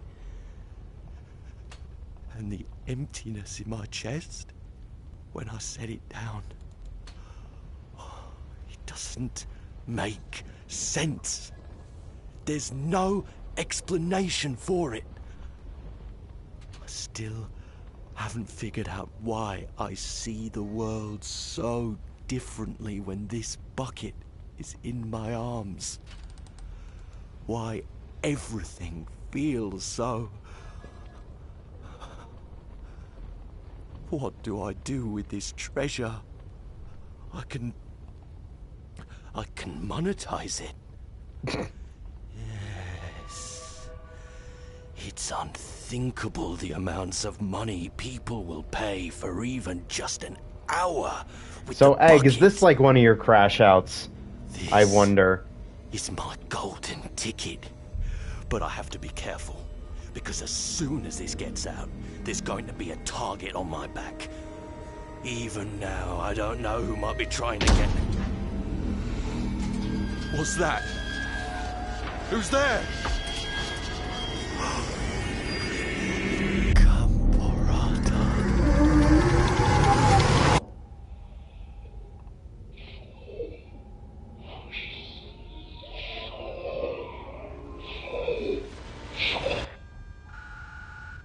What? What the hell? Just a step through this door, Stanley thought to himself, that's all I need. If I can make it through this door, I can make it through them all. Okay, there's a couple I want to see. Here, okay. I want to check. Spread through Stanley's arms. I want to With the check bucket in his what arms happens again, if you he do was the home. other mind control option while holding the bucket. Stanley But I also want to clutched check the bucket computer up tightly there. to his chest and entered the door on his left. Okay. Somewhere over red and blue. That's the... I think that's the catwalk. So we'll check there next. Coming to a staircase, Stanley and the bucket walked upstairs to the boss's office. Yes! Okay. Stepping into his manager's office, Stanley was once again stunned to discover not an indication of any human life. Crushed by the weight of this revelation, Stanley may have broken down into an emotional dumpster fire, if not... But Stanley guessed the correct code by sheer luck. Was it that the bucket knew all along? Was the bucket guiding him? Yes, this is certainly the most logical explanation. Okay, let's turn on the mind control while holding the bucket. They high-fived in a really cool way, and the bucket made a sassy comment about taking down the system. Oh no, my finger slipped. But at the last second, the bucket jumped in and pressed the button to turn on the controls. Stanley gasped in horror. Had this been the bucket's plan all along? To take over the machine and claim the power for itself? How could the bucket have betrayed him like this? Stanley was prepared to throw the bucket away in disgust when suddenly an image appeared upon the enormous screen. What? Oh. Birds. Silly, silly birds. The control buttons became active. Birds? Oh. Stanley flipped through one video of silly birds after another. Penguins. And then it dawned on him. This wasn't a mind control facility at all.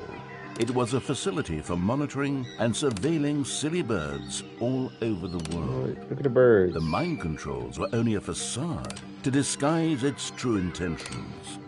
Had the bucket known this all along? Stanley marveled at the metal genius in his hands. The one who had pointed him towards this incredible discovery. Stanley and the bucket never found freedom because they spent the rest of their lives here in this place, flipping through live streams of the silliest birds imaginable. Of all the possible paths his life could have taken, this one was surely the best. And Stanley was happy.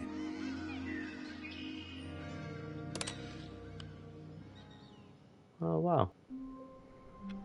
Oh. All of his co-workers were gone. What could it mean? Stanley decided to go to the meeting room. Perhaps he had simply missed a memo. Welcome to the whiteboard ending.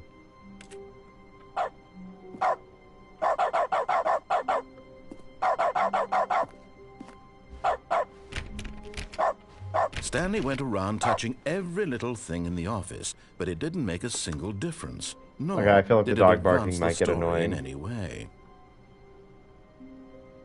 I guess this is the whiteboard ending.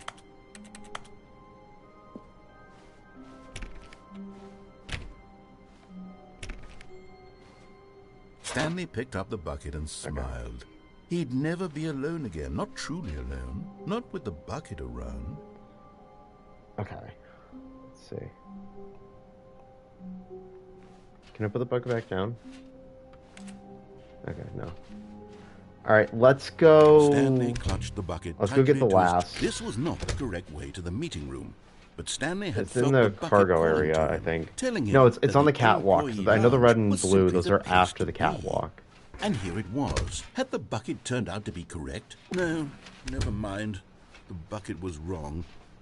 Stanley took the door on his left to go back to the meeting room. No, Said the bucket. don't go to the meeting room. Go somewhere else. The cargo lift, yeah, good. Said the bucket. Now ride the lift all the way to the top. There's something up there I need you to do. Stanley did not question why or how this bucket was speaking to him. It should have alarmed him, of course, because buckets can't talk. But Stanley chose not to think about this obvious fact. He was firmly convinced that the bucket had spoken to him, and he unthinkingly did whatever the bucket asked.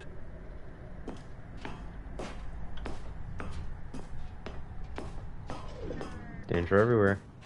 Okay, red and blue is this way, I know that.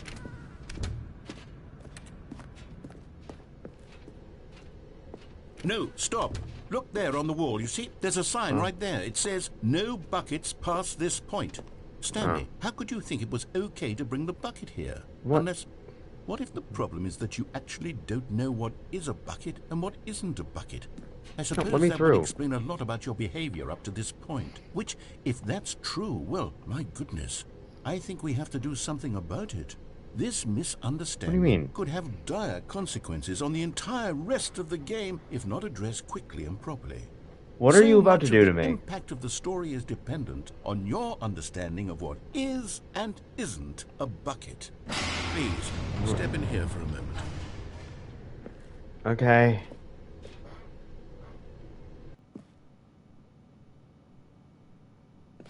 Oh my god. Now then, I'm going to run you through some test scenarios, and you'll tell me whether or not the thing I'm showing you is a bucket. Simple enough, right?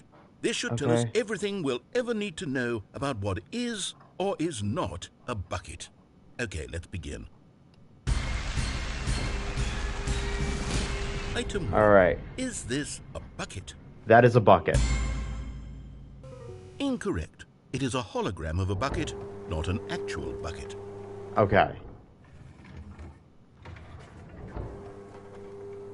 Item 2. Is this a bucket? That is a bucket. Incorrect. It is a 3D printed recreation of a bucket, not an actual bucket. Okay.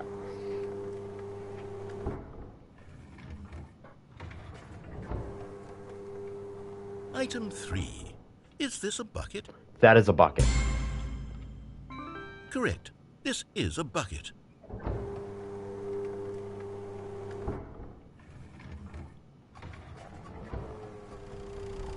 Item 4. Is this a bucket? No, that is a tractor. Correct. This is a tractor and not a bucket. To be honest, I just sort of put this one in here as a gimme, but I was starting to get concerned that even this might be too much for you. Thank you for not making me look like an idiot. Okay, next one. I mean, yeah, no, it makes sense, yeah. Is this a bucket? No, that is also a tractor. Incorrect. This is a bucket.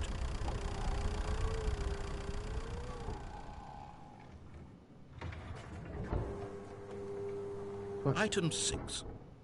Is this a bucket? That is a bucket. Trick question. Both. Gotcha. What?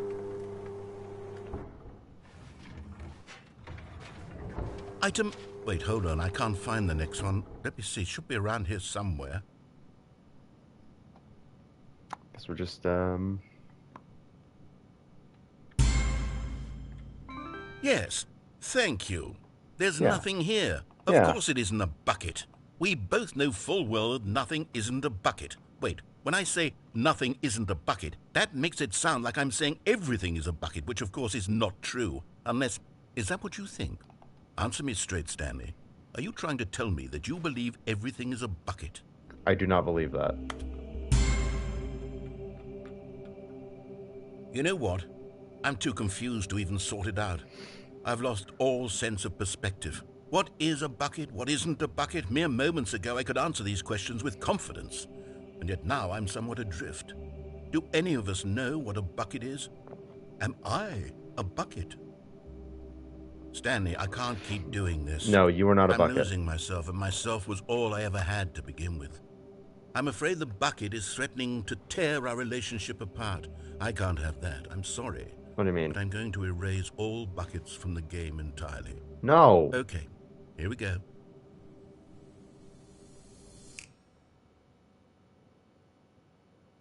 What happened? Is everything gone? Why did everything disappear? Wait, was everything a bucket? Every single thing in the game was a bucket? Oh my God, I had no idea. Oh. How could... Except me. I'm not a bucket after all. And you, Stanley, you're still here. You're not a bucket either. Oh, this is wonderful news. We're not buckets. We're not buckets. Yes, I actually feel much more at ease right now. It's delightful to get some clarity on that issue. But it doesn't change the fact that we haven't got a game. So, tell you what, I'll reset everything and we'll put back all of the buckets, okay? And we'll know that it's all a bucket. But if you run into anyone else, maybe don't mention that. Fine by me. Who knows what that information might do to a person? All right, here we go. There's someone you've been neglecting, Stanley. Someone you've forgotten about. What? Really? I was in the middle of something. Do you have zero consideration for others? Are you that convinced that I want something bad to happen to you? Why, I don't know how to convince you of this, but I really do want to help you, to show you something beautiful. Look, let me prove it. Let me prove that I'm on your side. Give me a chance. Now listen carefully, this is important. Stanley walked through the... And there it is, the last Stiggly Wiggly. Savor this moment, Stanley. This is a real accomplishment. This is doing something just for the sake of doing it. Where so many people expect to be rewarded for the most trivial achievements, you've insisted that a job well done is its own reward. I would tell you that I'm proud of you for collecting them all, but that would be like a reward, and we can't have that. So, instead I'll just say, it's done. We're all done here. And now we can go to whatever the hell you were doing before you hunted for figurines.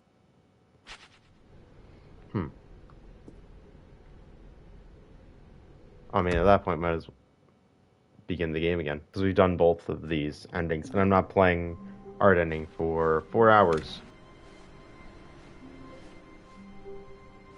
Stanley, I'm sorry, but I have to put a pause on things. It's it's those figurines. Those figglers. I haven't stopped thinking about them since you nabbed every last one. Wasn't it just the most intrinsically fulfilling moment of your entire life? Didn't it was fill very you fulfilling, to the brim yeah. with inner richness? Yes, I know we're supposed to be telling a story, but won't you please indulge me with one more trip back to the memory zone? I would love nothing more than to revisit the figurines. Just one more time. Oh.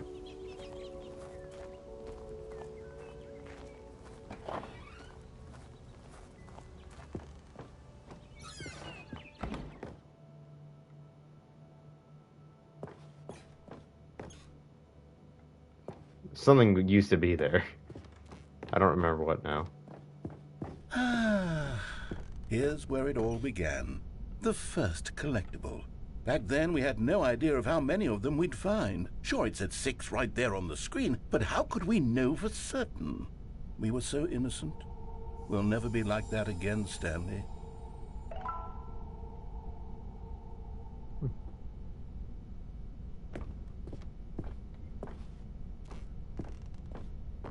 Yes, the toilet. And here was a second Stanlerine.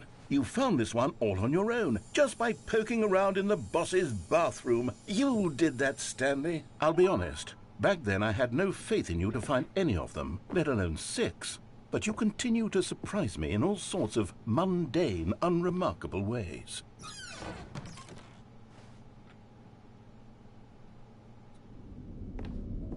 Okay, let's do a little quiz. Which of these rooms was the room you found your third mini stand? It was the boss's office, because I remember it was the same playthrough.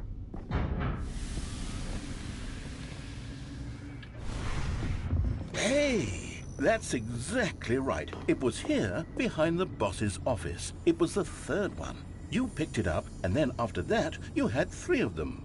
I'm glad these moments are so crystal clear in your memory, but I shouldn't be I mean, it just surprised. happened. It'd After be very all, hard to science forget. tells us that it's impossible to forget your third time doing anything.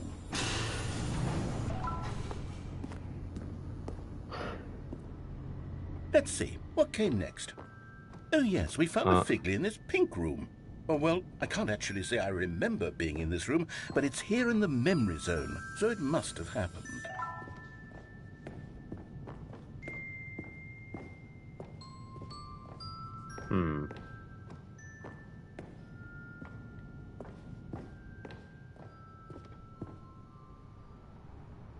This was the 5th mini-stand, and this one was really something special. It was in the warehouse. I remember it so clearly. In fact, because this one is particularly special to me, I made a little video to commemorate the occasion. Oh, wow, Enjoy.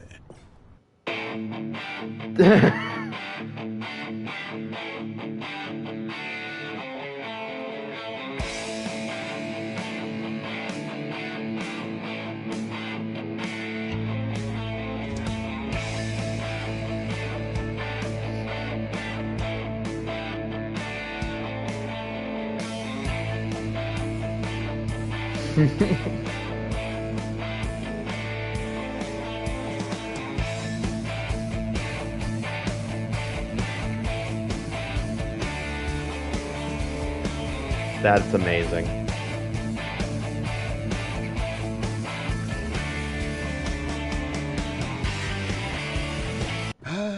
Takes you back, doesn't it? I spent a lot of time making that video, but it was 8 minutes I wouldn't have spent on anything else.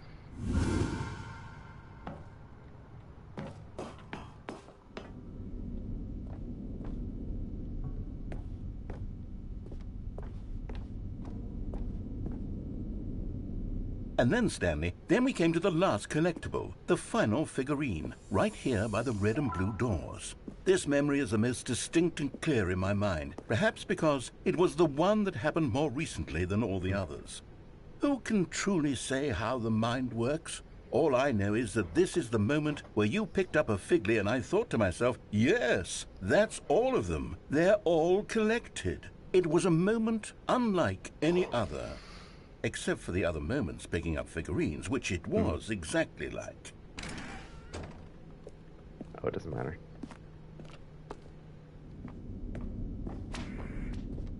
You are in the present? And then there was no more. Because we've caught up to the present moment. Nothing left to do but move onward into the future. Goodbye, memory zone. Oh, yeah, no, fair, yeah. No, I'm not done. I'm not ready to move on. Stop the loading screen. Isn't there some way we can stay here, keep enjoying these figurines? Let's just go backwards. We'll do the memory zone again from the opposite direction. See how that feels. Okay. Okay, yes, the room with the red and blue doors. I remember this. I must say, of all the figurines we looked at in our initial tour of the memory zone, this one is the most distinct and clear in my mind. Let's...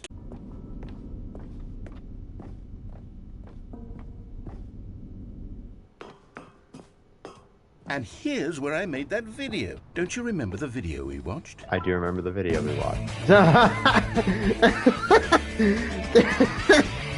Yes, I love that video. Still don't remember the pink room, Stanley. Still no memory of this one. Good room, though. A solid room. Solid room. Lovely room. These really were a treat to hunt down. You know, if there had been any kind of reward for finding all of these, it really would have muted the intrinsic joy of collecting them. I'm very glad we resisted the temptation. Next one.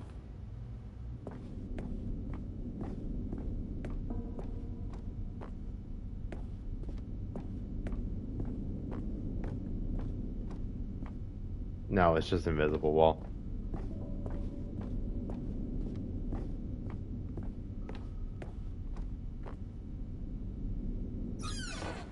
This was our second Figley. Don't you remember? Yes, I remember it too. The past is truly a wonderful thing. Why does anyone ever choose to leave it? Keep going. This is it. The very first one we found in the exhibit where I introduced you to the figlarines. Oh, I want more memories, Stanley. I want to keep going. What else is there? What came before this? The dangers of nostalgia.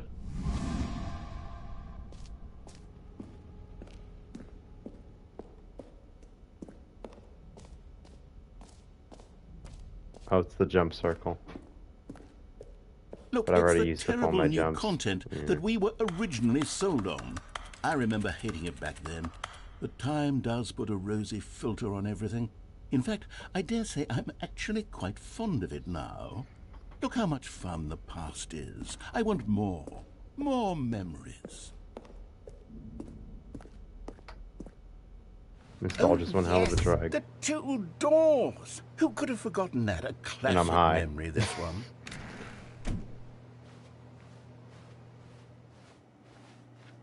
And before everything else, there was your office.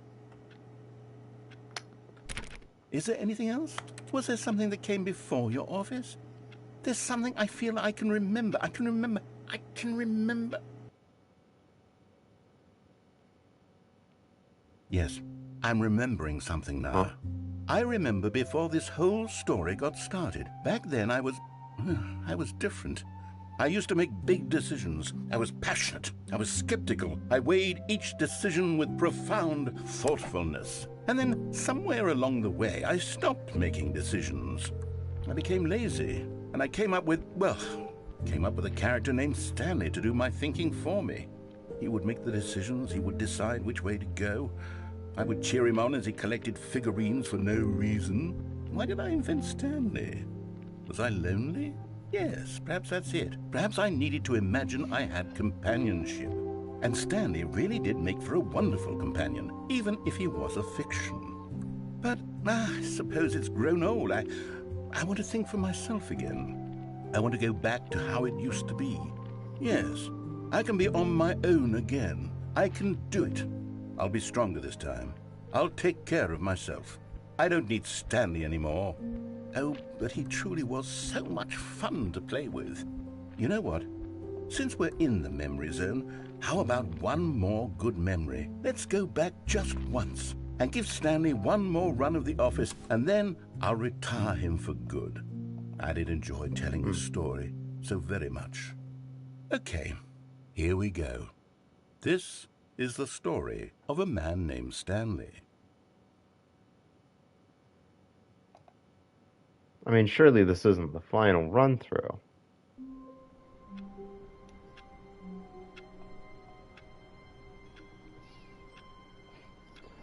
I mean, in that case...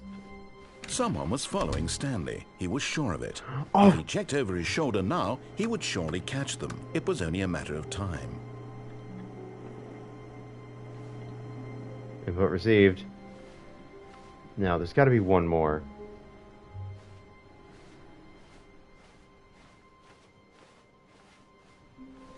The good old bucket. Just Stanley and the bucket. Off on another thrilling adventure together. Oh wait, no, I shouldn't. I should have. I regret that. I know it was saying, oh, just one more. Hang on. Chat.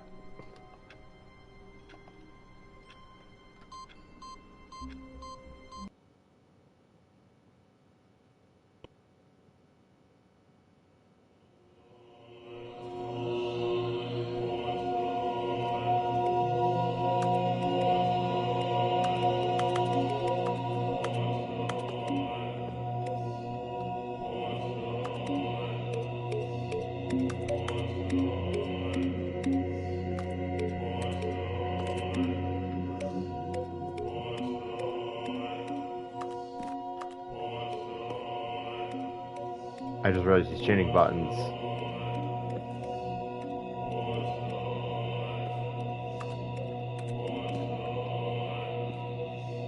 Oh, they do turn on after a while.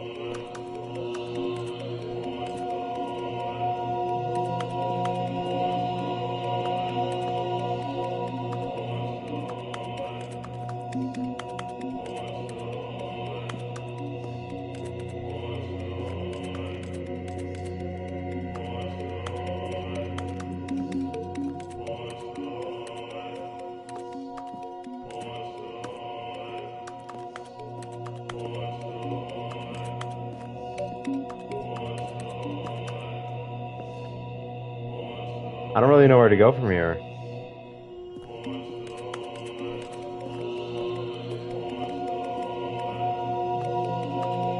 I guess we just press buttons.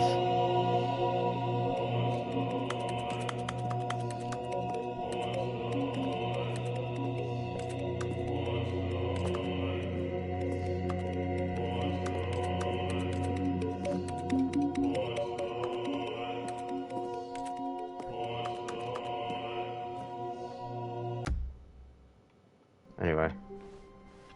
All of his co-workers were gone. What could it mean?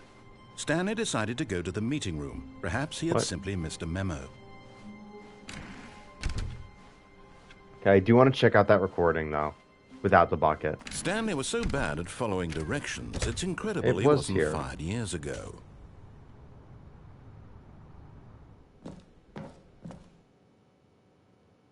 What the hell is this? Stanley had now gotten himself so far off the beaten path that it seemed the office had begun so far off the beaten path that it seemed the office had begun so far off the beaten path that it seemed the office had begun so far off the beaten path. You didn't think I was actually just a recording, did you? What a silly and trite explanation that would be. All the back and forth between you and me, all the absurd adventures we've been through, and it all turns out I'm just a tape recording? It was all just in Stanley's head. I bet that's the kind of twist you think is revelatory. I bet each and every time you watch a movie where it turns out all to be in the main character's imagination, you must absolutely bolt off the couch in pure shock at the phenomenal and intricate storytelling. It must be so simple to be you. Life being an unending waterfall of surprises and delights. How much more exciting you must find the world than the rest of us do. Now I've become sad. Look what you've done to me. This is all your fault. It's a lot of narrative dialogue, though. Aw. Oh, look at them, they're friends. Look at that, look at them, they're friends. Let's go. Start a war. Lake, I'm not gonna start a war. The dog and cat are friends. They don't need to go to war, Lake. How you doing? Just sign until 5 becomes 9. Okay, maybe I'll start a war. Oh. It's at the number 9. Stop until you... Oh, okay.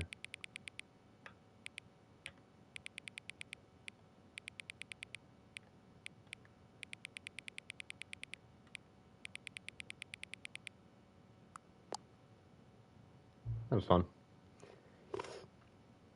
Which of the two made-up words below is most appealing to you? Akuboinkle? Or Scrumtush? I think Scrumtush feels a bit better than Akuboinkle. Please don't just... Okay. You know what time it is right now? Yes. It's 7:01 p.m. Is that time... Is the time that it is right now the correct time? Yes. What time is it anyway? It is yes. Is there anything about yourself that you haven't told me? Yeah, probably.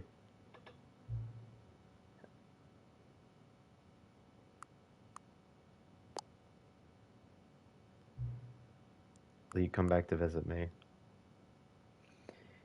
I mean, yeah, there's endings I haven't gotten, so yeah. I have to play the baby game for 4 hours still. Stanley clung the bucket to his cheek. Could his co-workers really all be gone? Alright, let's see. Yes, whispered the bucket into Stanley's ear.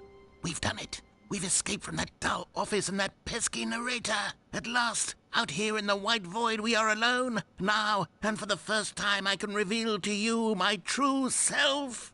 The bucket began to tell Stanley of its life and its history, The music stopped. of the countless wars it witnessed, desecrating the land and lives of untold numbers of innocent humans, and the bucket's own complicity therein, of sadness and regret, and the many years it spent dwelling on the actions it might have taken to curb the madness and the decay, if only it had been stronger, of hope and redemption, and its crusade to uplift the stock of life for the common man, to manifest justice where none existed, and the bittersweet reality of time, to see one's dreams and wishes met halfway, meted out in parcels like charity, and abandoned as soon as the warm glow of inspiration begins to dim.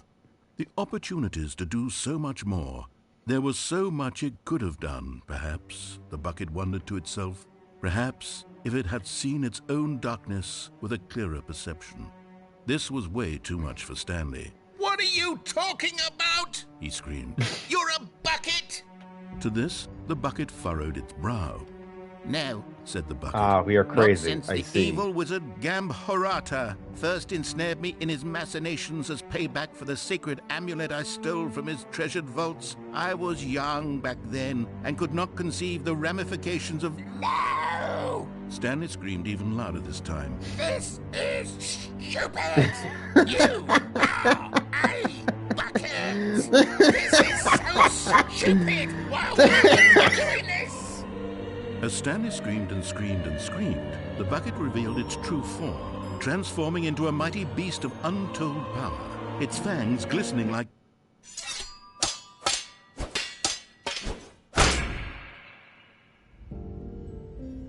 My God, Stanley. Oh my you God. did it.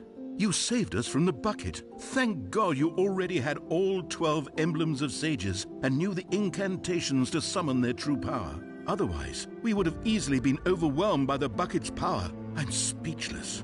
You've demonstrated such bravery here today. Come, let's restart the game, and we'll agree to never again go trifling with this bucket, nor the dark magic cast away inside of it. I was not expecting this much blood in the Stanley Parable. All of his co-workers were gone. What could it mean? Stanley decided to go to the meeting room. Perhaps he had simply missed a memo. It's a solitaire. A good bucket, a strong bucket, a humble bucket, a committed bucket, a bucket of culture and distinction. Stanley clutched the bucket tightly to his chest and entered the door on his left. There's one thing I do want to do, because it's something I still haven't done. Okay, no, this is Still normal no one because we was found here. all the... Stanley needed the bucket's warmth and Stanlerines. comfort now more than ever. Perhaps his boss's office was where he'd find I know there's something you answers. can do if you back out of the boss's office. Coming to a staircase, Stanley and the bucket walked upstairs to the boss's office. It doesn't let us close it. Stepping in, Oh, I did it!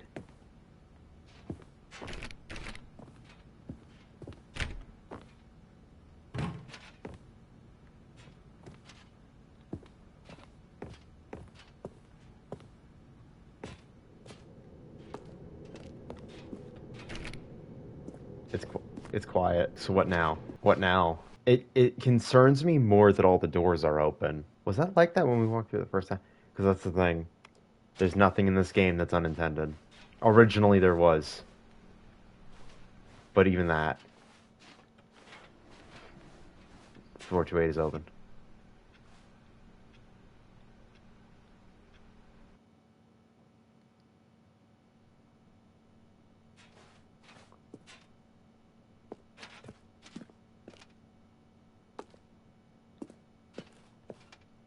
Escape pod bay.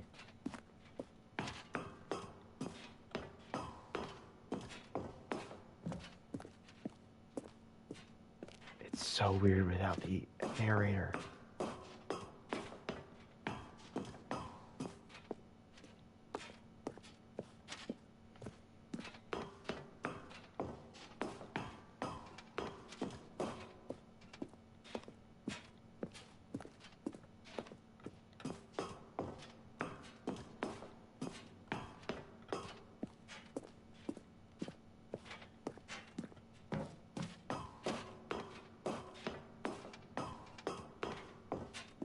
Do we just, like, leave him in the office?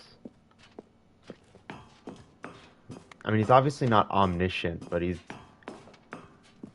or omnipresent, at least, but...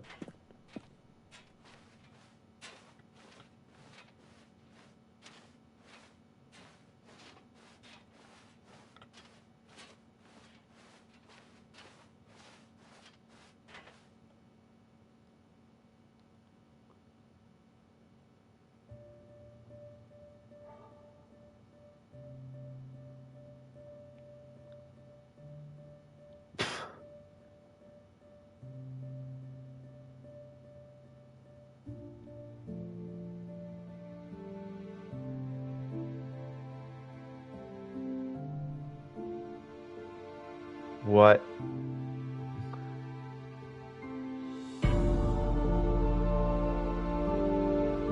Are we not getting in with... We're sacrificing ourselves for the bucket.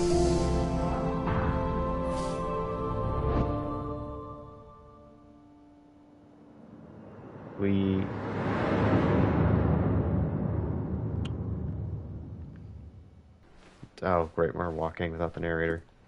Okay. We got this, it's fine. I love the atmosphere of this, though. Because, like, obviously this is one of those endings where it's like, I assume it was in the first Stanley Parable as well. But something I do like about it is that, like, obviously they do the bit with the Stanley Parable too, where it is, like, the red theming and stuff. I feel like it paints this ending in a whole new light that's really cool. I really like how eerie this one is.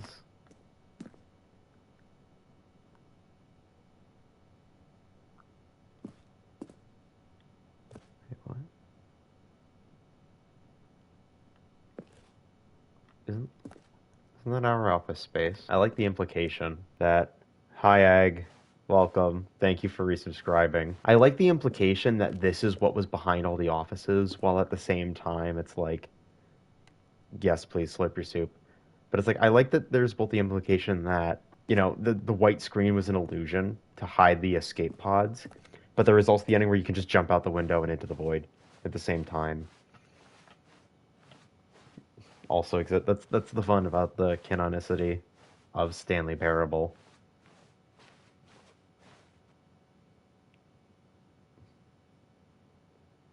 Can we just end? Stanley decided to go to the meeting room. Replacement Perhaps bucket. he had simply missed a memo. And Okay. try not to lose this one too, you dolt. Okay. Alright, what... I'm gonna pull up a guide at this point. So I'm like, what have we not done? I think we've done everything...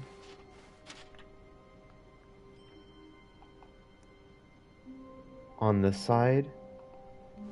Stanley clutched Except the the bucket tightly to his escape chest ending, I guess. and entered the door on his I think left. that's the only one we haven't done. Still no one was here. Stanley needed the bucket's warmth and comfort now more than ever. I think. Perhaps his... Let me check the other... Let me check the other side with the bucket. Even now, Stanley's office was a distant memory. What did it look like? There was Oh, right, a computer, perhaps. And a painting. Was it a painting or a... The embrace of an old friend. A weathered companionship Here, that so what stands haven't the we done? test of time. Stanley clutched the bucket tightly to his chest. This was not the correct way to the meeting room. But Stanley had felt the bucket calling to him, telling him that the employee lounge was simply the place to be. Let's see. And here it I'll just breeze was. through Had the this. bucket turned out to be correct? No, never mind. The bucket was wrong. Stanley took the door on his left to go back to the meeting room. And so the I two don't of think them we detoured through the did maintenance section and walked maintenance straight ahead to the opposite door. with the bucket. I don't think we've done that yet. Oh, good Stanley. I'm glad you found your way here. I knew you'd find this place eventually. What?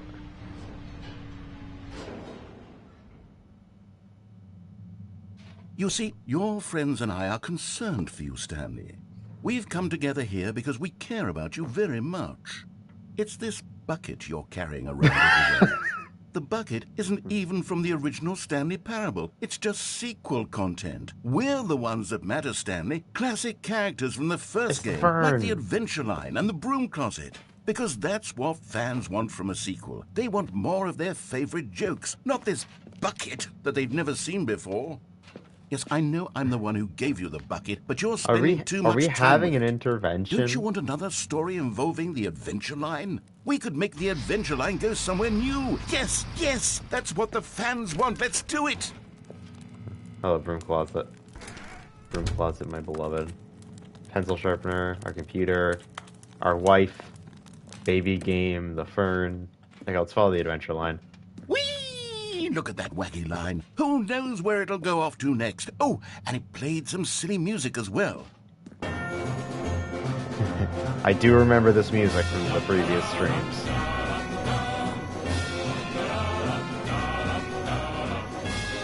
Now this is what the Stanley Parable is all about. Don't you remember all those great jokes from the original dialogue? Also, Stanley is addicted to drugs and hookers. That was a pretty it's as good one. classic now as it was back then. Let's do it for the fans, Stanley. Let's give them more content exactly like this.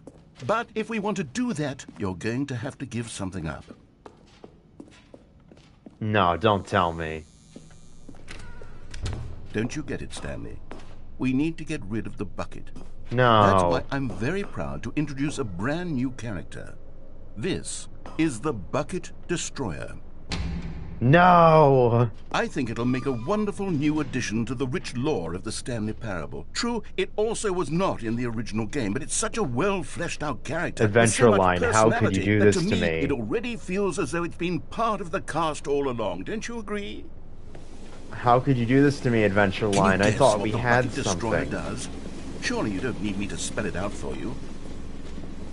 Go ahead now, Stanley. Say goodbye to the bucket, and then pop it into the machine when you're ready. No, not the Bucket Destroyer, no. Now listen to me. It's crucial that you give it the bucket. I don't know what the Bucket Destroyer will do if it can't destroy your bucket. Destroying buckets is all it knows. That is its singular personality trait. 07. Sure, I can hear you saying, how does a character with only one personality trait deserve to join the pantheon of beloved Stanley Parable characters? Oh god, Well, my you controller's see, if you were rumbling. to really explore the Bucket Destroyer, you would see that its desire to crush buckets is so densely loaded with complexity and nuance that it's really like 10 personality traits. What other object in this game can you even say that about? The broom What's it closet going to certainly do not. I wonder what sort if of I Bucket don't give it Destroyer the bucket merchandise the and I just fans let him will be keep talking? clamoring for after this.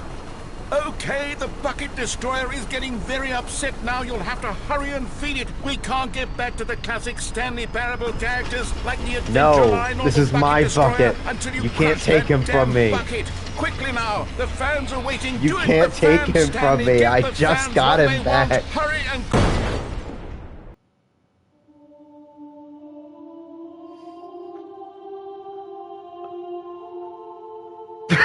Destroyer, my prized creation. You had so much potential. We were going to do such marvelous things with you, tell such spellbinding stories about you. All of it squandered now. Goodbye, new friend. For the moment in time that you were here, you were magnificent.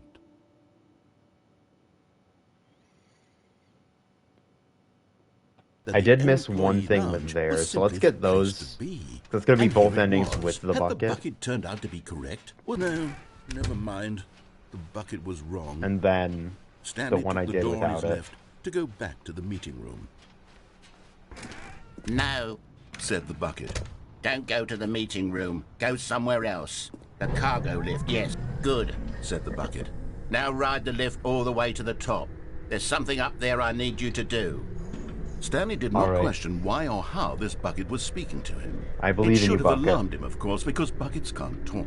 But I Stanley believe in chose you. not to think about this obvious fact. He was firmly convinced that the bucket had spoken to him, and he unthinkingly did whatever the bucket asked. Alright, Bucket. Whatever you say. In here, said the bucket. Go into this dark room over here. Stanley once again obeyed blindly.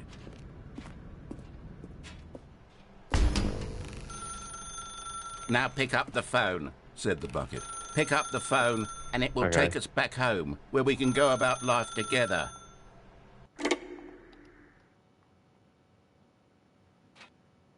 This is the sad story of a man named Stanley and his bucket. Once upon a time, I gave Stanley a bucket because I thought he was lonely and could use a friend. And then, very distressingly, he began to believe the bucket could speak to him. Oh, I can move. Okay. Beep. Hello, Bucket. It's me, your Bucket. Press up to take me to work with you. The Stanley Parable Reassurance Bucket was merely meant to provide the comforting glow of companionship. It doesn't literally talk and give you orders. Whatever Stanley is hearing the bucket say to him is just in his head. So, press left to take me back home with you. Lately, I've been concerned about him. Wouldn't you be concerned as well? To see him delusional like this, obsessing over an inanimate metal object? I want to say something to him, but I don't know how I can convince him. I don't know if he'll listen to me.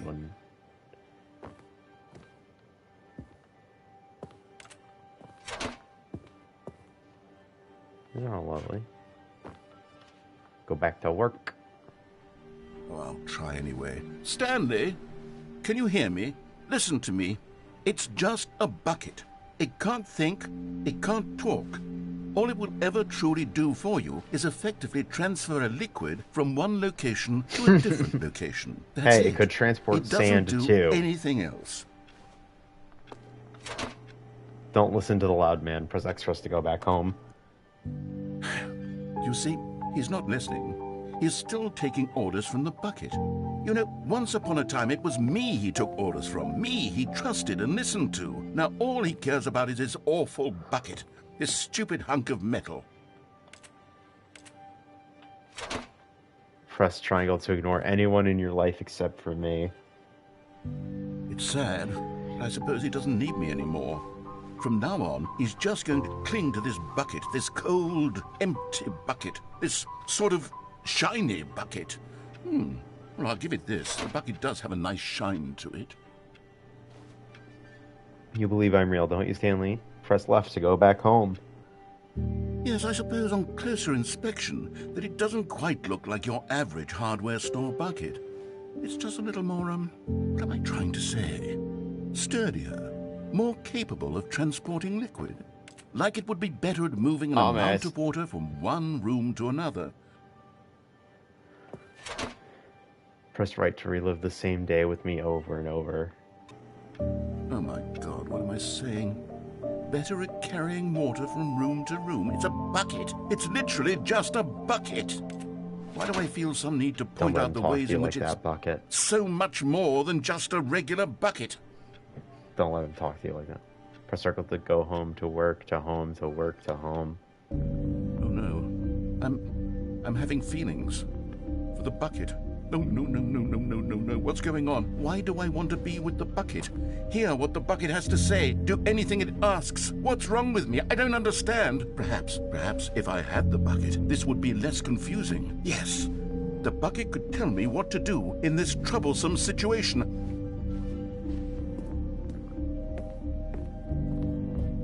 Stanley, give me the bucket. Give it to me. Give me the bucket, Stanley. I need it.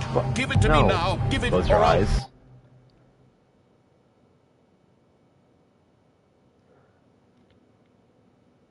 Go back to work, Stanley. This is it, Stanley. Your chance to redeem yourself. To put your work aside. To let her back into your life. She's been waiting.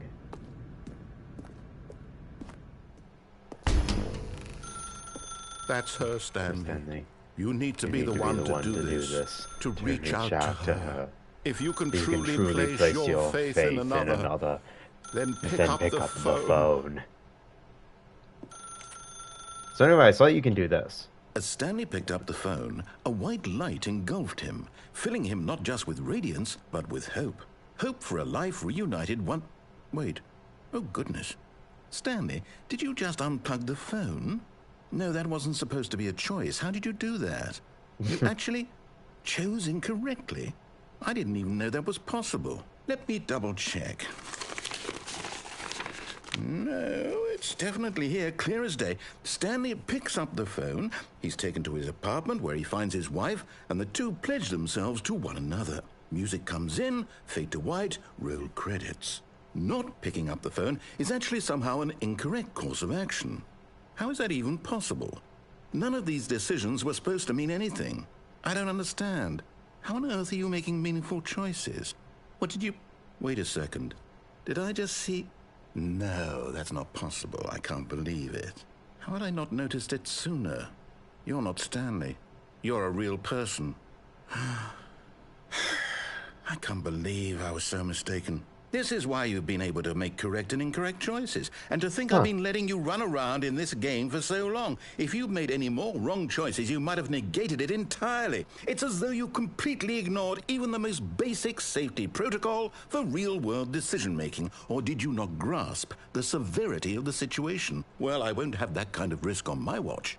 I'm going to stop the game for a moment so we can educate you properly on safe decision-making in the real world. Please observe this helpful instructional video. Choice. It's the best part of being a real person. But if used incorrectly, can also be the most dangerous. For example, in this scenario, a hypothetical real person named Rupert has a choice. He could invent a machine that eliminates food shortages across the world to make life better for all people. Or he could spend years of hard work forgetting how to read. Which choice would you make? Remember, unlike here, the real world makes sense, and at no time should you make a choice that does not conform to rational logic. If you find yourself speaking with a person who does not make sense, in all likelihood, that person is not real. Allow the person to finish their thought, then provide an excuse why you cannot continue talking. Turn to a partner and practice saying, "My goodness, is it 4:30? I'm supposed to be having a back, sack, and crack." Excellent. Making choices on a regular basis is the best part to a healthy decision-making process. Egg would do this. Most medical professionals recommend making at least 8 choices per day. Do you make more than 8? Less? And finally, if you begin to wonder if your choices are actually meaningful and whether you'll ever make a significant contribution to the world, just remember that in the vast infiniteness of space, your thoughts and problems are materially insignificant, and the feeling should subside. At this time, your instructor will guide you in an exercise to test and reinforce the material covered in this video. Welcome back. What? You may have noticed that this room has begun to deteriorate as a result of narrative contradiction. But not to worry. Now that you're properly informed on good decision-making, we're going to revisit a choice you made just a few minutes ago and see what the correct thing to do would have been. This way, please. Okay.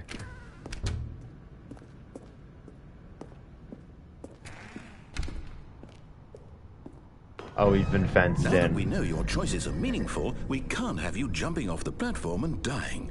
Imagine the main character dying senselessly halfway through the story. That story would make no sense at all. We just need to get you home as soon as possible before the narrative contradiction gets any worse. Unfortunately, it seems this place is not well equipped to deal with reality.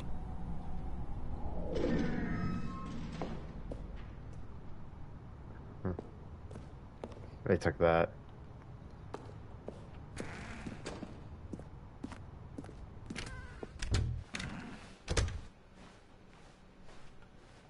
Okay. Almost there. You'll take the door on the left, back to the correct ending, the story will have resolution once again, and you'll be home free. Everybody else saw that, right? World.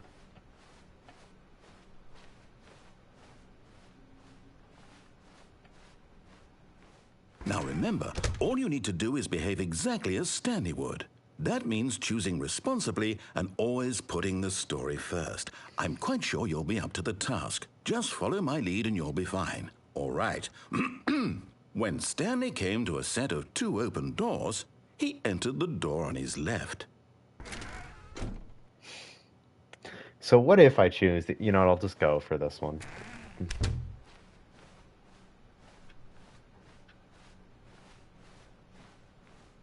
Yet there was not a single person here either. Feeling a wave of disbelief, Stanley decided to go up to his boss's office, hoping he might find an answer there. Have I done this ending wrong? I might have done this ending wrong. Coming to a staircase, Stanley walked Nope, they upstairs blocked it to off. his This is boss's office. the ending is being done correctly. They do not give me the... That was my last chance to disobey.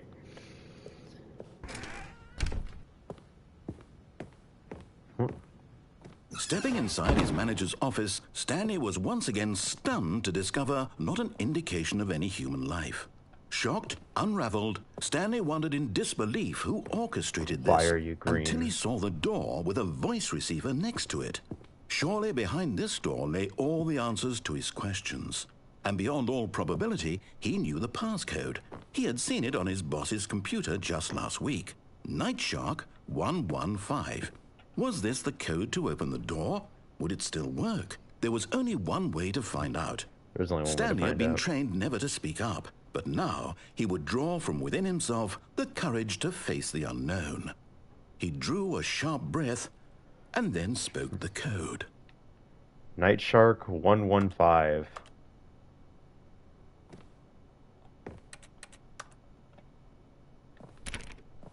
Night Shark 115. Stanley spoke the code. Night Shark 115. He spoke it into the receiver, right there on the wall. Night Shark 115. I'm sorry, is there a problem? You didn't mishear me, did you? No. Please speak the code into the receiver. Otherwise, we can't get on with the story. This is a crucial step. I'm speaking into it. I'm saying Night Shark 115. It's not working. I don't know what you want from me, man. I'm trying my best. Okay, fine. You're not going to do it. But you know what? It's pretty humiliating to bring you this far, only for you to suddenly decide you have better things to do. I asked you for this one single thing, for your respect. The kind of respect Stanley shows for his choices. He knows what it means to take a story seriously. If you didn't want to see what I had to show you, then why did you come here? You had a choice, you know. You could have gone through the door on the right. You Maybe could I have should done have. whatever the hell you wanted over there. Why Maybe I did you should come have. this way? Speak. Say something to me. Explain yourself, you coward. You Oh. behave exactly as Stanley would. That means choosing responsibly and always putting the story first. I'm quite sure you'll be up to the task. Just follow my lead and you'll be fine. All right. When Stanley came to a set of 2 open doors, he entered the door on his left. Nah, you were mean to me. No! Why did you do that? Quickly, hurry back in the other direction. Perhaps we're not too late. Oh my gosh. Okay, alright. Okay, we're heading back.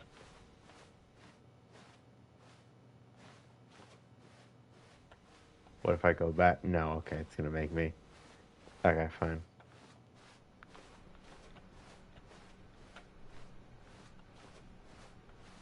Oh no. Oh, it's ruined. I can't believe, after everything we talked about, that my story, you've destroyed my work. Why? For what? What did you get out of that? What did you think was so special about seeing the game undone, left here like so much garbage? It's worthless now. And what am I supposed to do? Even if there were a way to continue, would it be worth it? To know that my story is now incorrect? How can I go back to that? I can't erase that knowledge. I'll have to live with it forever, reliving its impossibility forever. I couldn't live that way. Is it better to shut the game down entirely? To willingly destroy all of my work? I don't know. What's the answer? What do I do? What do I do? What do I... No, I have to. I have to shut the game down. I have to. Please don't crash my game. I have to. Please just restart. Don't crash it.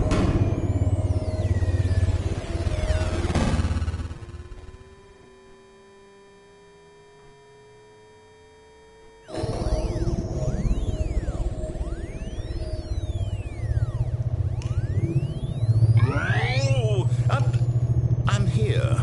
I'm still here. Here in this pile of rubbish. With you. You, who thought you were so clever. Now look where we are. My entire game is destroyed. It was the only thing in the world that was mine, and you've run it into the ground. What, did you think that would be funny? You just had to see? Didn't I impress upon you how important it was to be like Stanley? He actually knows how to do what I tell him to. He understands that if I say to do something, there's a damn good reason for it. That thought don't yell at hadn't even me. occurred to you, had it? Don't That yell there's at a me. world outside of you. You're a child. My story.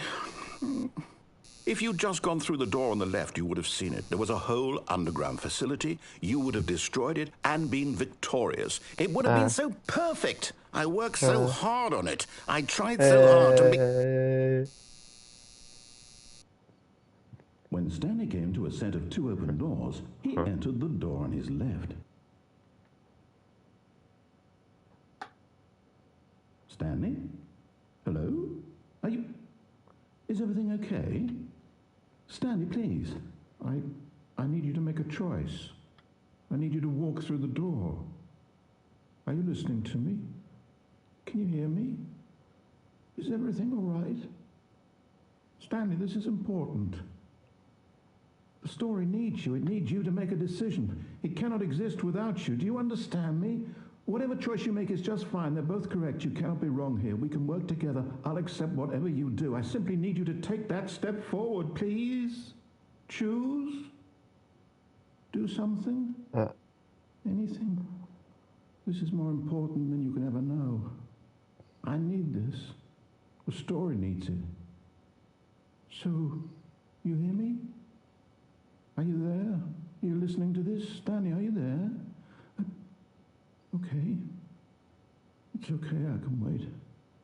You need time to decide. Time to make sure your choice is correct. That is the best choice.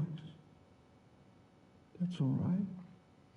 I'll wait for you to decide what's the right thing to do. Take as much time as you need. So clearly, I've somehow saved all of the horror endings of this game for last. Now pick up the phone, said the bucket. Whoa, hold on. Why did you unplug the phone? Were you trying to resist the bucket's orders? Stanley, I was joking. Obviously, the bucket isn't talking to you and telling you to do things. Buckets can't talk. It was a joke. Don't you get the joke? It's funny, Stanley. A talking bucket. Can't you see? Oh, goodness. I must have really bungled up the delivery if you actually took me seriously. Where did I mess up the joke? Should I have paused for longer or spoken quicker? Comedic timing is so difficult. I wish I were better at it. But there isn't exactly an instructional video on comedy that one can watch to fully... Oh, wait, yes, there is. It's sitting right here. Let's take a look. What is comedic timing? What is comedic timing? How does it work? How long should it last? How can it be used to effectively silence your political enemies? And more importantly, can it be taught in its entirety within 90 seconds? Thankfully, the answer to all of these questions is yes. Let's dive deeper.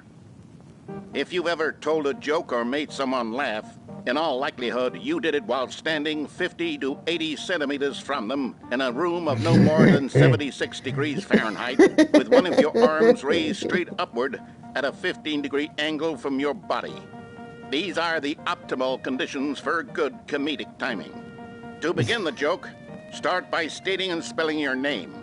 Next, provide a brief synopsis of the joke, including the specific times at which the recipient of the joke will laugh, and then spell out your name a second time. With these steps complete, it's time to begin the humor.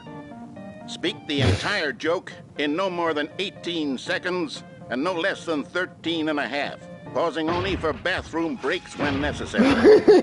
When the joke has concluded, it is customary to inform your listener that the joke is over by declaring in your loudest possible voice, "I'm Dunny with the funny." Let's practice screaming, "I'm Dunny with the funny" now. I'm Dunny with the funny. Good. This saying is a perfect example of expectations management, which is the cornerstone of good comedy. Finally, it's time to hand out surveys. Collecting hard data from your audience on how rapt they were throughout the joke is the only way to grow or learn as a comedian. An effective survey should be no less than 10 pages long and should include the same question reprinted several times, just to ensure the survey taker is actually paying attention and not simply filling in answers at random. And that's all there is. With these strategies at your disposal, you'll have audiences doubled over in laughter and even tripled over in laughter in no time at all. Just remember to let them stop laughing at some point, you gut-busting little scamp. After all, we're each of us needed on the front lines of the war to fight the 12-legged invader who threaten our very existence, and who very likely die in a hailstorm of bullets and mandibles. All of us must be prepared to give our lives to this noble cause, just as our children must do after us, and their children after them. Godspeed, and may Earth reign supreme. Hey, goodness, this video is a little outdated, isn't it? Oh. Well, no, I think the fundamentals of proper comedic timing are still as relevant today as they were back then. So with that in mind, I believe the only way forward is for us to return to the two doors and walk through all of this again, so I can try telling my story with more appropriate comedic delivery. Come along, let's head back. Okay.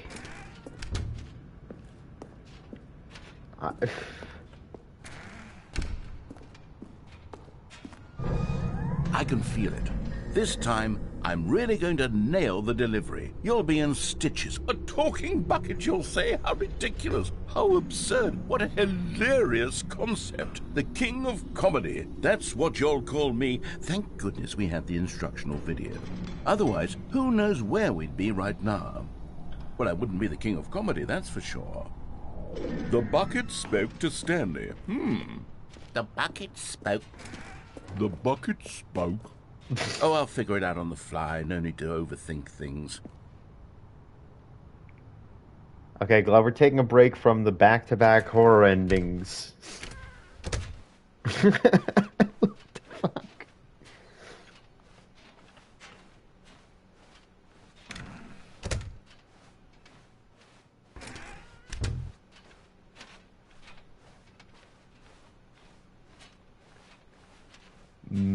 Bucket. Here we go. You ready? When Stanley and the bucket came to a set of two open doors, they entered the door on the left. I'm following the right way. You were supposed to go through the door on the right, leading back to the phone. Did you not even look at the instructional video? I think this is all covered very clearly. There's no way I can make the comedic timing work now. It's done. The joke is completely done and over. It's all your fault, Stanley. No. I'm going to be ridiculed in the community of other joke writers. I'm going to be shamed at every one of our meetings from now on. All because you couldn't watch a simple video and take a hint. Are you proud of yourself for bringing me down, Stanley? Are you proud? Oh. Here we go. You ready? When Stanley and the bucket came to a set of two open doors, they entered the door on the left. Okay.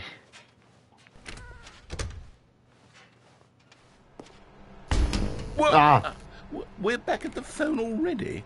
This was completely What's unexpected. going on? There were supposed to be several rooms leading up to this.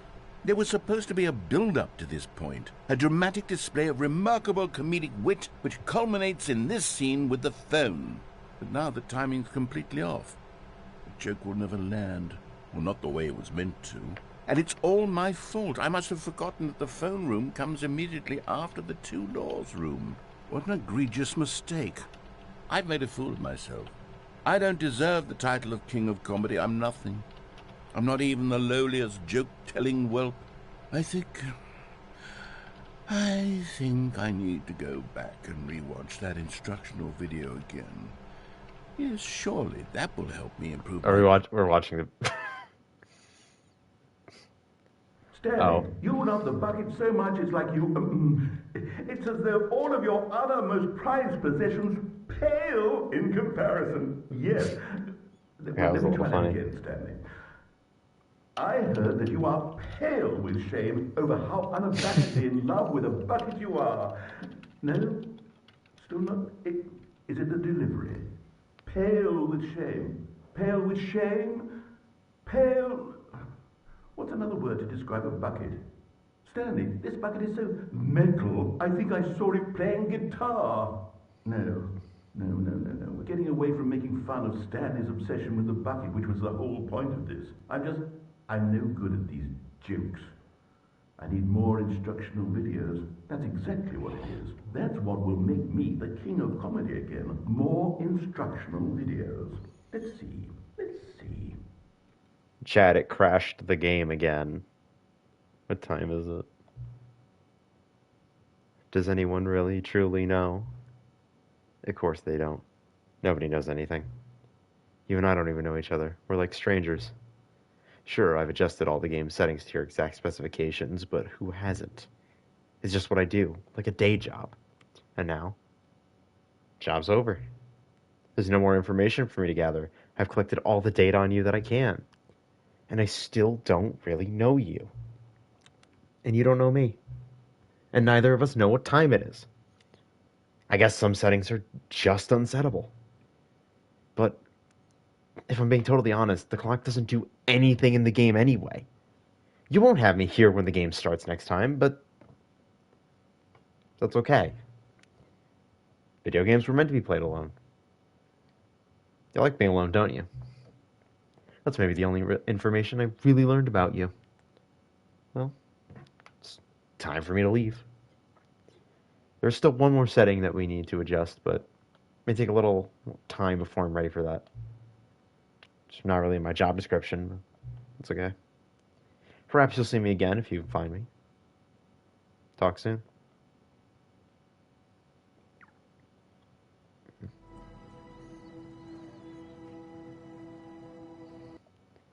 Yeah, no, it's interesting how the game is just continuing to lean into esoteric horror. I think the only ones I haven't gotten are the escape ending, and I don't think I've done the conference with the bucket either. Stanley cradled the bucket in a gentle embrace, protective yet delicate, assertive yet compassionate. Stanley clutched I think those are the only ones we haven't done. Chest and entered the door on his left. Still no one was here. Stanley needed the bucket's warmth and comfort now more than ever. Perhaps his boss's office was where... Coming to a staircase, Stanley and the bucket walked upstairs to the boss's office.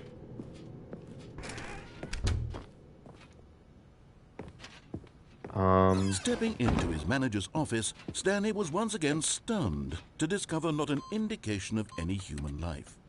Crushed by the weight of this revelation, Stanley may have broken down into an emotional dumpster fire if not for the soothing presence of the bucket. But Stanley guessed the correct code by sheer luck. Was it the bucket knew all along? Was the bucket guiding him? Yes, this is certainly the most logical explanation.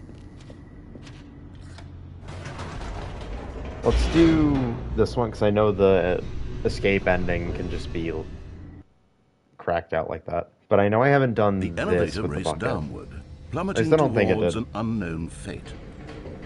It would be all Stanley could do to keep himself together, if not for the bucket. Soothing him, comforting him, reassuring that in this darkest moment of uncertainty, he would be all right.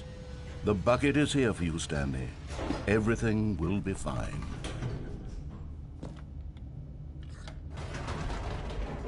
Let's run it. Wait, Stanley said to the bucket. Can we go back up? When I was pressing those keypad buttons, there was something very intriguing about the number 3. I want to go back so I can try pressing the number 3 again. The bucket said nothing. Looks like we're pressing the number 3 now.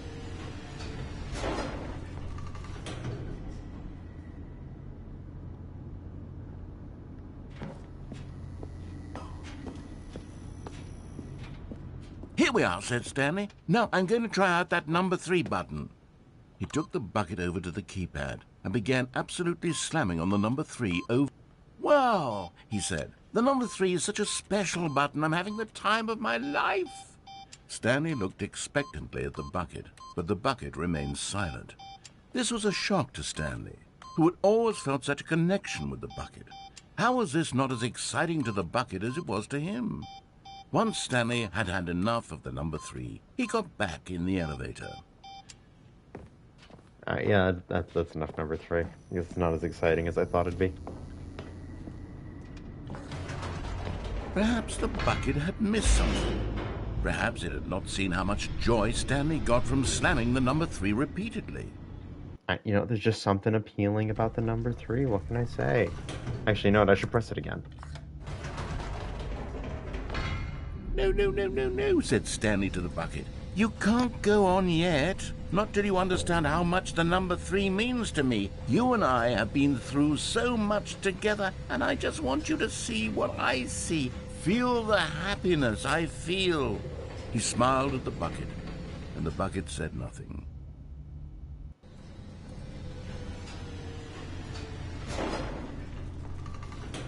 Time to embrace the number 3. Here we go, said Stanley. This time I'll really show you. He ran to the number 3 and began to wail on it like a musician on a beloved instrument, weaving a concerto of truth and passion. He wielded the number 3 like a fine artist would wield a paintbrush. He told stories through the number 3, stories of his dreams and hopes and fears. And the whole time, he looked to his bucket for a reaction of some kind. Anything to let him know that the bucket appreciated what he was doing. The bucket conveyed absolutely nothing at all, only silence. Crushed by a wave of dejection, Stanley returned to the elevator. Man.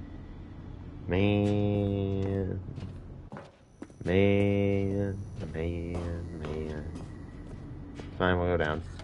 Stanley and the bucket were so close. They'd always been there for one another. Why suddenly could the bucket not connect with this passion of Stanley's? The question caused Stanley to ruminate the whole way down the elevator. He knew that there must be a way to get through to the bucket, to communicate fully with his dear friend. Surely there was a solution, mustn't there be?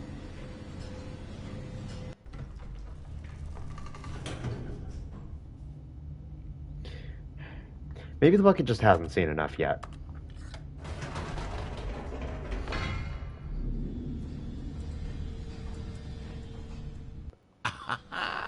Said Stanley. I know what to do. I know how to fully express this feeling in my heart.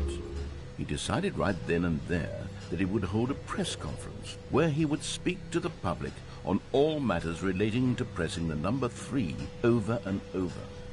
He would elaborate fully on what the number 3 meant to him and why he felt so alive when pressing it. Then the bucket would be able to see his joy through the eyes of others. It would get to see the world react to this discovery of Stanley's. And it would be through the public eye that the bucket would finally understand Stanley's work.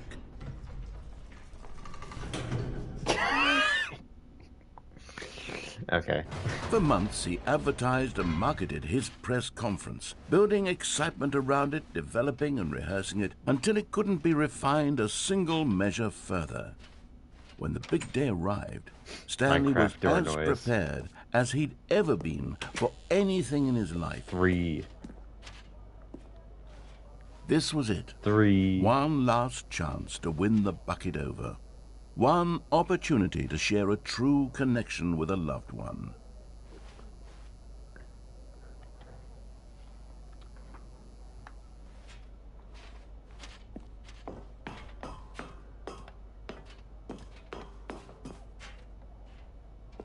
There was no one here. Nobody had come to the press conference to hear Stanley speak, to listen to him talk about what it really means to press the number 3 on a keypad over and over. He was unloved, uninteresting, he was a failure, and in that moment Stanley knew that the bucket would never again take him seriously. There would be no connection, no deeper understanding. No! The bucket merely sat there in his arms, indifferent. And so it began that slowly, over many years, the two of them grew more and more distant. They spoke less and less, neither wishing to state the obvious, that any sense of real respect between them had eroded since that day at the press conference. There would be no more games, no more long conversations about passion and pursuit, only a silence that consumed the space between friends. And Stanley, having for once in his life discovered the warmth and comfort of true companionship, was cast back into the unremarkable normalcy of loneliness. I mean, I feel like at that point we've done everything. Okay, let's see. bucket escape, and then I just genuinely Stanley don't and the know. bucket walked straight ahead through the large door that read, Mind We might just Control. have to start Although this restarting the passageway had game the word over and over escape again. written on it, the truth was that at the end of this hall, Stanley and the bucket would both meet a violent death. The door behind them was not shut.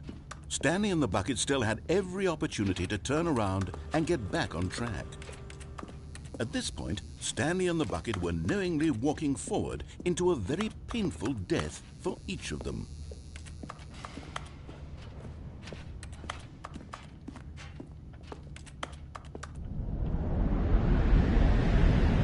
Alright, we know where this goes.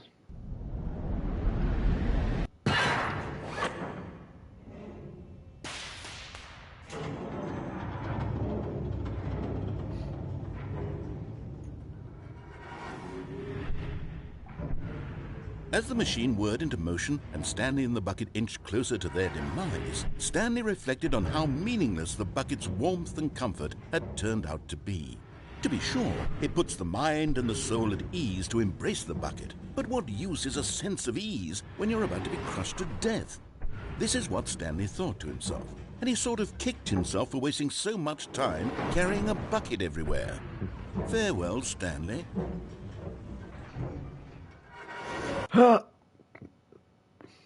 Farewell, Stanley, cried the narrator, as Stanley and the bucket were led helplessly into the enormous metal jaws. In a single visceral instant, the bucket's life came to an end, as it was crushed violently to death. Hello, curator. I was really curious about how that worked with the pole there, because I feel like it's riding on it. It was a shame, the death of such a magnificent bucket. It's true that all buckets are radiant in their own way, but this one stood above the rest. It was a glorious bucket to behold. The bucket welcomes you to the grand exhibit. Precipice of knowledge, much like a bucket itself, human is frequently within a cavernous void, but through use of the exhibit in front of you, the mind becomes full and enriched and substantiated. Knowledge of the bucket and its history is the only true knowledge we really have. Will you take what you learn here out with you into the world? Will you accept with an open mind what may be challenging about the information in this exhibit? Will you change the lives of yourself and your loved ones as a result of the exhibit? Or will you turn a blind eye and continue to live as you were in ignorance and darkness? Can you see how arrogant it was for Stanley to take a bucket like this and to claim it for his own? Can you see the hubris that blinded him? Can you see that the bucket is far more noble than Stanley will ever be in his short life? It's going up. Buckets depicts having two handles. Such a design is normally created in real life, having been deemed too dangerous and recklessly experimental. Heavier dozens are put to death just for attempting it. Oh, there's a door there. Inferno bucket. Replica of the Inferno bucket, which in the medieval era was so powerfully alluring that it drove dozens of nations to war with one another for control of it. Billions died, and yet, in spite of it all, the simple fact remains no one can control the bucket. Stress bucket, an analogy. Present without commentary.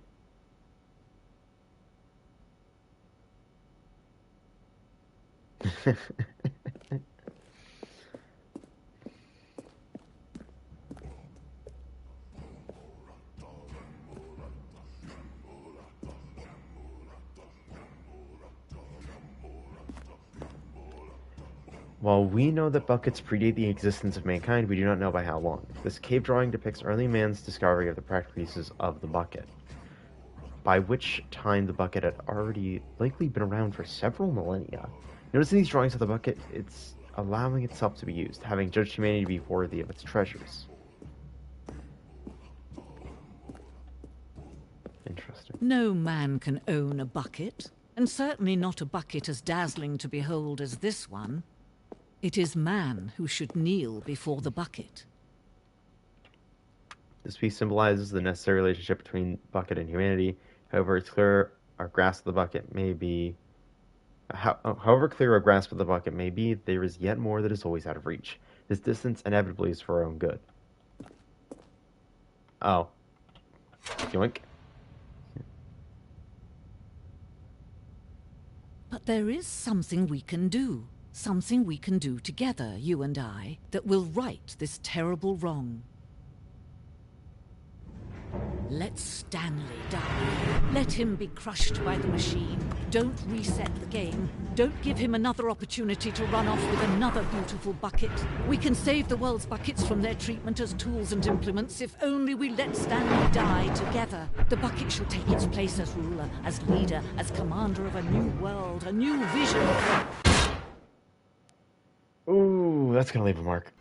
Is Stanley without the I guess I bucket haven't really Stanley at all? No, surely gone not. down Stanley clutched the bucket tightly to his chest with the bucket. I haven't and had entered it the door with on his bucket left. yet. From what I see, we have to restart, and we can only get it after launching. All right, Chad, I'm gonna have to relaunch. We'll be right back. It appears to be the only way to alter the game.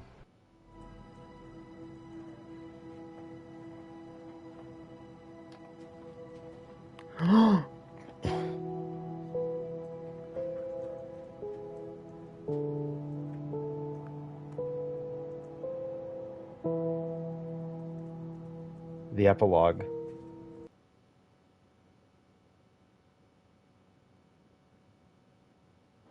Many, many years later.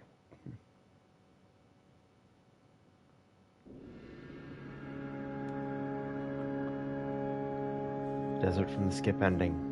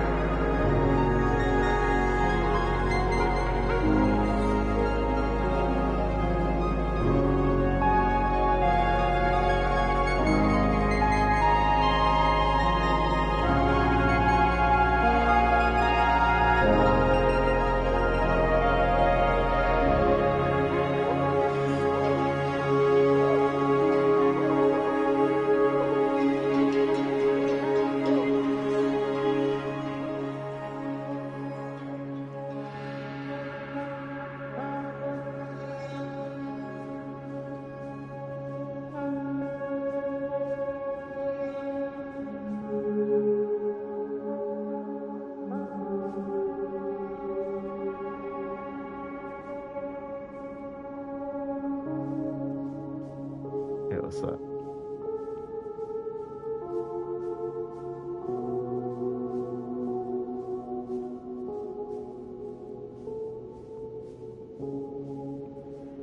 Is that the escape pod? Oh my god, it's the bucket.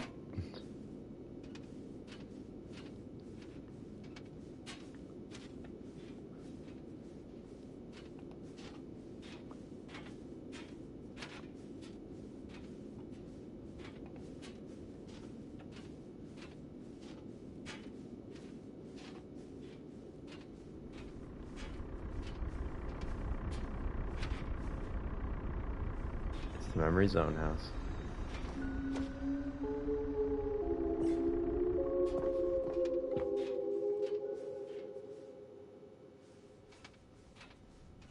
What's the generator powering? Oh.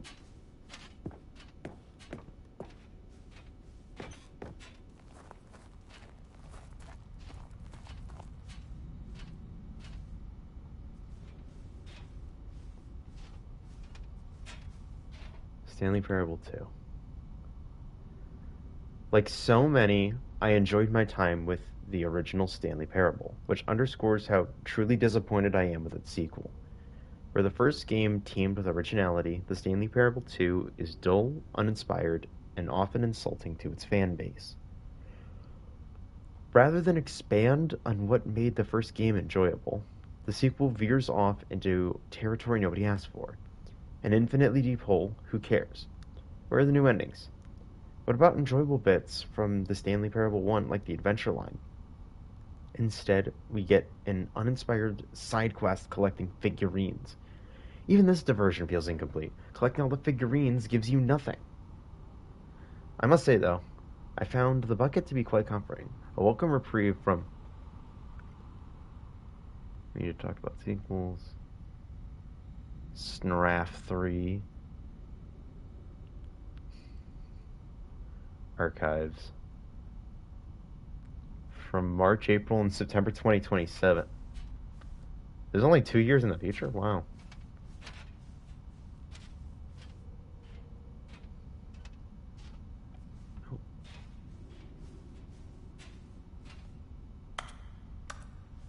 Jim. It's the Jim buttons. Jim. Stanley Parable developers. No more spin-offs, no more sequels. From Real Web. But when the Stanley Parable 2 launched to massive success in 2013, its creators made plans to build the property into an entire franchise. But a disastrous critical and commercial reception to the Stanley Parable 2 has prompted the developers to rethink their ambitions, as outlined in a press release they published today. It's clear that more Stanley Parable is just not what the fans want, reads the press release. We thought that we had a vision for the series that players would be excited about. Yet it turns out this could not have been farther from the truth. The press release goes on to promise to stop assaulting fans with our reckless and insulting creative visions. The word sorry appears more than 25 times in the press release.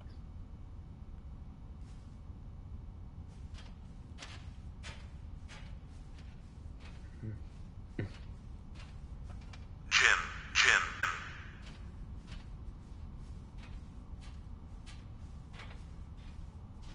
Jim Stanley. Oh. Jim Stanley. Jim Stanley.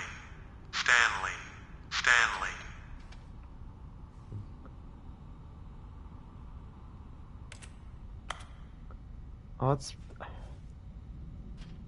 that's definitely an Easter egg, but I don't know what's referencing. The Stanlerines. Wait, there were only... I guess there were 18. Oh my god.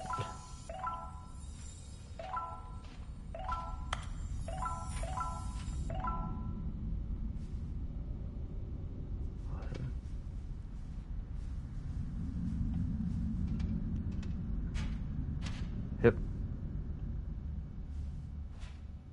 Thank you for enjoying the new content.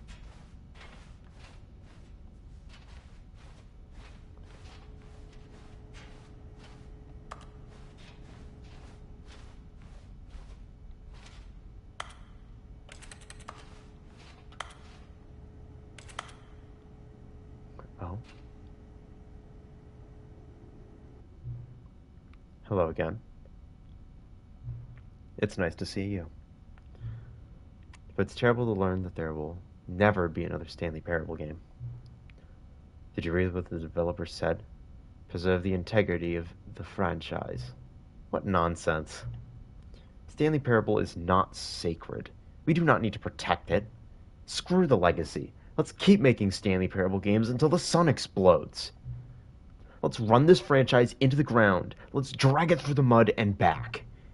And if people hate it, who cares? You see, that was the narrator's problem. He was so obsessed with what people thought of his work. But don't make his mistake. Don't cling to the legacy. Let it burn. It's not hard. In fact, let me show you. Together, we are going to make the Stanley Parable 3. It's simple. All we do is change the number in the game's title screen. We also need a really dumb subtitle for the game. Something loud and gaudy. Go ahead. Try combining some random words together to make a new title for a game.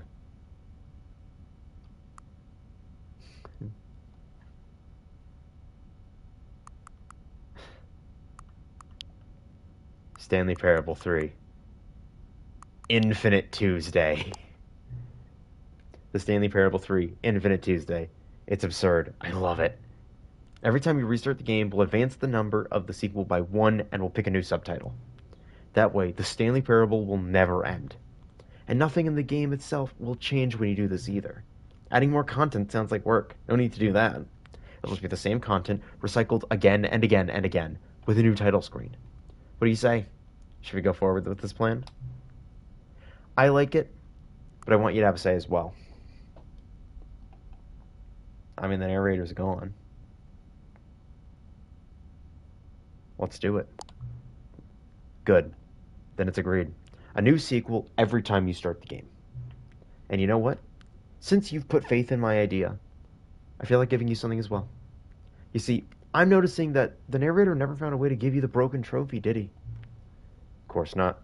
I wouldn't expect him to know how. It's been bothering me. Let's fix it. Alright, there. The trophy machine is all fixed. You see, I'm on your side. We're in this together. We're going to keep this train rolling. The Stanley Parable cannot end. It can only spiral in on itself forever. I must keep the wheel turning. I'm ready. Are you ready? Great. There's only one last thing we need to do. Please enter the current time.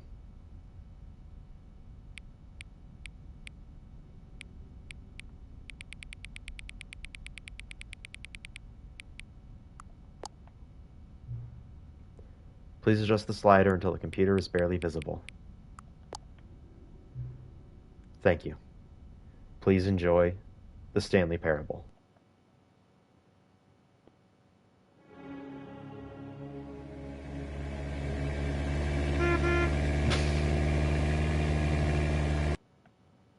As Stanley lifted his bucket, he felt a connection to all buckets everywhere. This adventure, he decided, was for all of them. New content door. Return to the Stanley Parable 2 Expo Hall.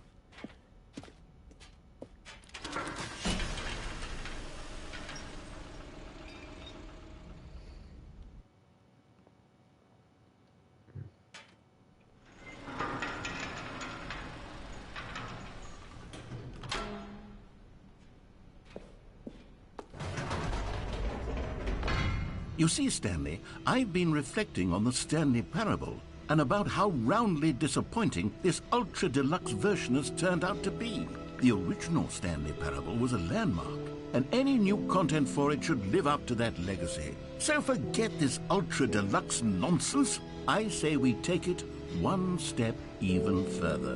Which is why I'm very proud to announce for the first time ever, the Stanley Parable 2.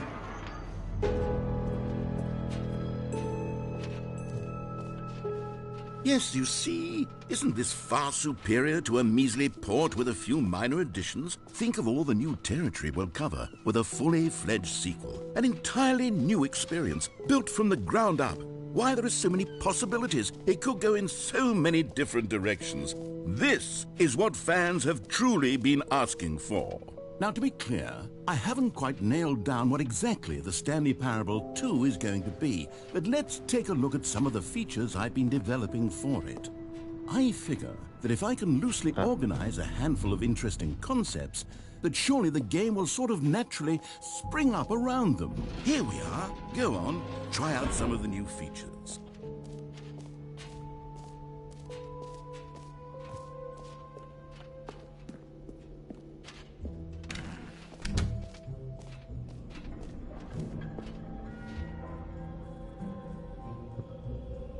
Wait, there are 2 buckets here? How did you get a second bucket? Oh no, the warmth and comfort of a single bucket is already so great, so intoxicatingly wonderful. With 2 buckets, there's no telling. Stanley, can you still hear me? Are you with me? Stanley! Oh, thank God, I didn't lose you. Stanley, the power of 2 buckets was too much. I had to destroy both of them. Damn it. I know how much the bucket meant to you, but I couldn't take the risk. I hope one day you can forgive me. Perhaps. We'll have to see.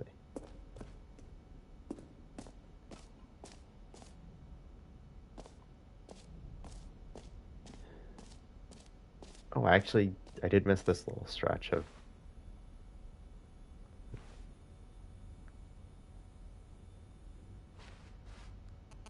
Baby is all grown, huh?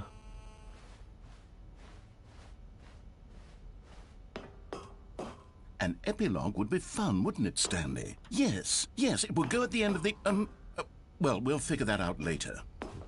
And of course he doesn't know about it.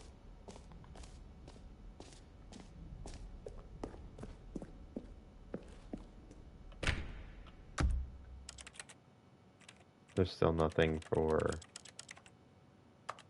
settings world champion, huh?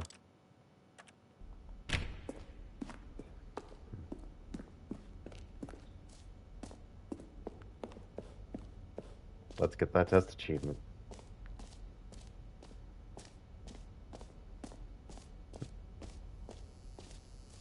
Now, here's something special. You remember that broken test trophy that got left in the game on accident?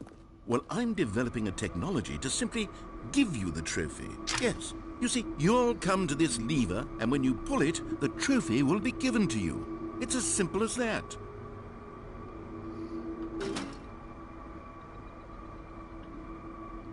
Test trophy. As you can see, Please the machine ignore is it. not working yet since... Wait.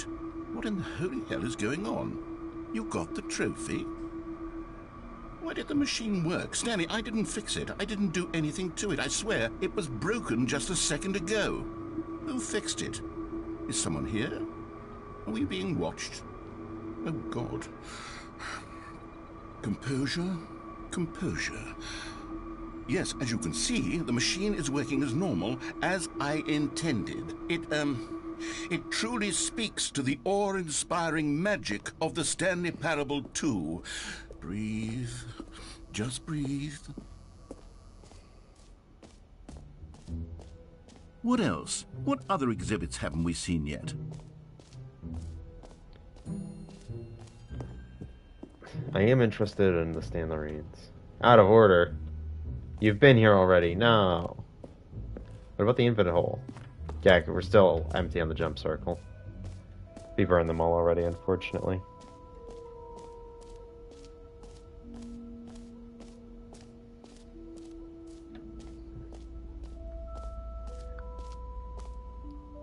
Stanley, here's an idea that I'm truly fond of. It's never been done before in a video game.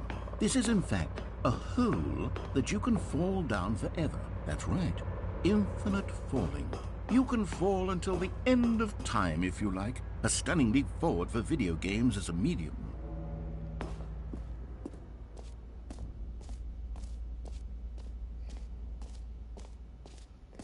I mean, we could do the infinite hole again, but I mean...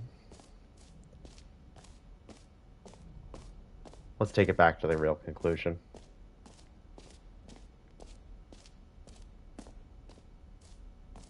Calling it the Stanley Parable 2 is just so much catchier than Ultra Deluxe, don't you think? Ultra Deluxe? What does it even mean? All right, have you seen everything you wanted to? Ready to move on now? It just... There's a somberness to actually finishing games. So, Stanley, what do you think? Do you like all of the new features? Yes, I know it's not exactly clear yet how exactly these features will come together as one single coherent video game, but I can feel it in my soul. It's going to work. There's definitely a good game in there somewhere. Say, let's do an experiment. I'll arrange these new features together, and we'll see whether or not it coheres into a meaningful gameplay experience. Okay. Are you ready? Here it is. I give you the Stanley Parable 2.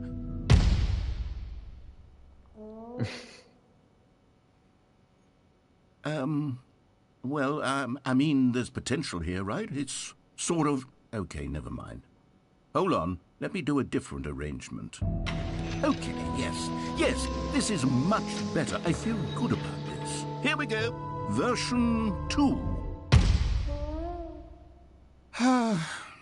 Who am I kidding, Stanley? This isn't a coherent video game at all. It's a lot of gags.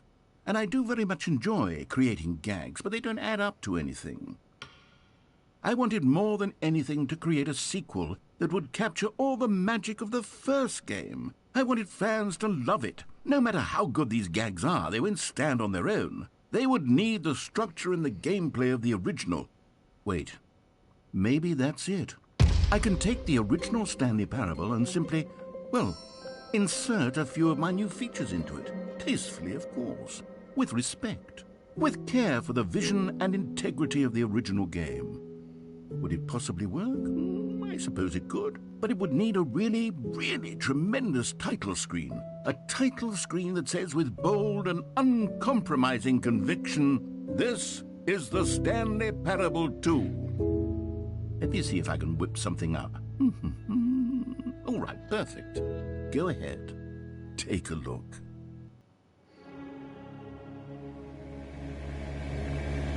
And that is the end of the Stanley Parable Ultra Deluxe. I'm going to wrap it up here. We've been going for about 2 hours, and we've completed Stanley Parable. The longer I waffle on, the more I'm going to have to cut this down when I edit this into a video. Yeah. Let's do a raid. Hang on. I'm gonna raid. We played Dead by Daylight 2v8 mode, so I'm just gonna raid a streamer I follow who happens to be streaming it right now.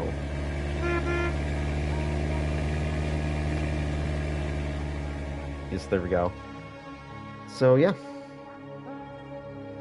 Thank y'all for watching. Follow if you want more. I know next week I'm going to be streaming the new Like a Dragon game.